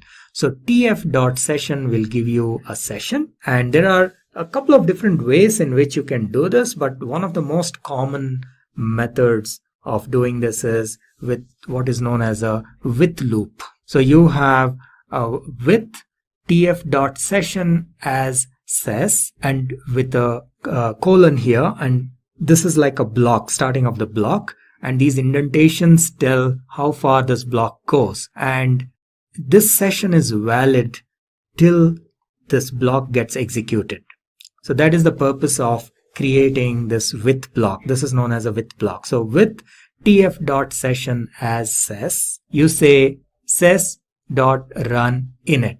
Now ses.run will execute a node that is specified here. So for example, here we are saying ses.run. Ses is basically an instance of the session. Right? So here we are saying tf.session. So an instance of the session gets created and we are calling that ses. And then we run a node within that, one of the nodes in the graph. So one of the nodes here is init.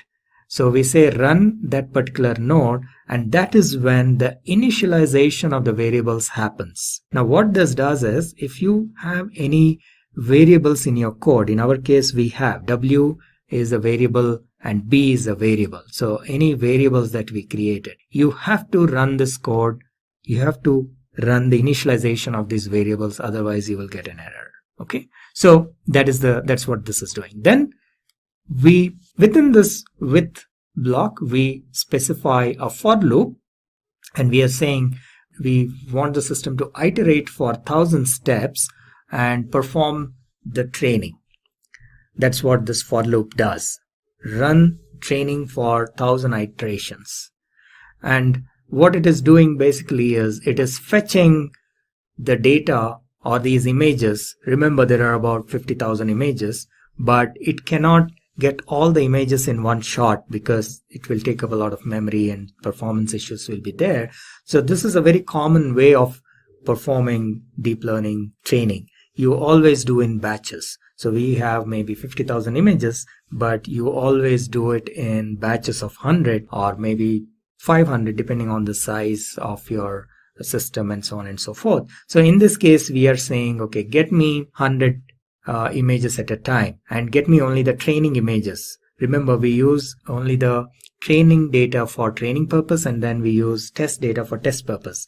You must be familiar with machine learning, so you must be aware of this. But in case you are not, in machine learning also, this is not specific to deep learning, but in machine learning in general, you have what is known as training data set and test data set. Your available data, typically you will be splitting into two parts and using the training data set for training purpose And then to see how well the model has been trained, you use the test data set to check or test the validity or the accuracy of the model. So that's what we are doing here. And you observe here that we are actually calling an mnist function here. So we are saying mnist train.next batch.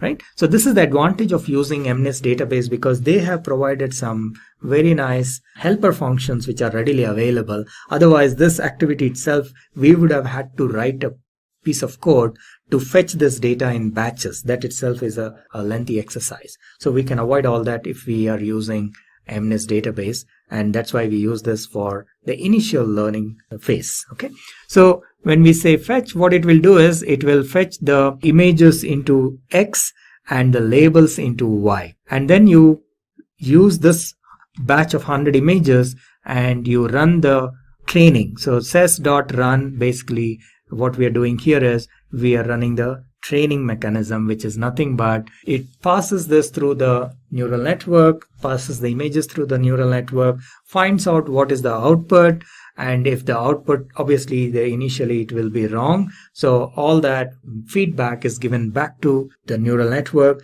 and thereby all the W's and B's get updated till it reaches 1000 iterations. In this case, the exit criteria is 1000, but you can also specify probably accuracy rate or something like that for the as an exit criteria. So here it just says that, okay, this particular image was wrongly predicted, so you need to update your weights and biases. That's the feedback given to each neuron, and that is run for 1000 iterations. And typically by the end of this 1000 iterations, the model would have learned to recognize these handwritten images. Obviously, it will not be 100% accurate. Okay, so once that is done, so this happens for 1000 iterations. Once that is done, you then test the accuracy of these models by using the test data set. Right? So this is what we are trying to do here. The code may appear a little complicated because if you're seeing this for the first time, you need to understand the various methods of TensorFlow and so on. But it is basically comparing the output with what is actually there. That's all it is doing. So you have your test data, and you're trying to find out what is the actual value and what is the predicted value, and seeing whether they are equal or not, tf.equal, right? And how many of them are correct, and so on and so forth. And based on that, the accuracy is calculated as well. So this is the accuracy, and that is what we are trying to see, how accurate the model is in predicting these numbers or these digits. Okay, so let us run this. This entire thing is in one cell, so we will have to just run it in one shot. It may take a little while. Let us see. And not bad. So it has finished the 1000 iterations, and what we see here as an output is the accuracy. So we see that the accuracy of this model is around 91%. Okay, now which is pretty good for such a short exercise. Within such a short time, we got 90% accuracy. However, in real life, this is probably not sufficient. So there are other ways to increase the accuracy. We will see probably in some of the later tutorials how to improve this accuracy, how to change maybe the hyperparameters like number of neurons or number of layers and so on and so forth, and so that this accuracy can be increased beyond 90%. We're going to dive right into what is Keras. We'll also go all the way through this into a couple of tutorials, because that's where you really learn a lot, is when you roll up your sleeves. So when we talk about what is Keras, Keras is a high-level deep learning API written in Python for easy implementation of neural networks. It uses deep learning frameworks such as TensorFlow, PyTorch, etc. as backend to make computation faster. And this is really nice because as a programmer, there is so much stuff out there and it's evolving so fast, it can get confusing. And having some kind of high-level order in there where you can actually view it and easily program these different neural networks is really powerful. It's really powerful to have something out really quick and also be able to start testing your models and seeing where you're going. So Keras works by using complex deep learning frameworks such as TensorFlow, PyTorch, MLPlade, etc. as a backend for fast computation, while providing a user-friendly and easy-to-learn front-end. And you can see here we have the Keras API specifications, and under that you'd have like TF Keras for TensorFlow, Thano Keras, and so on. And then you have your TensorFlow workflow that this is all sitting on top of. And this is, like I said, it organizes everything. The heavy lifting is still done by TensorFlow or whatever underlying package you put in there. And this is really nice because you don't have to dig as deeply into the heavy end stuff while still having a very robust package you can get up and running rather quickly. And it doesn't distract from the processing time because all the heavy lifting is done by packages like TensorFlow. This is the organization on top of it. So the working principle of Keras. The working principle of Keras is Keras uses computational graphs to express and evaluate mathematical expressions. And you can see here we put them in blue. They have the expression expressing complex problems as a combination of simple mathematical operators, where we have like the percentage, or in this case in Python that's usually your remainder, or multiplication. You might have the operator of x to the power of 0.3. And it is useful for calculating derivatives by using backpropagation. So if we're doing with neural networks, when we send the error back up to figure out how to change it, this makes it really easy to do that without really not banging your head and having to handwrite everything. It's easier to implement distributed computation, and for solving complex problems, specify input and outputs and make sure all nodes are connected. And so this is really nice as you come in through, is that as your layers are going in there, you can get some very complicated different setups nowadays, which we'll look at in just a second. And this just makes it really easy to start spinning this stuff up and trying out the different models. So when we look at Keras models, Keras model, we have a sequential model. Sequential model is a linear stack of layers where the previous layer leads into the next layer. And this, if you've done anything else, even like the sklearn with their neural networks and propagation and any of these setups, this should look familiar. You should have your input layer, it goes into your layer 1, layer 2, and then to the output layer. And it's useful for simple classifier or decoder models. And you can see down here we have the model equals a Keras sequential, and this is the actual code. You can see how easy it is. We have a layer that's dense, your layer 1. As an activation, they're using the ReLU in this particular example. And then you have your name layer 1, layer dense ReLU, name layer 2, and so forth. And they just feed right into each other, so it's really easy just to stack them, as you can see here, and it automatically takes care of everything else for you. And then there's a functional model. And this is really where things are at. This is new. Make sure you update your Keras, or you'll find yourself running this, doing the functional model. You'll run into an error code because this is a fairly new release. And it uses multi-input and multi-output model. The complex model, which forks into 2 or more branches. And you can see here we have our image inputs equals your Keras input shape equals 32 by 32 by 3. You have your dense layers, dense 64 activation ReLU. This should look similar to what you already saw before, but if you look at the graph on the right, it's going to be a lot easier to see what's going on. You have 2 different inputs. And one way you could think of this is maybe one of those is a small image and one of those is a full-sized image.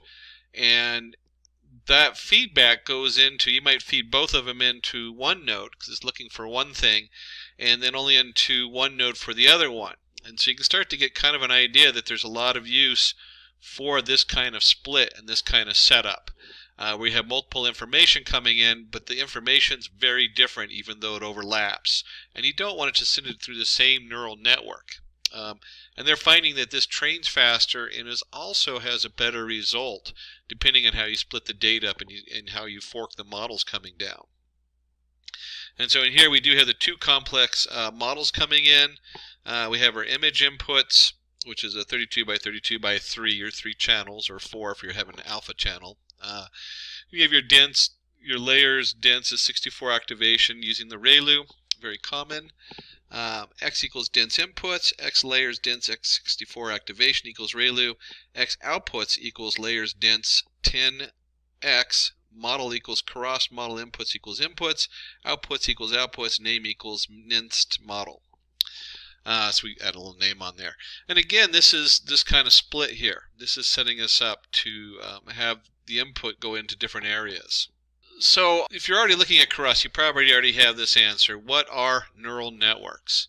But it's always good to get on the same page, and for those people who don't fully understand neural networks, to dive into them a little bit or do a quick overview.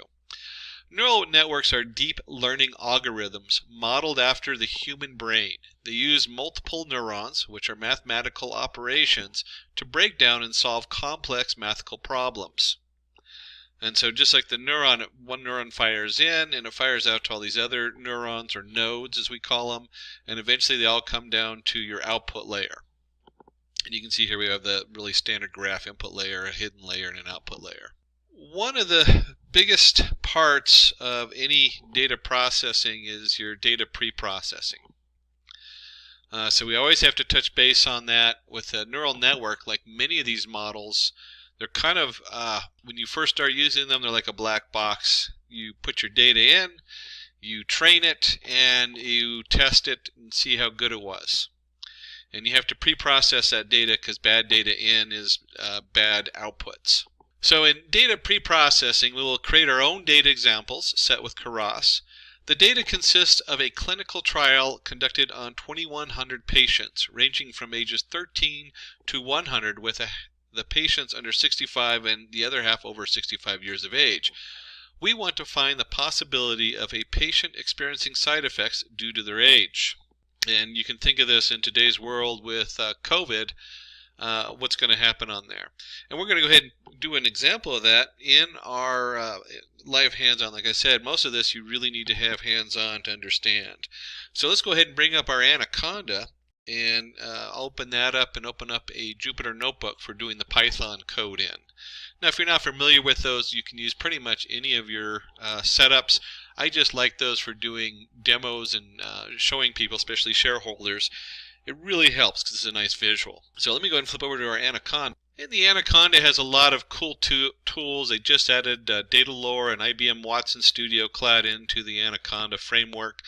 But we'll be in the Jupyter Lab or Jupyter Notebook. I'm going to do Jupyter Notebook for this because I use the lab for like large projects with multiple pieces because it has multiple tabs, where the notebook will work fine for what we're doing.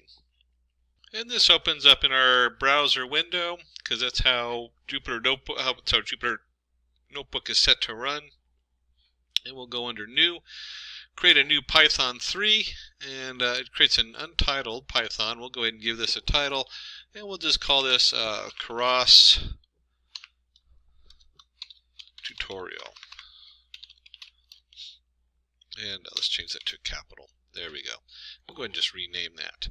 And the first thing we want to go ahead and do is get some pre-processing tools involved.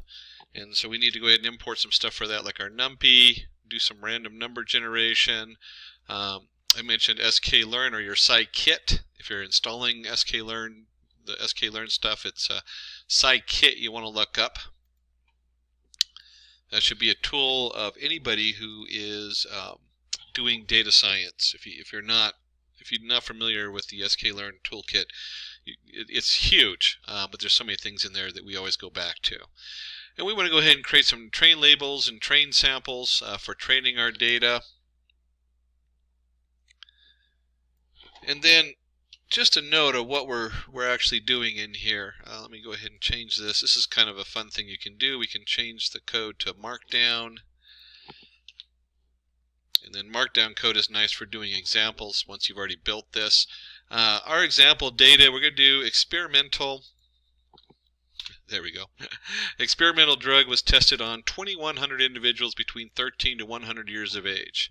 Half the participants are under 65, and 95% of participants are under 65. Experienced no side effects, while 95% of participants over 65 experienced side effects. So that's kind of where we're starting at. And this is just a real quick example, because we're going to do another one with a little bit more complicated information.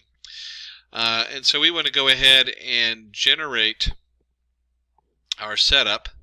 So we want to do for I in range, and we want to go ahead and create, if you look here, we have random integers, train the labels, append. So we're just creating some random data. And let me go ahead and just run that. And so once we've created our random data, and I mean, you can certainly ask for a copy of the code from Simplilearn. They'll send you a copy of this, or you can zoom in on the video and see how we went ahead and did our train samples, append. And we're just using this.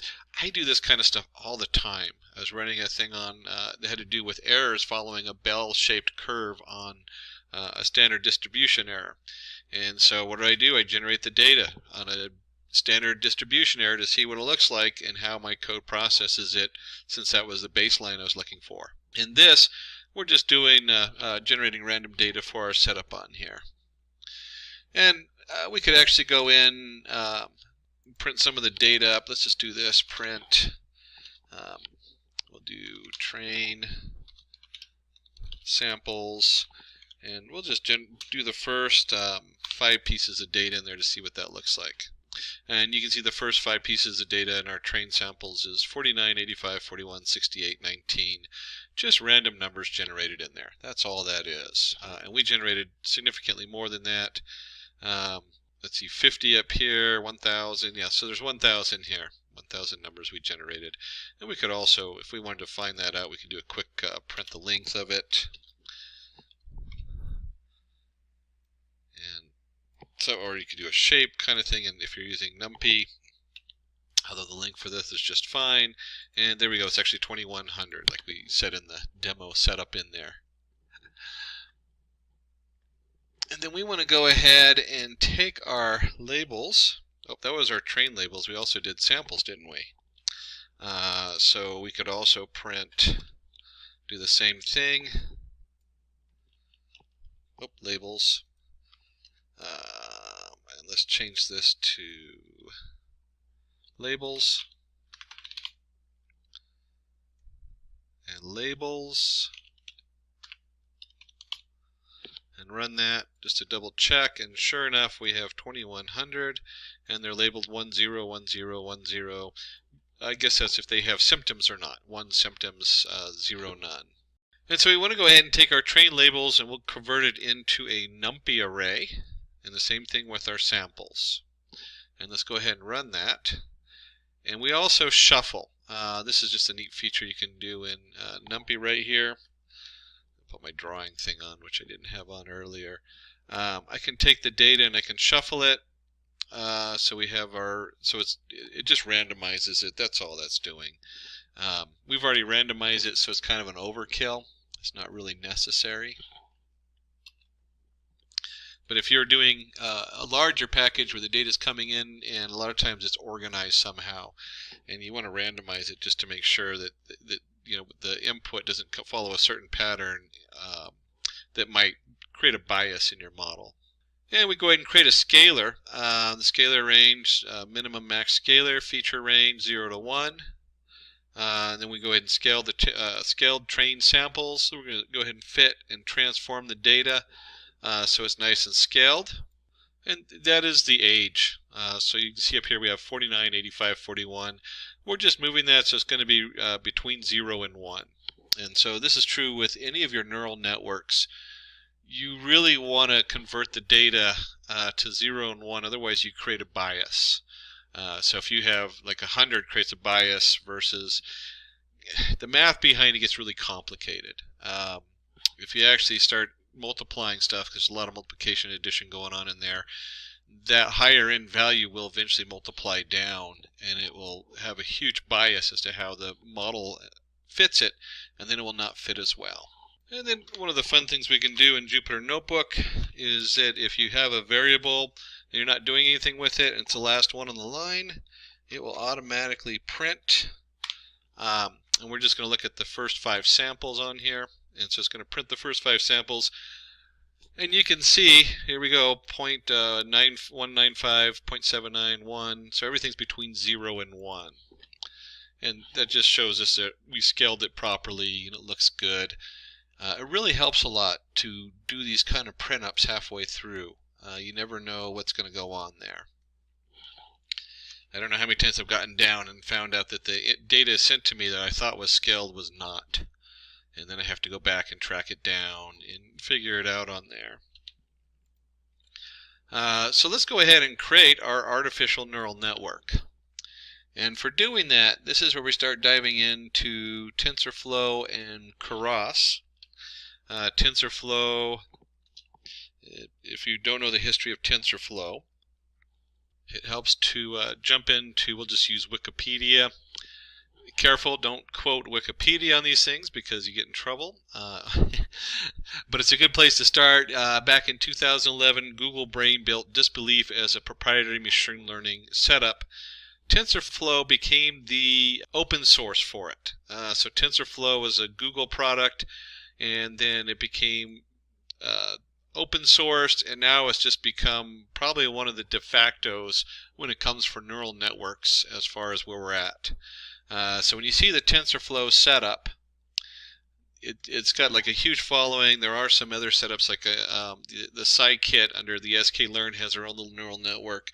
But the TensorFlow is the most robust one out there right now.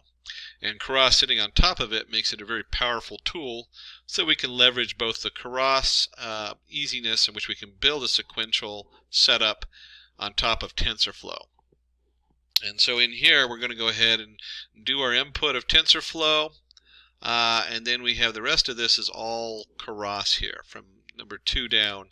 We're going to import from TensorFlow the Keras connection, and then you have your TensorFlow Keras models, import sequential. It's a specific kind of model. We'll look at that in just a second. If you remember from the files, that means it goes from one layer to the next layer to the next layer. There's no funky splits or anything like that. And then we have from TensorFlow Keras layers, we're going to import our activation and our dense layer. And we have our optimizer Atom. This is a big thing to be aware of, how you optimize your data. When you first do it, Atom's as good as any. Atom is usually, there's a number of optimizer out there. There's a couple of main ones, but Atom is usually assigned to bigger data. It works fine. Usually the lower data does it just fine, but Atom is probably the mostly used. But there are some more out there, and depending on what you're doing with your layers, your different layers might have different activations on them. And then finally down here you'll see our setup where we want to go ahead and use the metrics.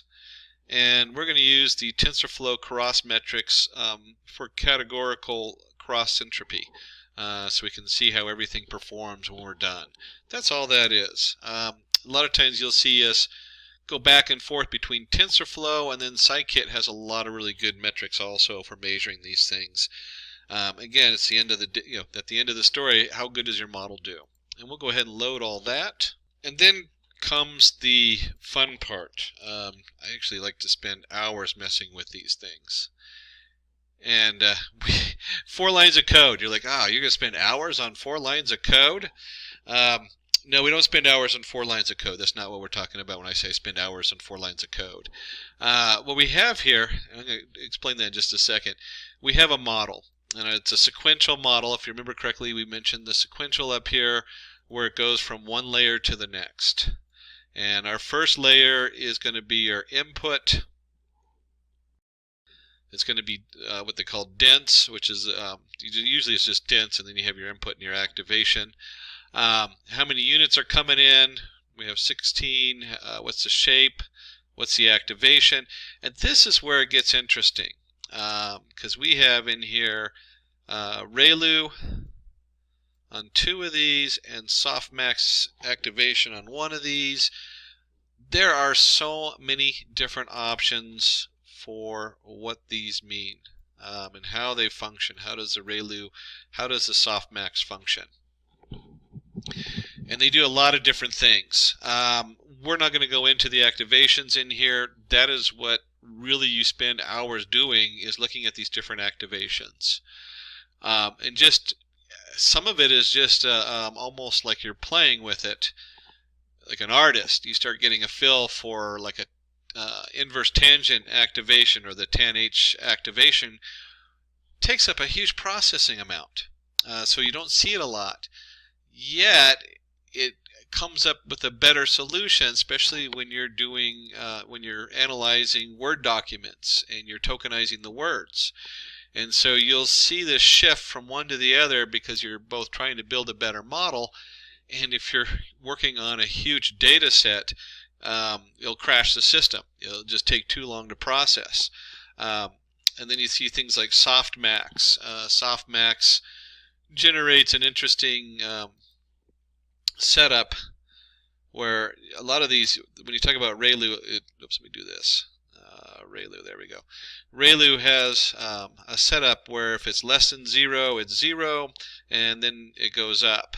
And then you might have what they call lazy setup, where it has a slight negative to it so that the errors can translate better. Same thing with softmax. It has a slight laziness to it so that errors translate better. All these little details make a huge difference on your model. So one of the really cool things about data science that I like is you build your what they call you build to fail. And it's an interesting design setup. Oops, I forgot the end of my code here. The concept of build to fail is you want the model as a whole to work so you can test your model out. So that you can do you can get to the end and you can do your, let's see, where was it? Overshot down here. You can test out the quality of your setup on there. And see, where did I do my TensorFlow? Oh, here we go. It was right above me. There we go. We start doing your cross entropy and stuff like that. Is you need a full functional set of code so that when you run it, you can then test your model out and say, hey, it's either this model works better than this model and this is why. And then you can start swapping in these models. And so when I say I spend a huge amount of time on pre-processing data, it's probably 80% of your programming time. Well, between those two, it's like 80-20. You'll spend a lot of time on the models. Once you get the model down, once you get the whole code and the flow down set, depending on your data, your models get more and more robust as you start experimenting with different inputs, different data streams, and all kinds of things. And we can do a simple model summary here. Here's our sequential, here's our layer, our output, our parameter. This is one of the nice things about Keras is you can see right here, here's our sequential 1 model. Boom, boom, boom, boom. Everything's set and clear and easy to read. So once we have our model built, the next thing we're going to want to do is we're going to go ahead and train that model. And so the next step is, of course, model training. And when we come in here, this a lot of times is just paired with the model because it's so straightforward.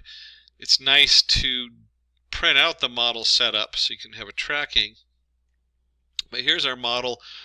The keyword in Keras is compile, optimizer atom, learning rate, another term right there that we're just skipping right over that really becomes the meat of the setup is your learning rate. So whoops, I forgot that I had an arrow, but I'll just underline it. A lot of times the learning rate set to 0.01. Depending on what you're doing, this learning rate can overfit and underfit. So you'd want to look up, I know we have a number of tutorials out on overfitting and underfitting that are really worth reading once you get to that point and understanding. And we have our loss, sparse categorical cross entropy. So this is going to tell Keras how far to go until it stops. And then we're looking for metrics of accuracy. So we'll go ahead and run that.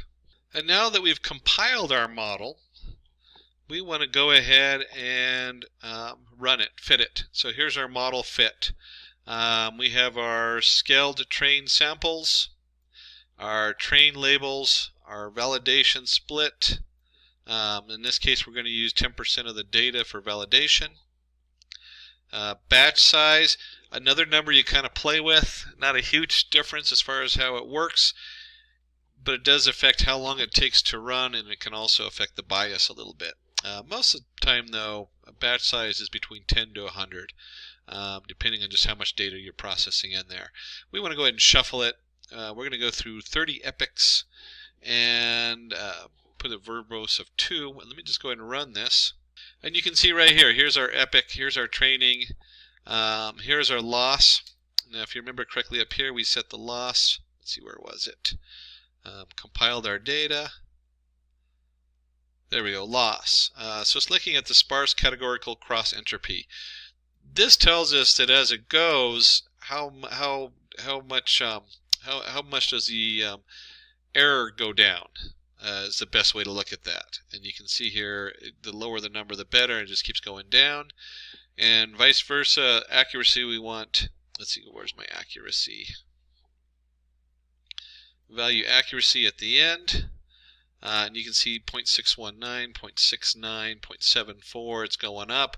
We want the accuracy, would be ideal if it made it all the way to 1. But we also, the loss is more important because it's a balance. You can have 100% accuracy and your model doesn't work because it's overfitted. Again, you want to look up overfitting and underfitting models. And we went ahead and went through 30 epochs. It's always fun to kind of watch your code going. To be honest, I usually the first time I run it, I'm like, oh, that's cool, I get to see what it does. And after the second time of running it, I'm like, I like to just not see that. And you can repress those, of course, in your code. Repress the warnings in the printing. And so the next step is going to be building a test set and predicting it now. So here we go. We want to go ahead and build our test set. And we have, just like we did our training set, a lot of times you just split your initial set up. But we'll go ahead and do a separate set on here. And this is just what we did above. There's no difference as far as the randomness that we're using to build this set on here. The only difference is that we already did our scalar up here. Well, that doesn't matter because the data is going to be across the same thing. But this should just be transform down here instead of fit transform. Because you don't want to refit your data on your testing data. There we go. And now we're just transforming it because you never want to transform the test data. Easy mistake to make, especially on an example like this where we're not doing, we're randomizing the data anyway, so it doesn't matter too much because we're not expecting something weird. And then we want to go ahead and do our predictions. The whole reason we built the model is we take our model, we predict, and we're going to do, here's our X-scale data, batch size 10, verbose, and now we have our predictions in here, and we could go ahead and do a, we'll print predictions, and then I guess I could just put down predictions in 5 so we can look at the first 5 of the predictions. And what we have here is we have our age and the prediction on this age versus what we think it's going to be, what we think is going to they're going to have symptoms or not. And the first thing we notice is that's hard to read because we really want a yes/no answer. So we'll go ahead and just round off the predictions using the argmax, the numpy argmax for predictions. So it just goes to a 0, 1, and if you remember, this is a Jupyter notebook, so I don't have to put the print. I can just put in rounded predictions, and we'll just do the first 5. And you can see here 0, 1, 0, 0, 0. So that's what the predictions are that we have coming out of this. Is no symptoms, symptoms, no symptoms, symptoms, no symptoms. And just as we were talking about at the beginning, we want to go ahead and take a look at this. There we go. Confusion matrices for accuracy check. Most important part when you get down to the end of the story, how accurate is your model before you go and play with the model and see if you can get a better accuracy out of it. And for this, we'll go ahead and use the scikit, the sklearn metrics, scikit being where that comes from. Import confusion matrix, some iteration tools, and of course a nice matplot library. That makes a big difference, so it's always nice to have a nice graph to look at. Picture's worth 1,000 words. And then we'll go ahead and call it CM for confusion matrix, y true equals test labels, y predict rounded predictions. And we'll go ahead and load in our CM. And I'm not going to spend too much time on the plotting, going over the different plotting code. You can spend, we have whole tutorials on how to do your different plotting on there. But we do have here is we're going to do a plot confusion matrix. There's our CM, our classes, normalized false, title, confusion matrix. CMAP is going to be in blues. And you can see here we have to the nearest CMAP, titles, all the different pieces, whether you put tick marks or not, the marks, the classes, the color bar. So a lot of different information on here as far as how we're doing the printing of the confusion matrix. You can also just dump the confusion matrix into a Seaborn and real quick get an output. It's worth knowing how to do all this when you're doing a presentation to the shareholders. You don't want to do this on the fly. You want to take the time to make it look really nice, like our guys in the back did. And let's go ahead and do this. Forgot to put together our CM plot labels. We'll go ahead and run that. And then we'll go ahead and call the definition for our mapping. And you can see here, plot confusion matrix. That's the little script we just wrote. And we're going to dump our data into it. So our confusion matrix, our classes, title confusion matrix, and let's just go ahead and run that. And you can see here we have our basic setup.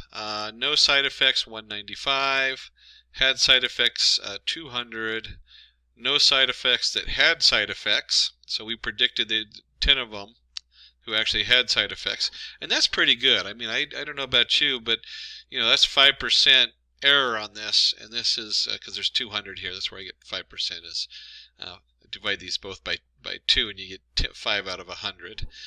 You can do the same kind of math up here. Not as quick on the fly because it's 15 and 195, not an easily rounded number.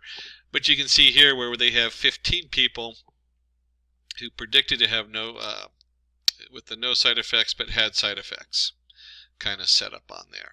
And these confusion matrix are so important at the end of the day.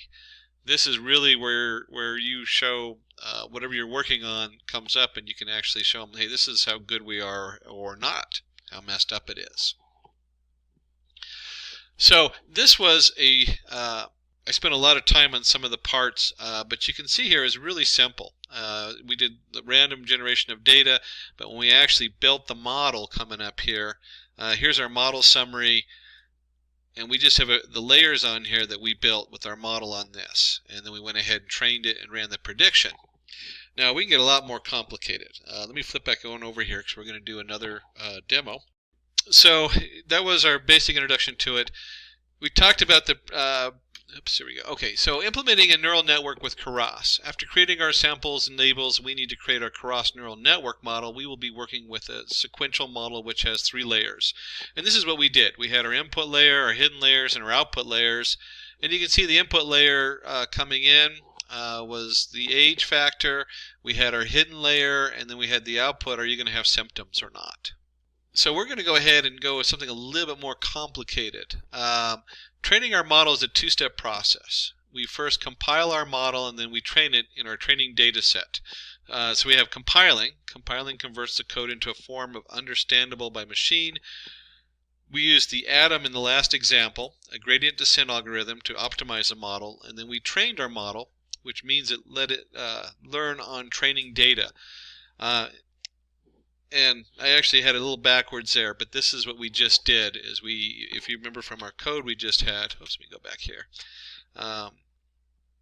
Here's our model that we created, summarized. We come down here and we compile it. So it tells it, hey, we're ready to build this model and use it. And then we train it. And this is the part where we go ahead and fit our model and put that information in here, and it goes through the training on there. And of course we scaled the data, which was really important to do. And then you saw we did the creating a confusion matrix with Keras. As we are performing classifications on our data, we need a confusion matrix to check the results. A confusion matrix breaks down the various misclassifications as well as correct classifications to get the accuracy. And so you can see here, this is what we did with the true positive, false positive, true negative, false negative. And that is what we went over. Let me just scroll down here. On the end, we printed it out, and you can see we have a nice printout of our confusion matrix with the true positive, false negative, true negative. And so the blue ones, we want those to be the biggest numbers because those are the better side. And then we have our false predictions on here as far as this one. So it had no side effects, but we predicted, let's see, no side effects predicting side effects and vice versa. If getting your learning started is half the battle, what if you could do that for free? Visit SkillUp by Simplilearn. Click on the link in the description to know more.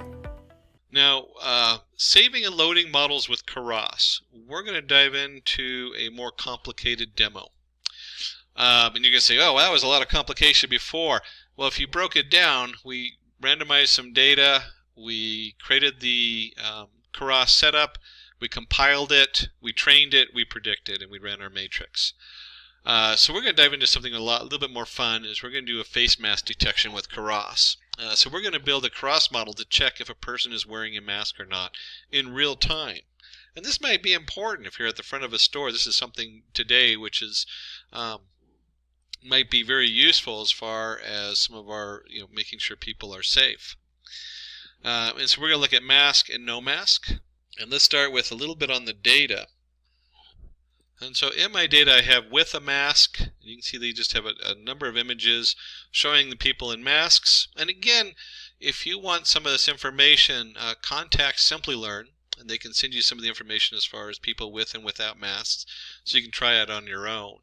And this is just such a wonderful example of this setup on here. So before I dive into the mask detection, talking about being in the current with COVID and seeing if people are wearing masks, this particular example I had to go ahead and update to a Python 3.8 version. It might run in a 3.7, I'm not sure. I kind of skipped 3.7 and installed 3.8. So I'll be running in a Python 3.8, and then you also want to make sure your TensorFlow is up to date, because they call functional layers, that's where they split, if you remember correctly from back. Let's take a look at this. Remember from here, the functional model and a functional layer allows us to feed in the different layers into different nodes into different layers and split them. Very powerful tool, very popular right now in the edge of where things are with neural networks and creating a better model. So I've upgraded to Python 3.8, and let's go ahead and open that up and go through our next example, which includes multiple layers, programming it to recognize whether someone wears a mask or not, and then saving that model so we can use it in real time. So we're actually almost a full end-to-end development of a product here. Of course, this is a very simplified version, and there'd be a lot more to it. You'd also have to do like recognizing whether it's someone's face or not. All kinds of other things go into this. So let's go ahead and jump into that code, and we'll open up a new Python 3. Oops, Python 3. It's working on it. There we go. And then we want to go ahead and train our mask. We'll just call this train mask. And we want to go ahead and train mask and save it. So it's save mask, train mask detection, not to be confused with masking data. A little bit different. We're actually talking about a physical mask on your face. And then from the Keras standpoint, we got a lot of imports to do here. And I'm not going to dig too deep on the imports. We're just going to go ahead and notice a few of them. So we have in here, oops, let me go Alt-D, there we go. Have something to draw with a little bit here.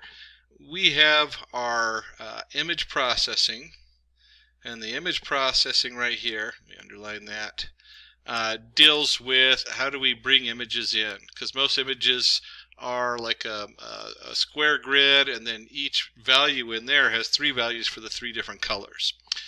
Keras and TensorFlow do a really good job of working with that, so you don't have to do all the heavy listening and figuring out what's going to go on. And we have the mobile net average pooling 2D. This again is how do we deal with the images and pulling them? Dropout's a cool thing worth looking up. If you haven't, as you get more and more into Keras and TensorFlow, it'll auto drop out certain nodes. That way you'll get a better, the nodes just kind of die. They find that they actually create more of a bias than a help, and they also add processing time, so they remove them. And then we have our flatten. That's where you take that huge array with the 3 different colors and you find a way to flatten it so it's just a one-dimensional array instead of a 2 by 2 by 3. Dense input, we did that in the other one, so that should look a little familiar. Oops, there we go. Our input, our model. Again, these are things we had on the last one. Here's our optimizer with our atom. We have some pre-processing on the input that goes along with bringing in the data in. More pre-processing with image to array, loading the image. This stuff is so nice. It looks like a lot of work, so you have to import all these different modules in here. But the truth is it does everything for you. You're not doing a lot of pre-processing. You're letting the software do the pre-processing. And we're going to be working with setting something to categorical. Again, that's just a conversion from a number to a category. 0, 1 doesn't really mean anything. It's like true, false. Label binarizer, the same thing. We're changing our labels around. And then there's our train, test, split, classification report. Our IM utilities, let me just go ahead and scroll down here a notch for these. This is something a little different going on down here. This is not part of the TensorFlow or the sklearn. This is the scikit setup in TensorFlow above. The path, this is part of OpenCV, and we'll actually have another tutorial going out with the OpenCV. So if you want to know more about OpenCV, you'll get a glance on it in this software, especially the second piece when we reload up the data and hook it up to a video camera. We're going to do that on this round. But this is part of the OpenCV thing, and you'll see CV2 is usually how that's referenced. But the IM utilities has to do with how do you rotate pictures around and stuff like that, and resize them. And then the Matplotlib library for plotting, because it's nice to have a graph, tells us how good we're doing, and then of course our NumPy numbers array and just a straight OS access. Wow, so that was a lot of imports. Like I said, I'm not going to spend, I spent a little time going through them, but we didn't want to go too much into them. And then I'm going to create some variables that we need to go ahead and initialize. We have the learning rate, number of epochs to train for, and the batch size. And if you remember correctly, we talked about the learning rate to the -4.00001. A lot of times it's 0.001 or 0.001. Usually it's in that variation depending on what you're doing and how many epochs, and they kind of play with the epochs. The epochs is how many times we're going to go through all the data. And now I have it as 2. The actual setup is for 20, and 20 works great. The reason I have it for 2 is it takes a long time to process. One of the downsides of Jupyter is that Jupyter isolates it to a single kernel. So even though I'm on an 8-core processor with 16 dedicated threads, only one thread is running on this, no matter what. So it doesn't matter. So it takes a lot longer to run, even though TensorFlow really scales up nicely. And the batch size is how many pictures do we load at once and process. Again, those are numbers you have to learn to play with depending on your data and what's coming in.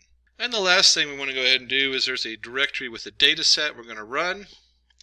And this just has images of masks and not masks. And if we go in here, you'll see data set. And then you have pictures with masks. They're just images of people with masks on their face. And then we have the opposite. Let me go back up here. Without masks. So it's pretty straightforward. They look kind of askew because they tried to format them into very similar setup on there. So they're mostly squares. You'll see some that are slightly different on here. And that's kind of an important thing to do on a lot of these data sets. Get them as close as you can to each other. And we actually will run in this processing of images up here and the Keras layers and importing and dealing with images. It does such a wonderful job of converting these that a lot of it we don't have to do a whole lot with. So you have a couple things going on there. And so we're now going to be, this is now loading the images, and let me see. And we'll go ahead and create data and labels. Here's our here's the features going in, which is going to be our pictures, and our labels going out. And then for categories in our list directory, and if you remember, I just flashed that at you. It had face mask or no face mask. Those are the two options. And we're just going to load into that. We're going to append the image itself and the labels. So we're just going to create a huge array. And you can see right now this could be an issue if you had more data. At some point, thankfully I have a 32 gig hard drive or RAM. Even that, you could do with a lot less of that. Probably under 16 or even 8 gigs would easily load all this stuff. And there's a conversion going on in here. I told you about how we are going to convert the size of the image so it resizes all the images. And that way our data is all identical the way it comes in. And you can see here with our labels, we have without mask, without mask, without mask. The other one would be with mask. Those are the two that we have going in there. And then we need to change it to the one-hot encoding. And this is going to take our, up here we had, what was it, labels and data. We want the labels to be categorical. So we're going to take labels and change it to categorical, and our labels then equal a categorical list. We'll run that. And again, if we do labels and we just do the last or the first 10, let's do the last 10 just because minus 10 to the end. There we go. Just so we can see what the other side looks like. We now have 1. That means they have a mask. 1, 0, 1, 0, so on. 1 being they have a mask, and 0 no mask. And if we did this in reverse, I just realized that this might not make sense if you've never done this before. Let me run this. 0, 1. So 0 is, do they have a mask on? 0. Do they not have a mask on? 1. So this is the same as what we saw up here without mask. 1 equals, the second value is without mask. So with mask, without mask. And that's just with any of your data processing, we can't really, if you have a 0, 1 output, it causes issues as far as training and setting it up. So we always want to use a one-hot encoder if the values are not actual linear value or regression values. They're not actual numbers if they represent a thing. And so now we need to go ahead and do our train X, test X, train Y, test Y, train, split, test data. And we'll go ahead and make sure it's going to be random, and we'll take 20% of it for testing and the rest for setting it up as far as training their model. This is something that's become so cool. When they're training these sets, they realize we can augment the data. What does augment mean? Well, if I rotate the data around and I zoom in, I zoom out, I rotate it, share it a little bit, flip it horizontally, fill mode, as I do all these different things to the data, it is able to, it's kind of like increasing the number of samples I have.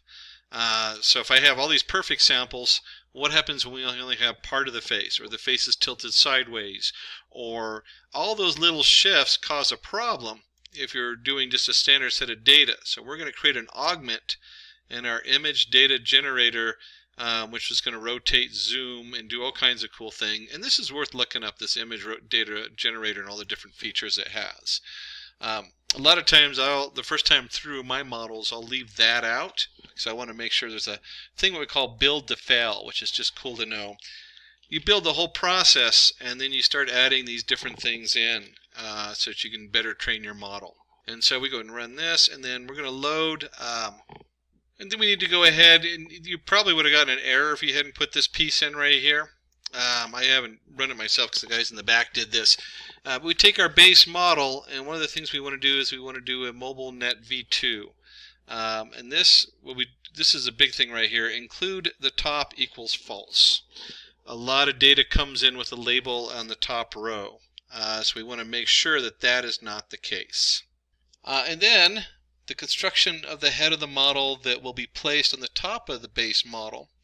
We want to go ahead and set that up. And you'll see a warning here. I'm kind of ignoring the warning because it has to do with the size of the pictures and the weights for input shape. So it'll switch things to defaults, just saying, hey, we're going to auto shape some of this stuff for you. You should be aware that with this kind of imagery, we're already augmenting it by moving it around and flipping it and doing all kinds of things to it. So that's not a bad thing in this. But in other data, it might be if you're working in a different domain. And so we're going to go back here, and we have our base model. We're going to do our head model equals our base model output. And what we got here is we have an average pooling 2D, pool size 7.7 head model. Head model flatten, so we're flattening the data. So this is all processing and flattening the images. And the pooling has to do with some of the ways it can process some of the data. We'll look at that a little bit when we get down to the lower level and is processing it. And then we have our dense. We've already talked a little bit about a dense, just what you think about. And then the head model has a dropout of 0.5. What we can do with a dropout? The dropout says that we're going to drop out a certain amount of nodes while training. So when you actually use the model, it will use all the nodes. But this drops certain ones out, and it helps stop biases from forming. So it's really a cool feature in here. They discovered this a while back. We have another dense mode, and this time we're using softmax activation. Lots of different activation options here. Softmax is a real popular one for a lot of things, and so is the ReLU. And we could do a whole talk on activation formulas and what their different uses are and how they work. When you first start out, you'll use mostly the ReLU and the softmax for a lot of them, just because they're some of the basic setups. It's a good place to start. And then we have our model equals model, inputs equals base model dot input, outputs equals head model. So again, we're still building our model here. We'll go ahead and run that. And then we're going to loop over all the layers in the base model and freeze them so they will not be updated during the first training process. So for layer and base model layers, layers.trainable equals false. A lot of times when you go through your data, you want to kind of jump in partway through.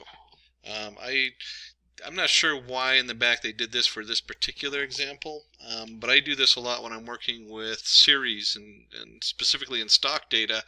I want it to iterate through the first set of 30 data before it does anything.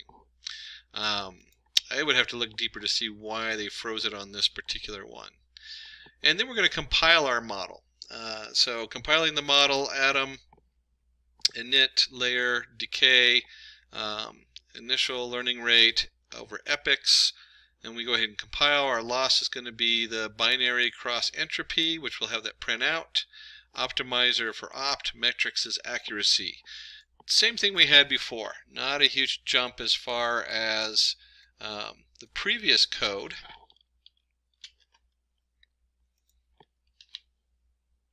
And then we go ahead and we've gone through all this, and now we need to go ahead and fit our model. So train the head of the network, print info training head, run. Now I skipped a little time because you'll see the runtime here is at 80 seconds per epoch. It takes a couple minutes for it to get through on a single kernel. One of the things I want you to notice on here while it's finishing the processing is that we have up here our augment going on. So anytime the train X and train Y go in, there's some randomness going on there and is jiggling it around what's going into our setup. Of course, we're batch sizing it, so it's going through whatever we set for the batch values, how many we process at a time. And then we have the steps per epoch, the train X, the batch size, validation data. Here's our test X and test Y where we're sending that in. And this, again, it's validation. One of the important things to know about validation is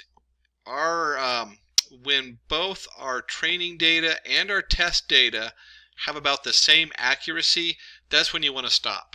That means that our model isn't biased. If you have a higher accuracy on your testing, you've trained it, and your accuracy is higher on your actual test data, then something in there is probably has a bias and it's overfitted. So that's what this is really about right here with the validation data. and validation steps. So it looks like it's, let me go ahead and see if it's done processing. Looks like we've gone ahead and gone through 2 epochs. Again, you could run this through about 20 with this amount of data, and it would give you a nice refined model at the end. We're going to stop at 2 because I really don't want to sit around all afternoon, and I'm running this on a single thread. So now that we've done this, we're going to need to evaluate our model and see how good it is. And to do that, we need to go ahead and make our predictions. These are our predictions on our test X to see what it thinks are going to be.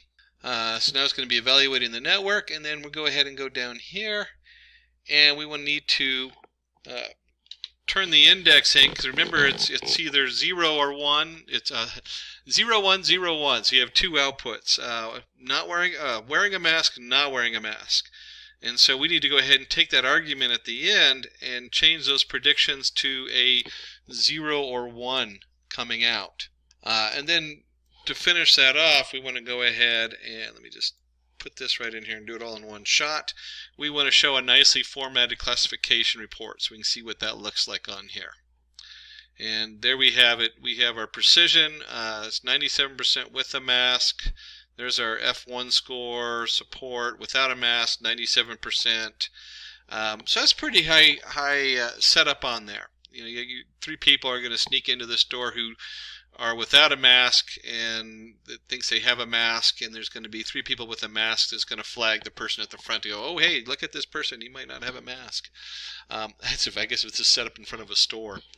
So there you have it. And of course, one of the other cool things about this is if someone's walking into the store and you take multiple pictures of them, you know, this is just it would be a way of flagging, and then you can take that average of those pictures and make sure they match or don't match if you're on the back end. And this is an important step because this is just cool. I love doing this stuff. So we're going to go ahead and take our model and we're going to save it. So model save mask detector.model. We're going to give it a name. We're going to save the format. In this case, we're going to use the H5 format. And so this model we just programmed has just been saved. So now I can load it up into, say, another program.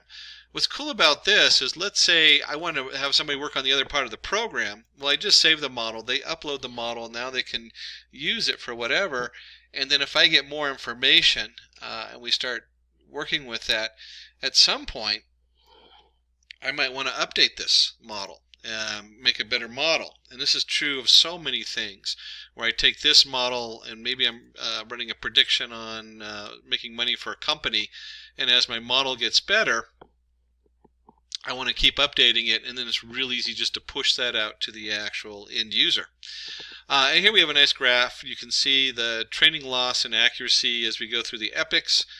We only did the, only shows just the one epoch coming in here, but you can see right here as the value loss, train accuracy, and value accuracy start switching and they start converging. And you'll hear converging. This is the convergence they're talking about when they say I know when I work in the scikit with sklearn neural networks, this is what they're talking about, a convergence, is our loss and our accuracy come together, and also up here, and this is why I'd run it more than just 2 epochs. As you can see, they still haven't converged all the way. So that would be a cue for me to keep going. But what we want to do is we want to go ahead and create a new Python 3 program. And we just did our train mask. So now we're going to go ahead and import that and use it and show you in a live action. Get a view of both myself in the afternoon along with my background of an office, which is in the middle still of reconstruction for another month. And we'll call this mask detector. And then we're going to grab a bunch of a few items coming in.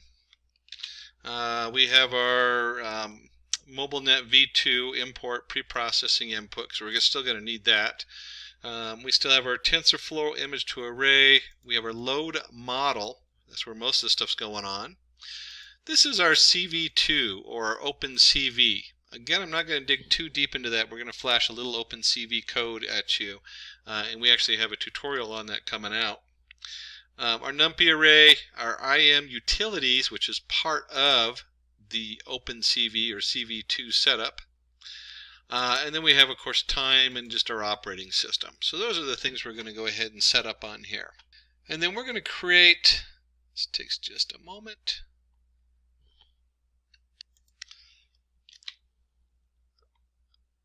Our module here, which is going to do all the heavy lifting.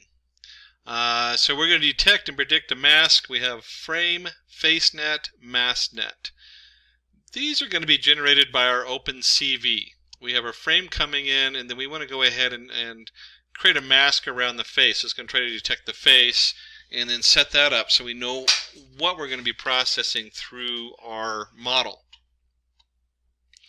And then there's a frame shape here. This is just our height versus width. That's all HW stands for. They've called it blob, which is a CV2 DNN blob form image frame. So this is reformatting this frame that's going to be coming in literally from my camera. And we'll show you that in a minute, that little piece of code that shoots that in here. And we're going to pass the blob through the network and obtain the face detections. So facenet.setImport blob, detections facenet forward, print detections shape. So this is what's going on here. This is that model we just created. We're going to send that in there, and I'll show you in a second where that is, but it's going to be under facenet.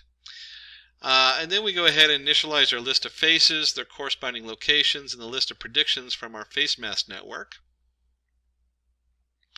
We're going to loop over the detections, and this is a little bit more work than you think as far as looking for different faces. What happens if you have a crowd of faces? So we're looping through the detections and the shapes going through here. And probability associated with the detection. Here's our confidence of detections. We're going to filter out weak detection by ensuring the confidence is greater than the minimum confidence. So we've set it, remember, 0 to 1. So 0.5 would be our minimal confidence, probably is pretty good. And then we're going to put in compute bounding boxes for the object. If I'm zipping through this, it's because we're going to do an OpenCV, and I really want to stick to just the Keras part. And so I'm just kind of jumping through all this code. You can get a copy of this code from Simplilearn and take it apart, or look for the OpenCV coming out. And we'll create a box. The box sets it around the image. Ensure the bounding boxes fall within the dimensions of the frame. So we create a box around what we hope is going to be the face. Extract the face, ROI, convert it from BGR to RGB channel. Again, this is an OpenCV issue. Not really an issue, but it has to do with the order. I don't know how many times I've forgotten to check the order colors when working with OpenCV. Causes all kinds of fun things when red becomes blue and blue becomes red. And we're going to go ahead and resize it, process it, frame it, face frame, setup. Again, the face, the CV2 color, we're going to convert it. We're going to resize it, image to array, pre-process the input, pin the face, locate face, start X, start Y, and X. Boy, that was just a huge amount, and I skipped over a ton of it, but the bottom line is we're building a box around the face, and that box, because the OpenCV does a decent job of finding the face, and that box is going to go in there and see, hey, does this person have a mask on it? And so that's what all this is doing on here. And then finally we get down to this where it says predictions equals masknet.predict faces batch size 32. So these different images where we're guessing where the face is are then going to go through and generate an array of faces, if you will. And we're going to look through and say, does this face have a mask on it? And that's what's going right here is our prediction. That's the big thing that we're working for. And then we return the locations and the predictions. The location just tells where on the picture it is, and then the prediction tells us what it is. Is it a mask or is it not a mask? Alright, so we've loaded that all up. So we're going to load our serialized face detector model from disk. And we have the path that it was saved in. Obviously you're going to put it in a different path depending on where you have it or however you want to do it and how you saved it on the last one where we trained it.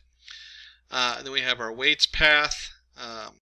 And so finally our facenet, here it is, equals cv2.dnn.readnet proto-text path weights path. And we're going to load that up on here. So let me go ahead and run that. And then we also need to, I'll just put it right down here. I always hate separating these things in there. And then we're going to load the actual mass detector model from disk. This is the model that we saved. So let's go ahead and run that on there also. So this is pulling in all the different pieces we need for our model. And then the next part is we're going to open up our video. And this is just kind of fun because it's all part of the OpenCV video setup. And we just put this all in as one. There we go. So we're going to go ahead and open up our video. We're going to start it and we're going to run it until we're done. And this is where we get some real kind of live action stuff, which is fun. This is what I like working about with images and videos, is that when you start working with images and videos, it's all right there in front of you. It's visual and you can see what's going on. So we're going to start our video streaming. This is grabbing our video stream source 0 start. That means it's grabbing my main camera I have hooked up. And then starting video, you're going to print it out. Here's our video source equals 0 start. Loop over the frames from the video stream. Oops, a little redundancy there. Let me close.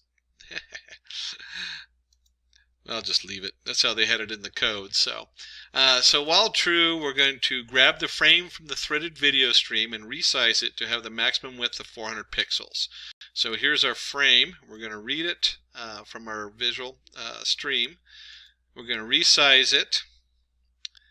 And then we have a returning. Remember, we returned from our procedure the location and the prediction. So detect and predict mask. We're sending it the frame. We're sending it the facenet and the mask net. So we're sending all the different pieces that say this is what's going through on here. And then it returns our location and predictions, and then for our box and predictions in the location and predictions. And the box is again, this is an OpenCV set that says, hey, this is a box coming in from the location. Because you have the two different points on there. And then we're going to unpack the box and predictions, and we're going to go ahead and do mask without a mask equals prediction. We're going to create our label, no mask. We're going to create color if the label equals mask L00225. And this is going to make a lot more sense when I hit the run button here. But we have the probability of the label. We're going to display the label and bounding box rectangle in the output frame. And then we're going to go ahead and show the output from the frame, CV2 IM show frame. And then the key equals CV2 wait key 1. We're just going to wait till the next one comes through from our feed. And we're going to do this until we hit the stop button pretty much. So are you ready for this? Let's see if it works. We've distributed our model. We've loaded it up into our distributed code here. We've got it hooked into our camera. And we're going to go ahead and run it. And there it goes. It's going to be running, and we can see the data coming down here, and we're waiting for the pop-up. And there I am in my office with my funky headset on. And you can see in the background my unfinished wall, and it says up here, no mask. Oh no, I don't have a mask on. I wonder if I cover my mouth, what would happen? You can see my no mask goes down a little bit. I wish I'd brought a mask into my office. It's up at the house.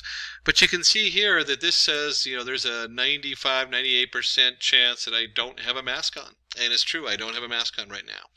And this could be distributed. This is actually an excellent little piece of script that you could start, you install somewhere on a video feed on a security camera or something, and then you'd have this really neat setup saying, hey, do you have a mask on when you enter a store or public transportation or whatever it is where they're required to wear a mask. Let me go ahead and stop that. Now, if you want a copy of this code, definitely give us a holler. We will be going into OpenCV in another one, so I skipped a lot of the OpenCV code in here as far as going into detail. Really focusing on the Keras saving the model, uploading the model, and then processing a streaming video through it so you can see that the model works. We actually have this working model that hooks into the video camera, which is just pretty cool and a lot of fun. So I told you we're going to dive in and really roll up our sleeve and do a lot of coding today. We did the basic demo up above for just pulling in a Keras, and then we went into a Keras model where we pulled in data to see whether someone was wearing a mask or not. So very useful in today's world as far as a fully running application. What is in it for you today? We're going to cover what is Keras, computational graphs, what are neural networks, sequential models, and then we'll do a hands-on demo so you can see what's going on with sequential models in Keras. So what is Keras? Keras is a high-level Python deep learning API, which is used for easy implementation of neural networks. It has multiple low-level backends like TensorFlow, Thano, PyTorch, etc., which are used for fast computation. So you could think of this as Keras being almost its own little programming language, and then it sits on neural networks. In this case, the ones listed were TensorFlow, Thano, and PyTorch, which can all integrate with the Keras model. This makes it very diverse and also makes it very easy to use and switch around with different things. Keras is very user-friendly as far as neural network software goes as a high-level API. Computational graphs. So computational graphs are really the heart and soul of neural networks. We talk about a computational graph. They are a visual representation of expressing and evaluating mathematical equations. The nodes and data flow in a graph correspond to mathematical operations and variables. You'll hear a lot, some of the terms you might hear are node and edge, the edge being the data flow in this case. It could also represent an actual value. They have, I think in Spark they have a graph X, which works just on computing edges. There's all kinds of stuff that has evolved from computational graphs. We're focusing just on Keras and on neural networks. So we're not going to go into great detail on everything a computational graph does. It is a core component of a neural network, is what's important to know on this. So Keras offers a Python user-friendly front end while maintaining a strong computation power by using a low-level API like TensorFlow, PyTorch, etc., which use computational graphs as a backend. So one, this allows for abstraction of complex problems while specifying control flow. If you've ever looked at some of the backend or the original versions of TensorFlow, it's really a nightmare. You have all these different settings you have to put in there and create. It's a lot of back-end programming. This is like the old computers when you had to tell it how to dispose of a variable and how to properly reallocate the memory for use. All that is covered nowadays in our higher level programming. Well, this is the same thing with Keras, is it covers a lot of this stuff and does things for you that you could spend hours on just trying to figure out. It's useful for calculating derivatives by using backpropagation. We're definitely not going to teach a class on derivatives in this little video, but understanding a derivative is the rate of change. So if you have a particular function you're using in your neural network, a lot of them is just simple y equals mx plus b, your Euclidean geometry where you just have a simple slope times the intercept. And they get very complicated. They have the inverse tangent function for activation as opposed to just a linear Euclidean model. And you can think about this as you have your data coming in and you have to alter it somehow. Well, you alter it going down to get an answer, you end up with an error, and that error goes back up, and you have to have that back propagation with the derivative. You want to know how it changed so that you can figure out how to adjust it for the error. A lot of that's hidden, so you don't even have to worry about it with Keras. And in today's Keras, it'll even, if you create your own formula for computing an answer, it will automatically compute the derivative for you in a lot of cases. It's easier to implement distributed computation. So Keras is a really nice way to package it and get it off on different computers and share it. And it allows parallelism, which means that two operations can run simultaneously. So as we start developing these backends, it can do all kinds of cool things and utilize multiple cores, GPUs on a computer to get that parallel processing up. What are neural networks? Well, like I said, there are already, we talked about in computational edges, you have a node and you have a connection, or your edge. So neural networks are algorithms fashioned after the human brain, which contain multiple layers. Each layer contains a node called a neuron, which performs a mathematical operation. They break down complex problems into simple operations. So an input layer takes in our data and pre-processes it. When we talk about pre-processing, when you're dealing with neural networks, you usually have to pre-process your data so that it's between -1 and 1 or 0 and 1 into some kind of value that's usable. That occurs before it gets to the neural network. In fact, 80% of data science is usually in prepping that data and getting it ready for your different models. 2, you have hidden layer performs a nonlinear transformation of input. Now it can do a linear transformation. It can use just a basic Euclidean geometry, and you could think of a node adding all the different connections coming in. So each connection would have a weight, and then it would add to that weight plus an intercept in the node itself. So you can actually use Euclidean geometry. But a lot of these get really complicated. They have all these different formulas, and they're really cool to look at. But when you start looking at them, look at how they work. You really don't need to know the high math behind it to figure them out and figure out what they're doing, which is really cool. That means a lot of people can use this without having to go get a PhD in mathematics. Number 3, the output layer takes the results from hidden layer, transforms them, and gives a final output. So sequential models. So what makes this a sequential model? Sequential models are linear stacks of layers where one layer leads to the next. It is simple and easy to implement, and you just have to make sure that the previous layer is the input to the next layer. So you have used for plain stack of layers where each layer has one input and one output tensor, and this is what TensorFlow is named after. Is each one of these layers is like a tensor. Each node is a tensor, and then the layer is also considered a tensor of values. And it's used for simple classifier, declassifier models. It's also used for regression models too. So it's not just about this is something, this is a teapot, this is a cat, this is a dog.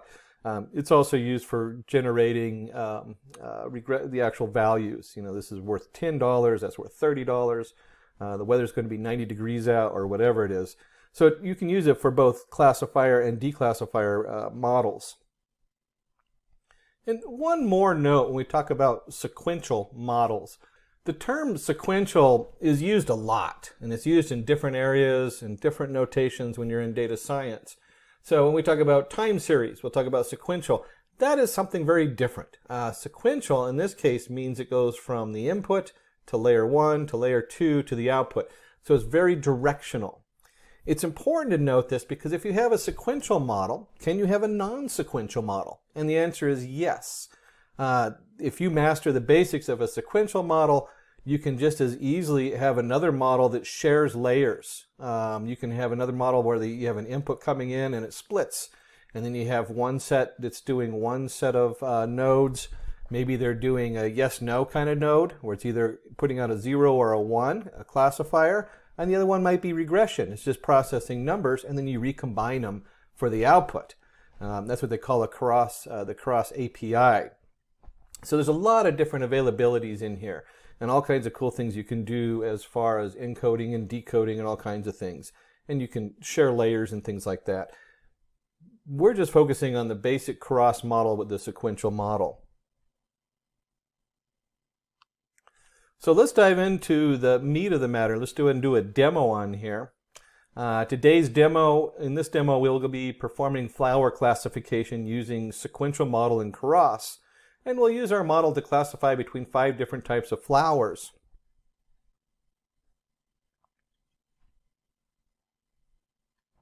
Now, for this demo, and you can do this demo on whatever platform you want, or whatever user interface for developing Python, I'm actually using Anaconda, and then I'm using Jupyter notebooks to develop in. And if you're not familiar with this, you can go under Environment. Once you've created an environment, you can come in here to open a terminal window. And if you don't have the different modules in here, you can do your Anaconda install, whatever module it is. Just happened that this particular setup didn't have a Seaborn in it, which I already installed. So here's our Anaconda, and then I'm going to go back and start up my Jupyter notebook, where I already created a new Python project, Python 3. I'm in Python 3.8 on this particular one. Sequential model for flowers. So lots of fun there. So we're going to jump right into this. The first thing is to make sure you have all your modules installed. So if you don't have NumPy, Pandas, Matplotlib, and Seaborn, and the Keras, and sklearn, or Scikit, it's not actually sklearn, you'll need to go ahead and install all of those.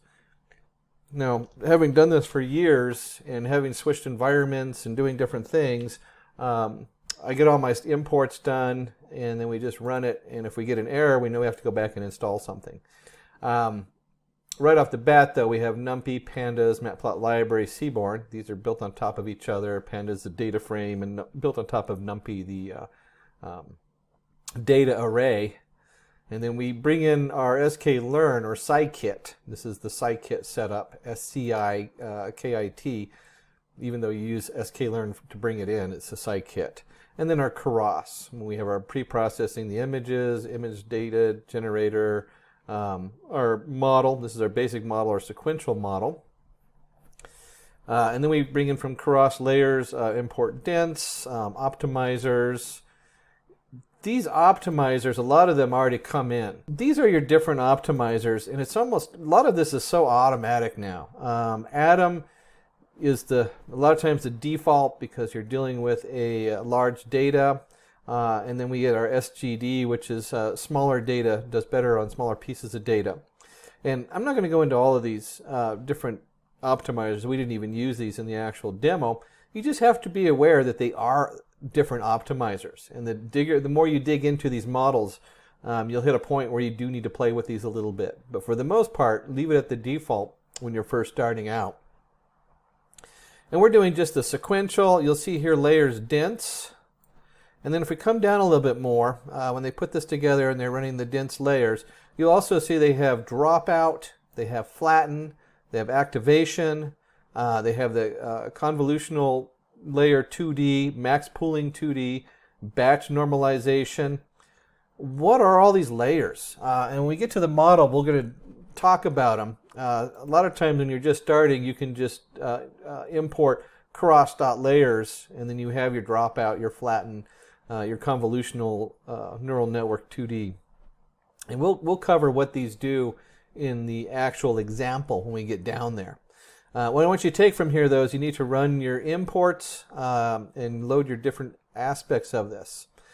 And, of course, your TensorFlow TF, because this is all built on TensorFlow. And then finally, import random as RN, just for random generation. And then we get down here, we have our CV2. That is your open image, or your open CV, they call it, for processing images. That's what the CV2 is. We have our TQDM. The TQDM is for is a progress bar. Just a fancy way of adding, when you're running a process, you can view the bar going across in the Jupyter setup. Not really necessary, but it's kind of fun to have. We want to be able to shuffle some files. Again, these are all different things. PIL is another image processor. It goes with the CV2. A lot of times you'll see both of those. And so we run those. We've got to bring them all in. And the next thing is to set up our directories.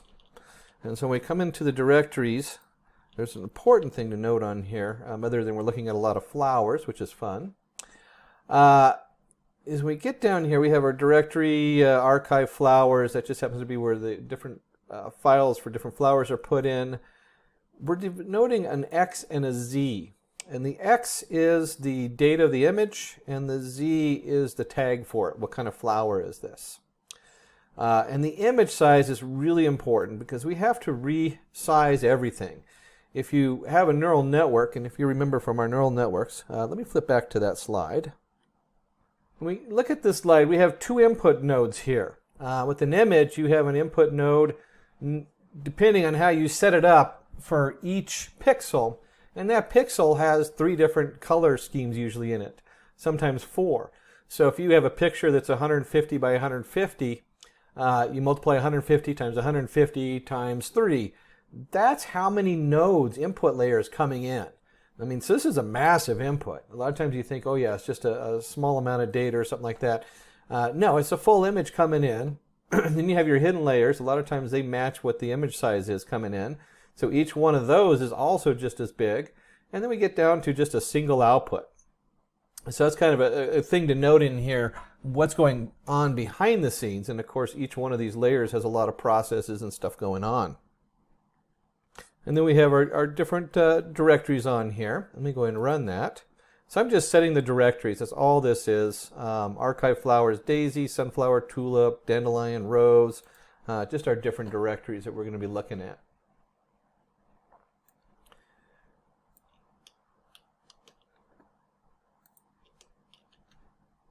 And then we want to go ahead and we need to assign labels. Remember, we defined X and Z.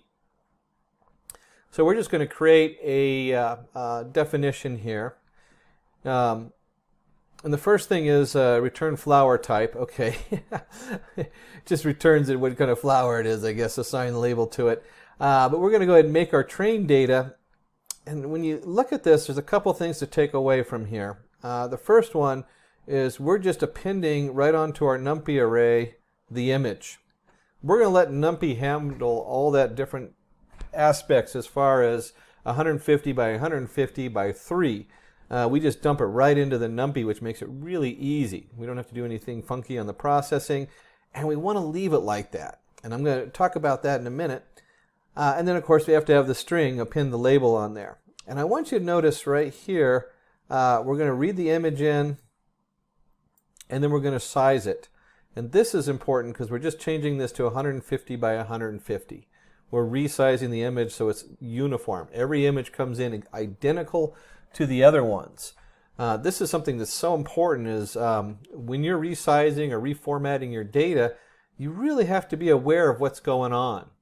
With images, it's not a big deal because with an image, you just resize it so it looks squishy or spread out or stretched. The neural network picks up on that and it doesn't really change how it processes it. So let's go ahead and run that. And now we've got our definition set up on there. And then we want to go ahead and make our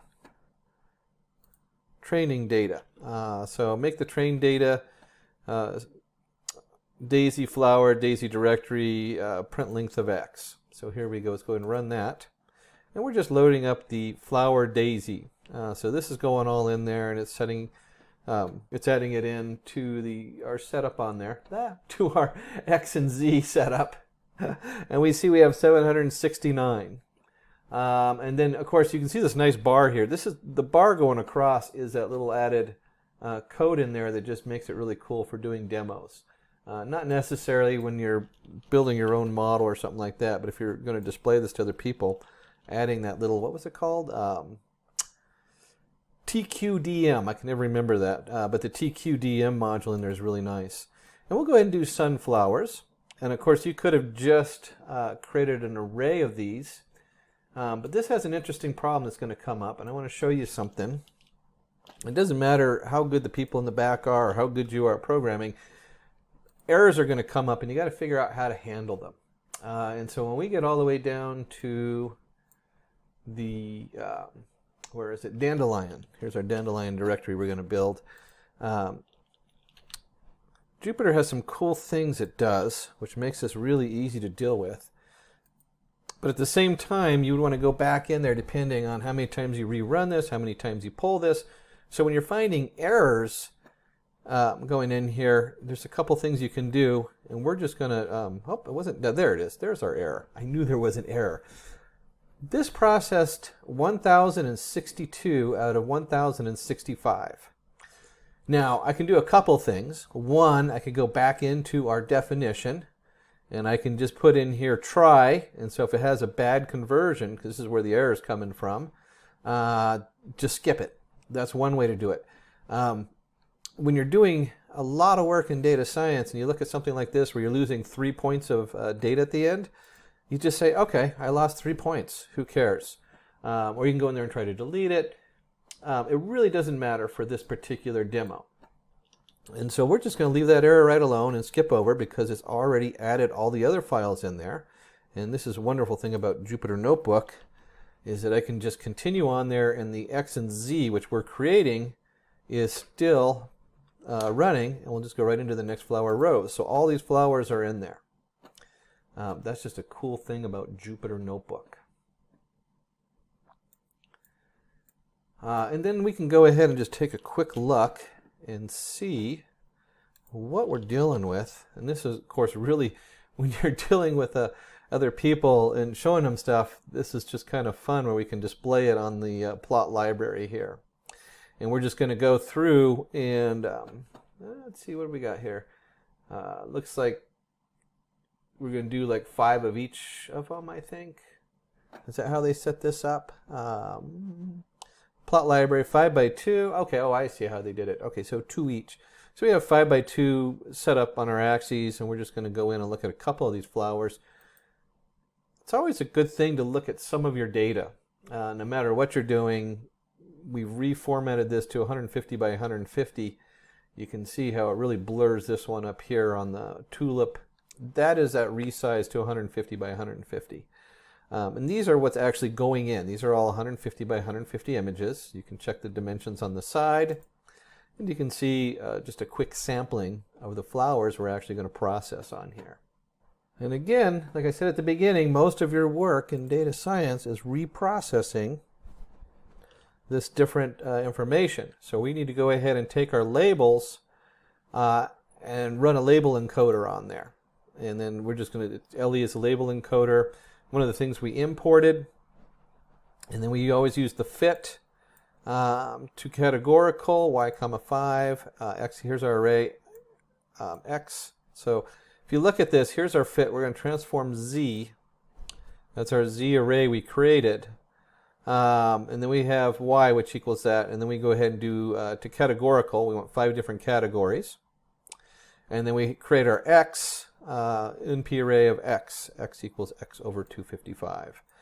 So what's going on here, there's 2 different transformations. One, we've turned our categories into 0, 1, 2, 3, 4, 5 as the output. And we have taken our x array. And remember, the x array is 3 values of your different colors. This is so important to understand.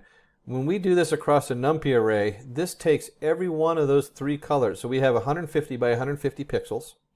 Out of those 150 by 150 pixels, they each have 3 color arrays. And those color arrays range from 0 to 250. So when we take the x equals x over 255, range from 0 to 255, this converts all those pixels to a number between 0 and 1. And you really want to do that when you're working with neural networks. Now, if you do a linear regression model, it doesn't affect it as much, and so you don't have to do that conversion if you're doing straight numbers. But when you're running neural networks, if you don't do this, you're going to create a huge bias.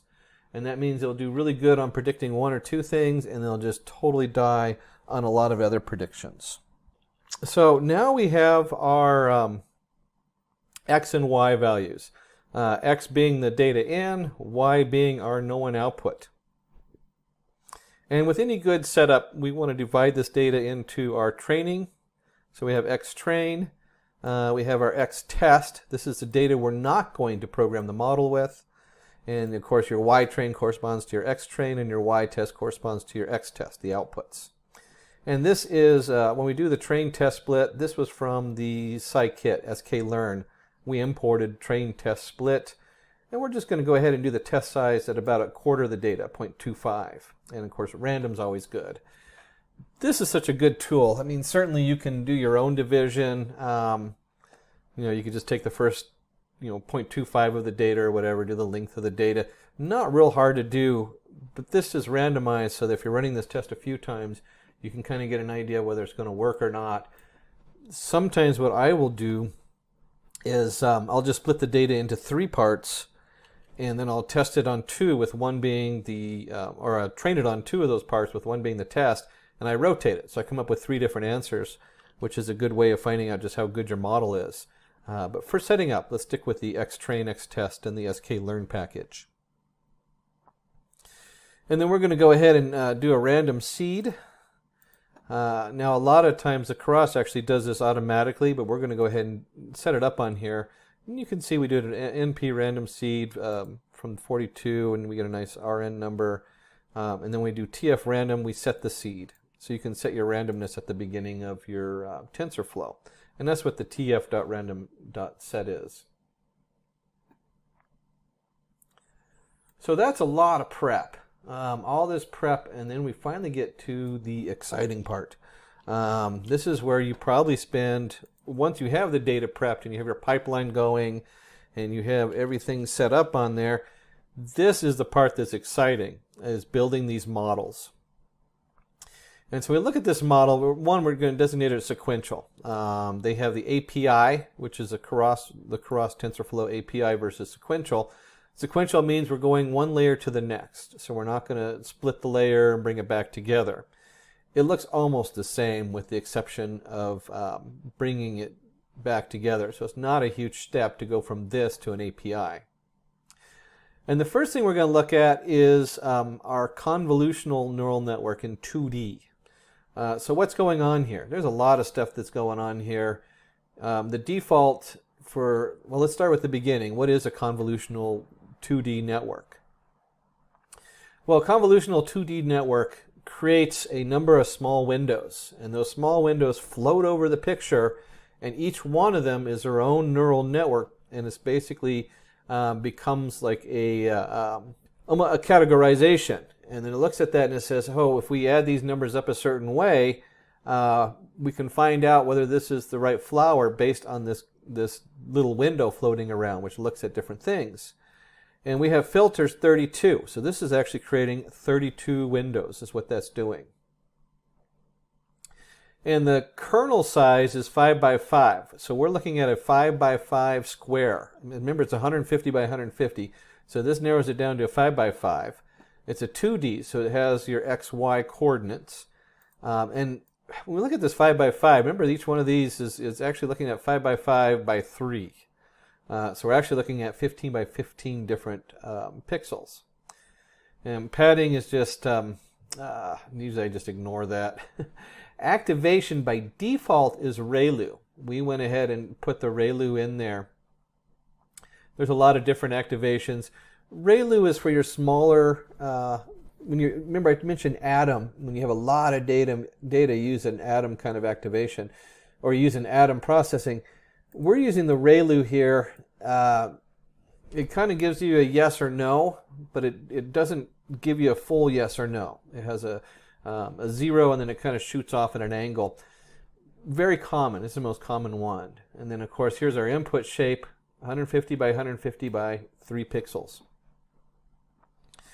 And then we have to pool it. So whenever you have a convolutional 2D layer, we have to bring this back together and pool this into a neural network. And then we're going to go ahead and repeat this. So we're going to add another network here. One of the cool things, if you look at this, is that as it comes in, it just kind of automatically assumes you're going down to the next layer. And so we have another convolutional neural network, 2D. Here's our max pooling again. We're going to do that again, max pooling. And we're just going to filter on down. Now, one of the things they did on this one is they changed the kernel size. They changed the number of filters. And so each one of these steps kind of looks at the data a little bit differently. And that's kind of cool because then you get a little added filtering on there. This is where you start playing with the model. You might be looking at a convolutional neural network, which is great for image classifications. We get down to here, one of the things we see is flatten. So we just flatten it. Remember, this is 150 by 150 by 3. Well, and actually the pool size changes, so it's actually smaller than that. Flatten just puts that into a 1D array. So instead of being, a tensor of this really complexity with the pixels and everything, it's just flat. And then the dense, is just another activation on there. By default, it is probably ReLU as far as its activation. And then, oh yeah, here we go. In sequential, they actually added the activation as ReLU. So this just, because this is sequential, this activation is attached to the dents. And there's a lot of different activations, but ReLU is the most common one. And then we also see a softmax. Softmax is similar, but it has its own kind of variation. And one of the cool things, you know what, let me bring this up, because if you don't know about these activations, this doesn't make sense. And I just did a quick Google search on images of TensorFlow activations. I should probably look up which website this is. But this is the output of the values. So as it adds in all those weighted x values going into the node, it's going to activate it a certain way. And that's a sigmoid activation. And you can see it goes between 0 and 1 and has a nice curve there. This also shows the derivatives.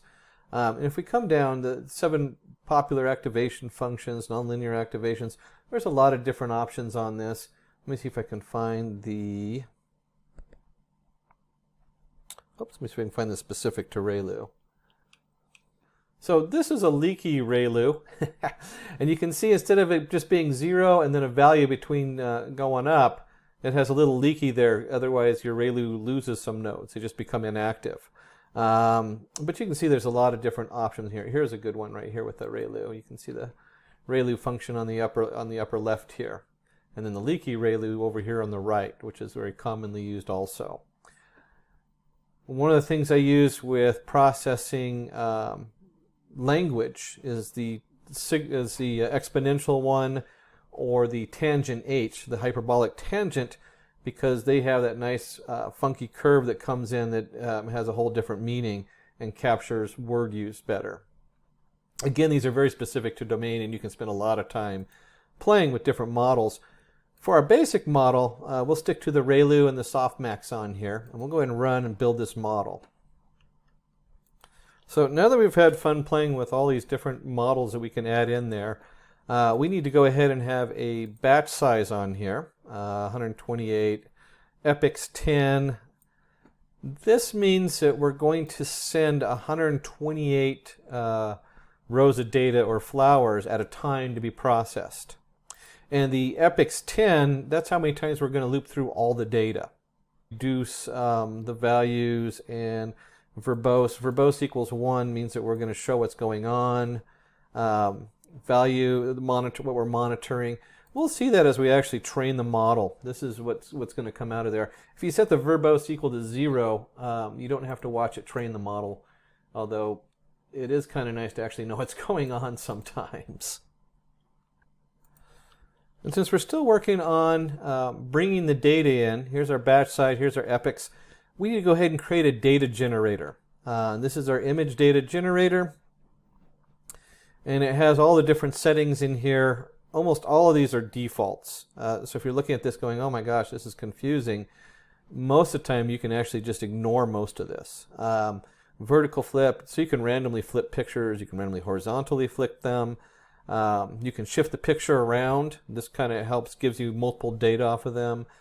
Zooming, rotation, there's all kinds of different things you can do with images. Most of these we're just going to leave as false. We don't really need to do all that setup because we already have a huge amount of data. If you're short data, you can start flipping like a horizontal picture and it will generate, it's like doubling your data almost. So the upside is you double your data. The downside is that if you already have a bias in your data, you already have 5,000 sunflowers and only 2 roses, that's a huge bias. It's also going to double that bias. That is the downside of that. And so we have our model compile, and this you're going to see on all the Keras. We're going to take this model here, we're going to take all this information as far as how we want it to go, and we're going to compile it. This actually builds the model, and so we're going to run that. And I want you to notice learning rate, very important. This is the default 001. You really don't. This is how slowly it adjusts to find the right answer. And the more data you have, you might actually make this a smaller number. If you have a very small sample of data, you might go even larger than that. And then we're going to look at the loss, categorical cross entropy, most commonly used. And this is how much it improves. The model is improving is what this number means. Or yeah, that's important on there. And then the accuracy. We want to know just how good our model is on the accuracy. And then one of the cool things to do is if you're in a group of people who are studying the model, if you're in shareholders, you don't want to do this, is you can run the model summary. I do this by default, and you can see the different layers that you built into this model. Just a quick summary on there. So we went ahead and we're going to go ahead and create a, we'll call it history, but we want to do a model fit generator. And so what this history is doing is this is tracking what's going on while it fits the model. Now there's a lot of new setups in here where they just use fit and then you put the generator in here. We're going to leave it like this, even though the new default is a little different on that. Doesn't really matter, it does the same thing. And we'll go ahead and just run that. And you can see while it's running right here, we're going through the epochs. We have 1 of 10, now we're going through 6 to 25. Here's our loss. We're printing that out so you can see how it's improving, and our accuracy. The accuracy gets better and better. And this is 6 out of 25. This is going to take a couple minutes to process because we are training 150 by 150 by 3 pixels across 6 layers or 8 layers, whatever it was. That is a huge amount of processing, so this will take a few minutes to process. This is when we talk about the hardware and the problems that come up in data science and why it's only now just exploding being able to do neural networks. This is why. This process takes a long time. Now you should have seen a jump on the screen here because I did pause the recorder to let this go ahead and run all the way through its epochs. Let's go ahead and take a look and see what these epochs are. And if you set the verbose to 0 instead of 1, it won't show what's going on in the behind the scenes as it's training it. So when we look at this epoch, 10 epochs, we went through all the data 10 times. If I remember correctly, there's roughly a gig of data there, so that's a lot of data. The first thing you're going to notice is the 270 seconds. That's how much each of those epochs took to run. And so if you divide 60 in there, you roughly get about 5 minutes worth of each epoch. So if I have 10 epochs, that's 50 minutes, almost an hour of runtime. That's a big deal when we talk about processing. On this particular computer, I actually have, 8 cores with 16 dedicated threads. So it runs like a 16-core computer. It alternates the threads going in. And it still takes it 5 minutes for each one of these epochs. So you start to see that if you have a lot of data, this is going to be a problem if you have a number of models. You want to find out how good the models are doing and what model to use. And so each of those models could take all night to run. In fact, I have a model I'm running now that takes about a day and a half to test each model. It takes 4 days to do the whole data. So what I do is I actually take a small piece of the data, test it out to find out, get an idea of how the different setups are going to do, and then I increase that size of the data and then increase it again, and I can just take that curve and kind of say, okay, if the data is doing this, then I need to add in more dense layers or whatever. So you can do a small chunks of data and then figure out what it costs to do a large set of data and what kind of model you want. The loss, as we see here, continues to go down. This is the error. This is how much error is in there. It really isn't a user-friendly number other than the more it trends down, the better. And so if you continue to see the loss going down, eventually you'll get to the point where it stops going down and it goes up and down and kind of wavers a little bit. At that point, you know you've run too many epochs. You're starting to get a bias in there, and it's not going to give you a good model fit. The accuracy just turns this into something that we can use. And so the accuracy is what percentage of guesses, in this case it's categorical, so this is the percentage of guesses are correct. Value loss is similar, it's a minus a value loss. And then you have the value accuracy, and you'll see the value accuracy is pretty similar to the accuracy, just rounds it off basically.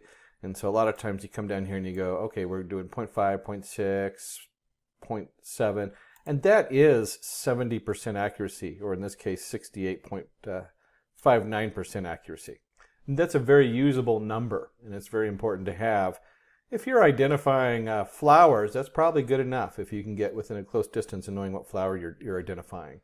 If you're trying to figure out whether someone's going to die from a heart attack or not, you might want to rethink it a little bit or rekey how you're building your model. So if I'm working with a group of clients, shareholders in a company or something like that, you don't really want to show them this. You don't want to show them, hey, this is what's going on with the accuracy. These are just numbers. And so we want to go ahead and put the finishing touches, just like when you are building a house and you put in the frame and the trim on the house. It's nice to have a nice view of what's going on. And so we'll go ahead and do a pie plot, and we'll just plot the history of the loss, the history of the value loss over here, epochs, train, and test. And so we're just going to compute these. This is really important. And what I want you to notice right here is when we get to about 5 epochs, a little more than 5, 6 epochs, you see a crossover here, and it starts crossing as far as the value loss. And what's going on here is you have the loss in your actual model and your actual data, and you have the value loss where it's testing it against the test data. The data wasn't used to program your model, wasn't used to train your model on. And so when we see this crossing over, this is where the bias is coming in. This is becoming overfitted. And so when you put these two together, right around 5 and 6, you start to see how it does this switch over here. And that's really where you need to stop, right around 5, 6. It's always hard to guess, because at this point, the model's kind of a black box. But you know that right around here, if you're saving your model after each run, you want to use the one that's right around 5 epochs, because that's the one that's going to have the least amount of bias. So this is really important as far as guessing what's going on with your model and its accuracy and when to stop. It also is, I don't show people this mess up here. I show somebody this kind of model and I say, this is where the training and the testing comes in on this model. It just makes it easier to see and people can understand what's going on. So that completes our demo, and you can see we did what we were set out to do. We took our flowers and we were able to classify them within about 68-70% accuracy, whether it's going to be a dahlia, sunflower, cherry blossom, rose. A lot of other things you can do with your output as far as different tables to see where the errors are coming from and what problems are coming up. And we're going to take a look at image classification using Keras and the basic setup, and we'll actually look at 2 different demos on here. What's in it for you today? What is image classification? Intel image classification data, creating neural networks with Keras, and the VGG16 model. What is image classification? The process of image classification refers to assigning classes to an entire image. Images can be classified based on different categories like whether it is a nighttime or daytime shot, what the image represents, etc. And you can see here we have mountains looking for mountains. We'll actually be doing some pictures of scenery and stuff like that. In deep learning, we perform image classification by using neural networks to extract features from images and classifies them based on these features. And you can see here where it says like what computer sees, and it says, oh yeah, we see mostly forest, maybe a little bit of mountains because of the way the image is. And this is really where one of the areas that neural networks really shines. If you try to run this stuff through more like a linear regression model, you'll still get results, but the results kind of miss a lot of things as the neural networks get better and better at what they do with different tools we have out there. So Intel image classification data. The data being used is the Intel image classification data set, which consists of images of 6 types of land areas. And so we have forest, building, glaciers, and mountains, sea, and street. And you can see here is a couple of the images out of there as a setup in the Intel image classification data that they use.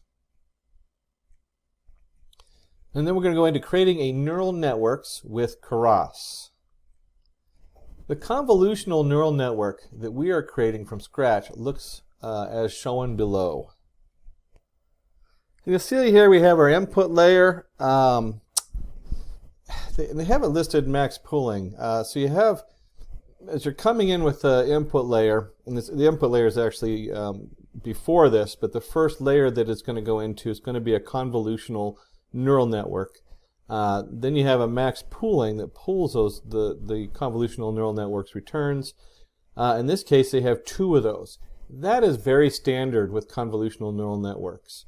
One of the ones that I was looking at earlier that was standard being used by one of the larger companies, I can't remember which one, for doing a large amount of identification, had 2 convolutional neural networks, each with their max pooling, and then about 17 dense layers after it.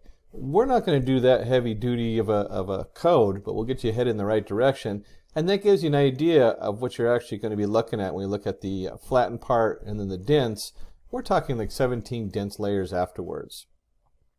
I find that a lot of the stuff I've been working on, I end up maxing it out right around 9 dense layers. It really depends on what you have going in and what you're working with. And the VGG16 model. VGG16 is a pre-trained CNN model which is used for image classification. It is trained on a large, varied data set and fine-tuned to fit image classification data sets with ease. And you can see down here we have the input coming in, the convolutional neural network 1-to-1, 1-to-2, and then pooling. And then we do 2-to-1, 2-to-2 convolutional neural network, then pooling, 3-to-2, and you can see there's just this huge layering of convolutional neural networks. And in this case, they have 5 such layers going in, and then 3 dense going out, or more. Now, when they took this setup, this actually won an award back in 2019 for this particular setup. And it does really good, except that, again, we only show the 3 dense layers here. And as you find out, depending on your data going in and what you have set up, that really isn't enough on one of these setups. And I'm going to show you why we restricted it, because it does take up a lot of processing power in some of these things. So let's go ahead and roll up our sleeves, and we're going to look at both the setups. We're going to start with the first classification, and then we'll go into the VGG16 and show you how that's set up. Now I'm going to be using Anaconda, and let me flip over to my Anaconda so you can see what that looks like. Now I'm running in the Anaconda here. You'll see that I've set up a main Python 3.8. I always put that in there because this is where I'm doing like most of my kind of playing around. This is done in Python version 3.8. We're not going to dig too much into versions. At this point you should already have Keras installed on there. Usually Keras takes a number of extra steps. And then our usual setup is the NumPy, the pandas, your scikit, which is going to be the sklearn, your seaborn, and I'll show you those in just a minute. And then I'm just going to be in the Jupyter lab where I've created a new notebook in here. And let's flip on over there to my blank notebook.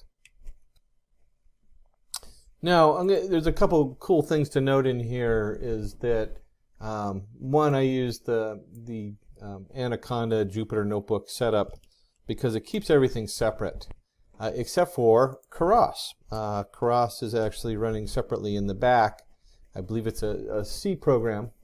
What's nice about that is that it utilizes the multiprocessors on the computer, and I'll mention that just in a little bit when we actually get down to running the code. And when we look in here, the couple things to note is here's our, oops, I thought I grabbed the other drawing thing. But here's our NumPy and our pandas right here, and our operating system. This is our scikit. You always import it as sklearn for the classification report. We're going to be using, well, usually import like seaborn brings in all of your pyplot library also. Kind of nice to throw that in there. I can't remember if we're actually using seaborn, if they just, the people in the back just threw that together. And then we have the sklearn shuffle for shuffling data. Here's our matplotlib library that the Seaborn is pretty much built on.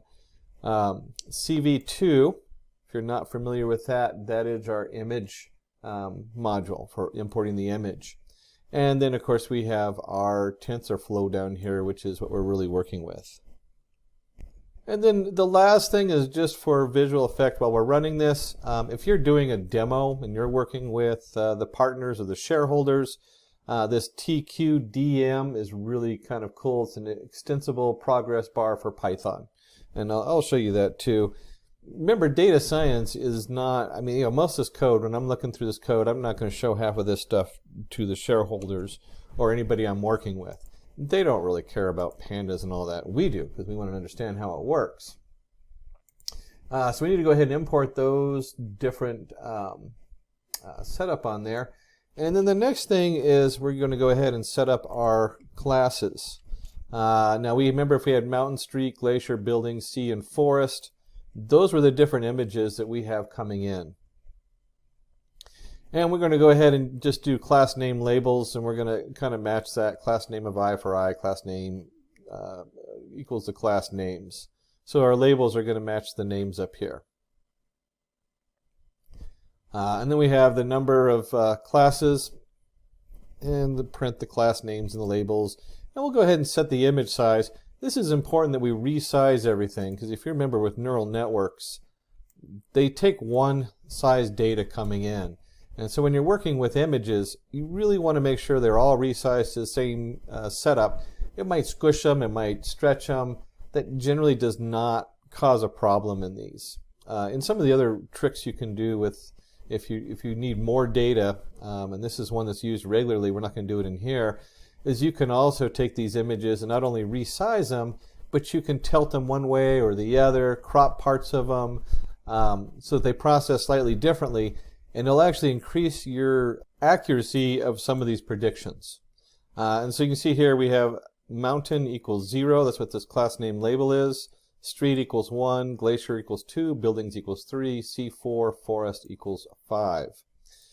Now, we did this as an enumerator, so each one is 0 through 5. A lot of times we do this instead as 0, 1, 0, 1, 0, 1, so you have 5 outputs and each one's a 0 or a 1 coming out. So the next thing we really want to do is we want to go ahead and load the data up, and just put a label in there, loading data. just so you know what we're doing, I'm going to put in the loading data down here, make sure it's well labeled. And we'll create a definition for this. And this is all part of your pre-processing. At this point, you could replace this with all kinds of different things depending on what you're working on. And once you download, you can go download this data set, send a note to the Simplilearn team here in YouTube, and they'll be happy to direct you in the right direction. And make sure you get this path here, so you have the right, wherever you saved it. A lot of times I'll just abbreviate the path or put it as a sub thing and just get rid of the directory. But again, double check your paths. We're going to separate this into a segment for training and a segment for testing. And that's actually how it is in the folder. And let me just show you what that looks like. So when I have my lengthy path here where I keep all my programming Simplilearn, this particular setup we're working on, image classification and image classification. Clearly you probably wouldn't have that lengthy of a list. And when we go in here, you'll see sequence train, sequence test. They've already split this up. This is what we're going to train the data in. And again, you can see buildings, forest, glacier, mountain, sea, street. And if we double click, let's go under forest. You can see all these different forest images. And there's a lot of variety here. I mean, we have wintertime, we have summertime. So it's kind of interesting. You know, here's like a fallen tree versus a road going down the middle. That's really hard to train. And if you look at the buildings, a lot of these buildings, you're looking up a skyscraper, we're looking down the setup. Here's some trees with one. I want to highlight this one. It has trees in it. Let me just open that up so you can see it a little closer. The reason I want to highlight this is I want you to think about this. We have trees growing. Is this the city or a forest? So this kind of imagery makes it really hard for a classifier. And if you start looking at these, you'll see a lot of these images do have trees and other things in the foreground, weird angles. Really a hard thing for a computer to sort out and figure out whether it's going to be a forest or a city. And so in our loading of data, one, we have to have the path, the directory. We're going to come in here, we have our images and our labels. So we're going to load the images in one section, the labels in another. And if you look through here, it just goes through the different folders. In fact, let me do this. There we go. As we look at this, we're just going to loop through the 6 different folders that have the different landscapes. And then we're going to go through and pull each file out and each label.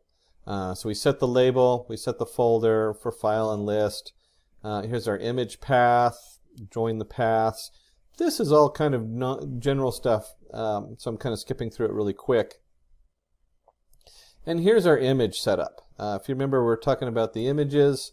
We have our CV2 reader, so it reads the image in. It's going to go ahead and take the image and convert it to from blue, green, red to red, green, blue. This is a CV2 thing. Almost all the time it imports it, and instead of importing it as a standard that's used just about everywhere, it imports it with the BGR versus RGB. RGB is pretty much a standard in here. You have to remember that was CV2. And then we're going to go ahead and resize it. This is the important part right here. We've decided what the size is, and we want to make sure all the images have the same size on them. And then we just take our images and we're just going to append the image, append the label, and then the images is going to turn into a numpy array. This just makes it easier to process and manipulate. And then the labels is also a numpy array.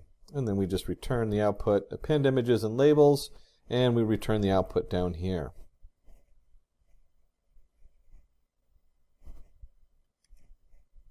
So we've loaded these all into memory. We haven't talked much. There'd be a different setup in there because there is ways to feed the files directly into your Keras model.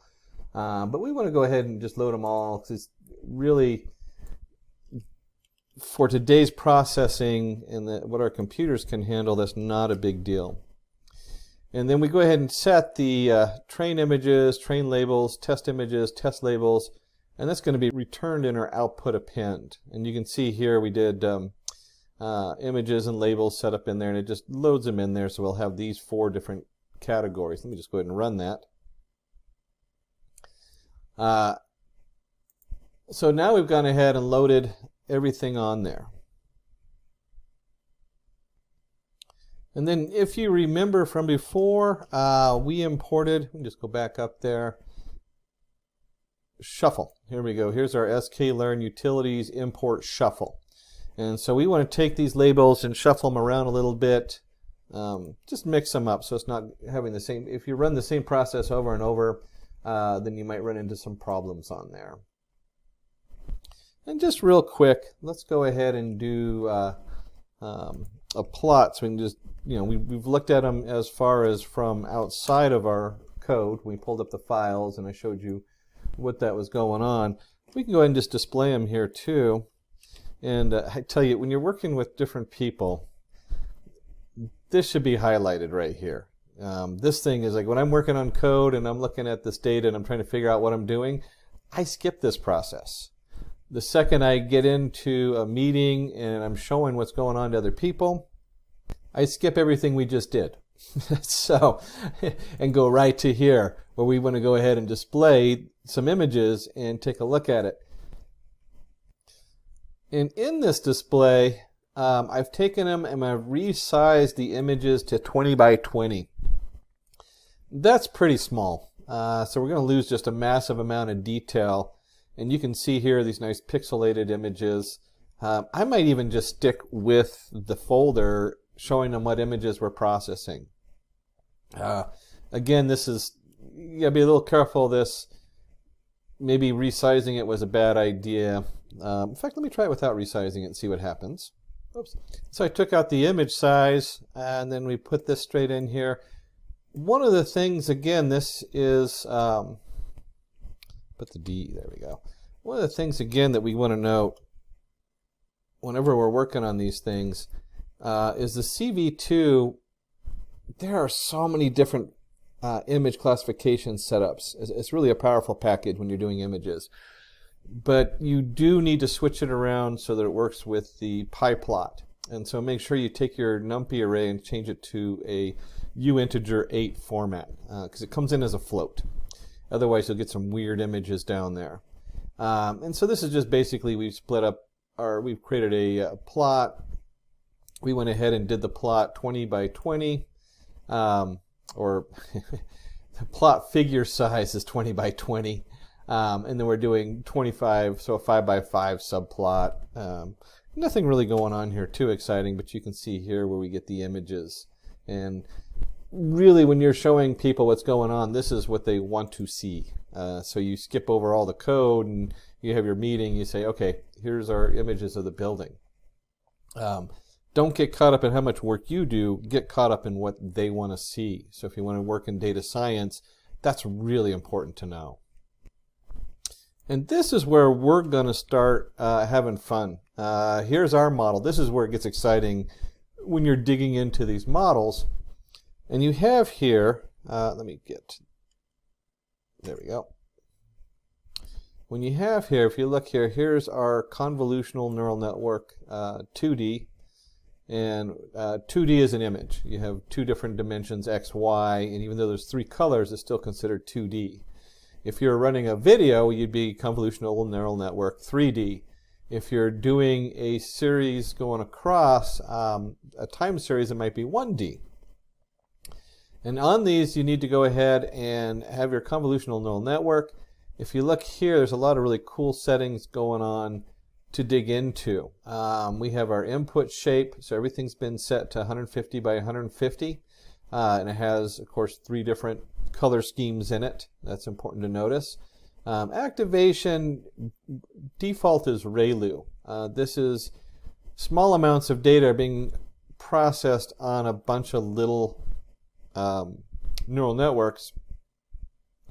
And right here is the 32. That's how many of these convolutional neural networks are being strung up on here. And then the 3 by 3, when it's doing its steps, it's actually looking at a little 3 by 3 square on each image. And so that's what's going on here. And with convolutional neural networks, the window floats across and adds up all these numbers going across on this data. And then eventually it comes up with 30, in this case, 32 different feature options that it's looking for.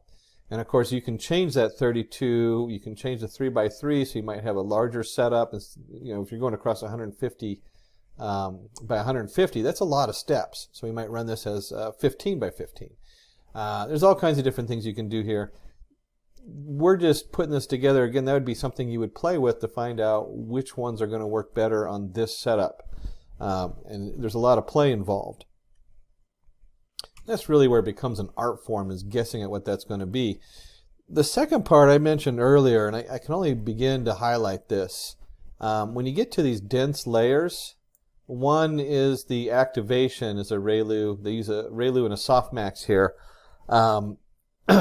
It's a whole setup just explaining why these are different and how they're different, because there's also an exponential, there's a tangent. In fact, there's just a ton of these, and you can build your own custom activations depending on what you're doing. A lot of different things go into these activations. There are 2 or 3 major thoughts on these activations, and ReLU and softmax are, well, ReLU, you're really looking at just the number, you're adding all the numbers together and you're looking at Euclidean geometry, ax plus bx2 plus cx3 plus bias. With softmax, this belongs to the party of it's activated or it's not, except they call it softmax because when you get to 0, instead of it just being 0, it's actually a little bit less than 0, so that when it trains, it doesn't get lost. There's a whole series of these activations. Another activation is the tangent, where it just drops off and you have like a very narrow area where you have from -1 to 1, or exponential, which is 0 to 1. So there's a lot of different ways to do the activation. Again, we can do, there'd be a whole separate lesson on here. We're looking at the convolutional neural network, and we're doing the two pools. This is so common. You'll see two convolutional neural networks stacked on top of each other, each with its own max pool underneath. And let's go ahead and run that. So we built our model there, and then we need to go ahead and compile the model. So let's go ahead and do that. We are going to use the Atom optimizer. The bigger the data, the Atom fits better on there. There's some other optimizer, but I think Atom's a default. I don't really play with the optimizer too much. That's like once you get a model that works really good, you might try some different optimizers, but Atom's usually the most. And then we're looking at loss. Pretty standard. We want to minimize our loss. We want to maximize the loss of error. And then we're going to look at accuracy. Everybody likes to say accuracy. I'm going to tell you right now, I start talking to people and I'm like, okay, what's the loss on this and that? And as a data science, yeah, I want to know how what's going on with that, and we'll show you why in a minute. But everybody wants to see accuracy. We want to know how accurate this is. And then we're going to run the fit. And I wanted to do this just so I can show you, even though we're in Python setup in here where Jupyter Notebook is using only a single processor, I'm going to bring over my little CPU tool. This is 8 cores on 16 dedicated threads, so it shows up as 16 processors. And actually I got to run this and then move it over. So we're going to run this, and hopefully it doesn't destroy my mic. And as it comes in, you can see it's starting to go through the epochs. And I set it for 5 epochs. And then this is really nice because Keras uses all the different threads available. So it does a really good job of doing that. This is going to take a while. If you look at here, it's ETA 2 minutes and 25 seconds, 24 seconds. So this is roughly 2.5 minutes per epoch. And we're doing 5 epochs. So this is going to be done in roughly 15 minutes. I don't know about you, but I don't think you want to sit here for 15 minutes watching the green bars go across. So we'll go ahead and let that run. And there we go. There was our 15 minutes. It's actually less than that because I did, when I went in here, realized that, where was it? Here we go. Here's our model compile. Here's our model fit. And here's our epochs. So I did 4 epochs.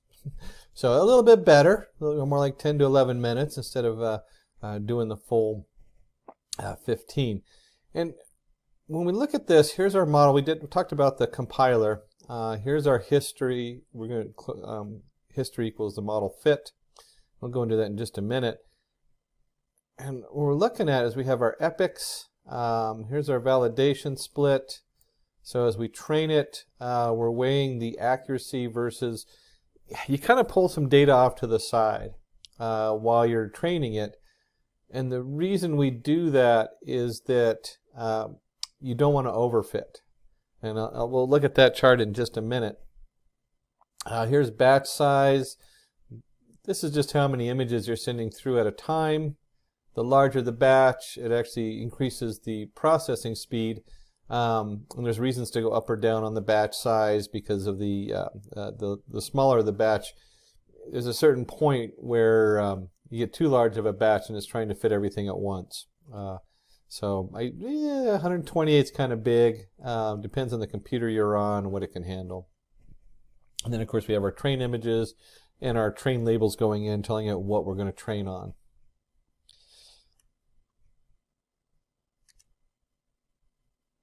And then we look at our 4 epochs here. Here's our accuracy.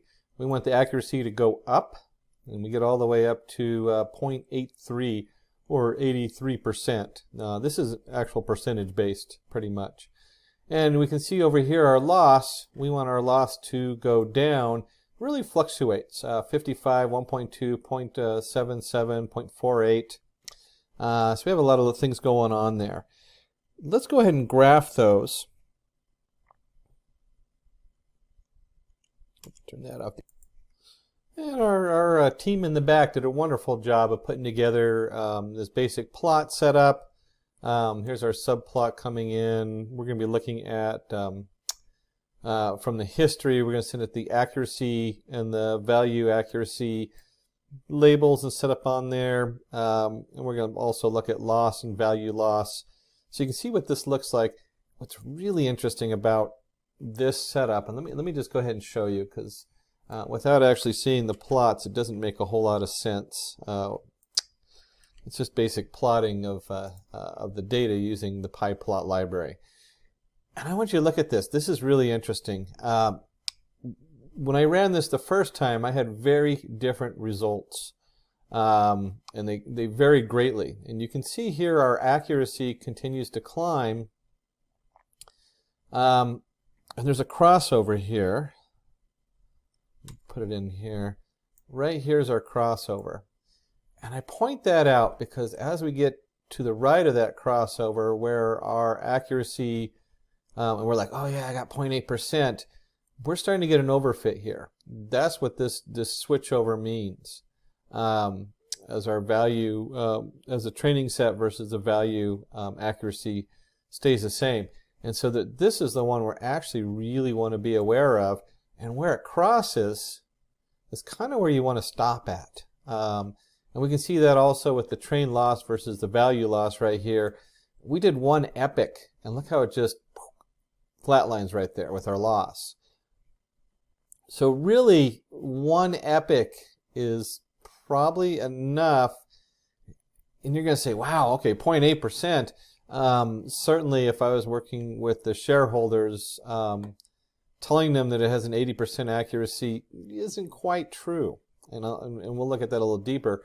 It really comes out here that the accuracy of our actual values is closer to 0.41% right here, even after running it this number of times. And so you really want to stop right here at that crossover. One epoch would have been enough. So the data is a little overfitted on this when we do 4 epochs.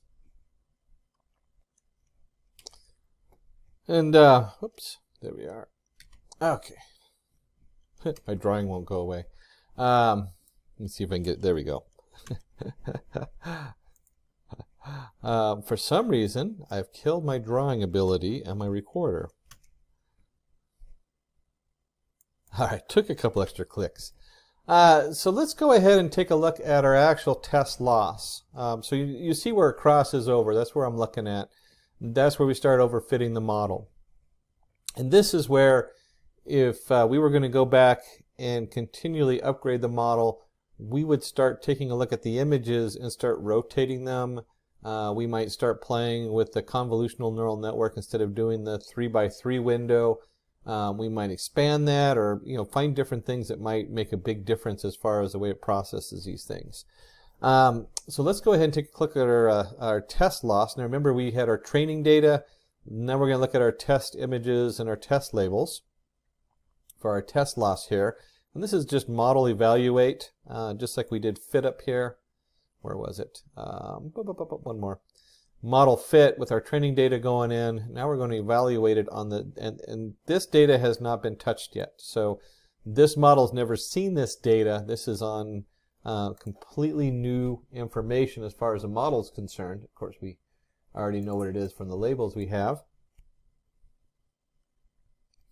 And this is what I was talking about. Here's the actual accuracy right here, 0.48 or 4847. So this 49% of the time guesses what the image is. And I mean, really, that's the bottom dollar. Does this work for what you're needing? Does 49% work? Do we need to upgrade the model more? In some cases, this might be, what was I doing? I was working on stock evaluations, and we were looking at what stocks were the top performers. Well, if I get that 50% correct on top performers, I'm good with that. That's actually pretty good for stock evaluation. In fact, the number I had for stock was more like 30-something% as far as being a top performer stock. Much harder to predict. But at that point, you're like, well, you'll make money off of that. So again, this number right here depends a lot on the domain you're working on. And then we want to go ahead and bring this home a little bit more as far as looking at the different setup in here. And one of the, from sklearn, if you remember, actually let's go back to the top, we had the classification report. And this came in from our sklearn or scikit setup. And that's right here. You can see it right here on the, see, there we go. Classification report right here. sklearn metrics import classification report. That's what we're going to look at next. A lot of this stuff depends on who you're working with. So when we start looking at precision, you know, this is like for each value, I can't remember what one was probably mountains. So if 44% is not good enough, if you're doing like you're in the medical department and you're doing cancer, is this cancerous or not? And I'm only 44% accurate. Not a good deal. You know, I would not go with that. So it depends on what you're working with on the different labels and what they're used for.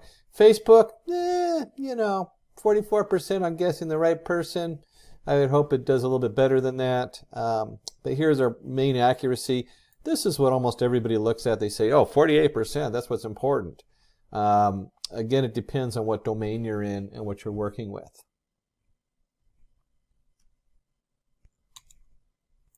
And now we're going to do the same model. Oops, somehow I got my, there it goes. I thought I was going to get stuck on there again. This time we're going to be using the VGG16. And remember this one has all those layers going into it. So it's basically a bunch of convolutional neural networks getting smaller and smaller on here. And so we need to go ahead and import all our different stuff from Keras. We're importing the main one is the VG16 setup on there. Just aim that, there we go. There's kind of a pre-processing images, applications, pre-process input. This is all part of the VGG16 setup on there. And once we have all those, we need to go ahead and create our model. And we're just going to create a VGG16 model in here. Inputs, model inputs, outputs, model inputs.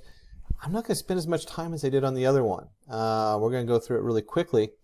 One of the first things I would do is, if you remember in Keras, you can treat a model like you would a layer. And so at this point, I would probably add a lot of dense layers on after the VGG16 model and create a new model with all of those things in there. And we'll go ahead and run this because here's our model coming in and our setup. And it'll take it just a moment to compile that.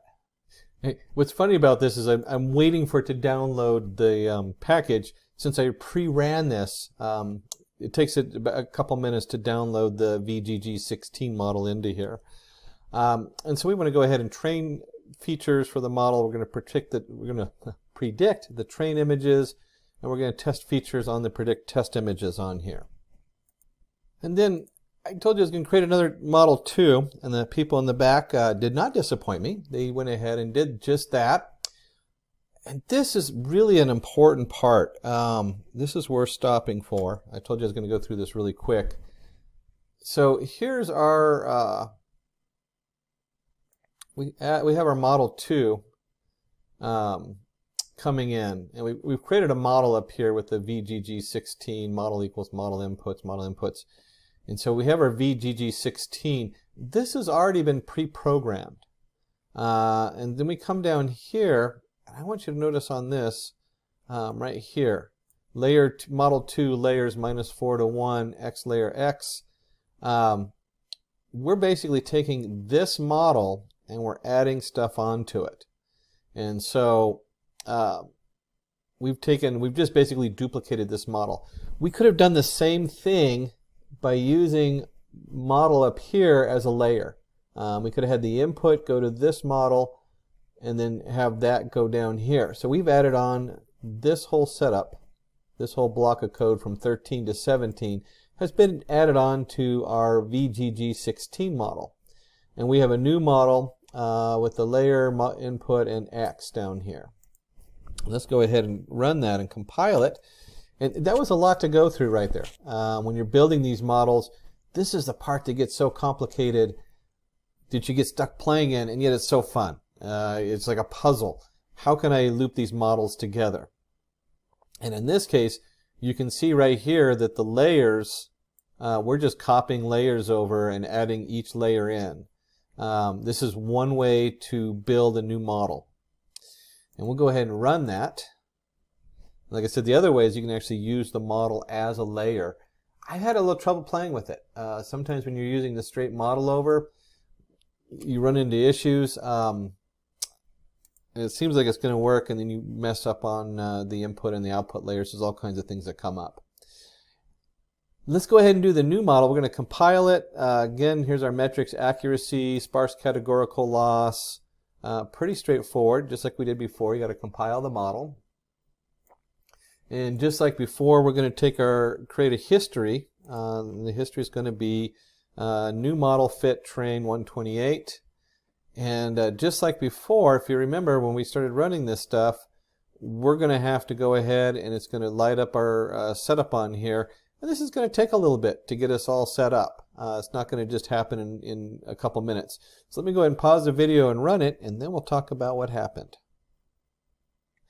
Okay, now when I ran that, these actually took about 6 minutes each. So it's a good thing I put it on hold. We did 4 epochs. Actually, I had to stop it because it was at 10 and switch it to 4 because I didn't want to wait an hour. And you can see here our accuracy and our loss numbers going down. And just at a glance, it actually performed, if you look at the accuracy, 0.2658. So our accuracy is going down, or 26%, 34%, 35%. And you can see here at some point it just kind of kicks the bucket. Again, this is overfitting. That's always an issue when you're running on programming these different neural networks. And then we're going to go ahead and plot the accuracy history. We built that nice little subroutine up above, so we might as well use it. And you can see it right here. There's that crossover again. And if you look at this, look how the red shifts up, how our loss functions and everything crosses over. We're overfitting. After one epoch, we're clearly not helping the problem or doing better. It's just gonna baseline. This one actually shows with the training versus the loss, value loss. Maybe second epoch. So on here we're now talking more between the first and the second epoch, and that also shows kind of here. So somewhere in here it starts overfitting. And right about now you should be saying, something went wrong there. I thought that when we went up here and ran this, look at this, we have the accuracy up here is hitting that 48%, and we're down here, you look at the score down here, that looks closer to 20%, not nearly anywhere in the ballpark of what we're looking for. And we'll go ahead and run it through the actual test features here. And there it is. We actually run this on the unseen data and everything. 0.18 or 18%.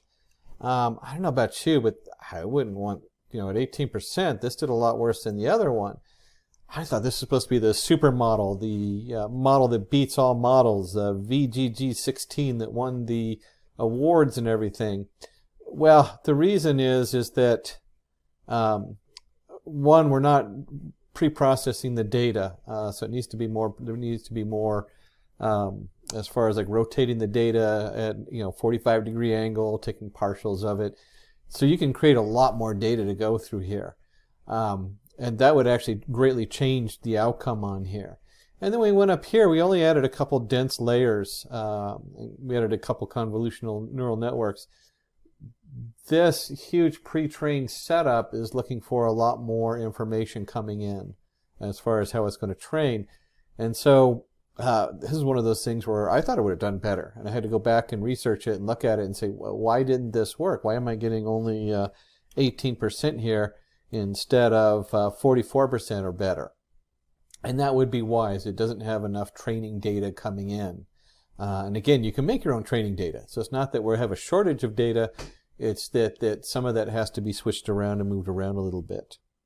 And this is interesting right here too. If you look at the precision, we're getting it on number 2, and yet we had 0 on everything else. So for some reason, it's not seeing the different variables in here. So it'd be something else to look in and try to track down. And that probably has to do with the input. But you can see right here, we have a really good solid 0.48 up here. And that's where I'd really go with, is starting with this model. And then we look at this model and find out, why are these numbers not coming up better? Is it the data coming in? Where's the setup on there? And that is the art of data science right there, is finding out which models work better and why. And that brings us to the end of this video tutorial on Keras and TensorFlow full course by Simplilearn. If you have any queries, please feel free to put them in the comment section of the video. Thank you for watching.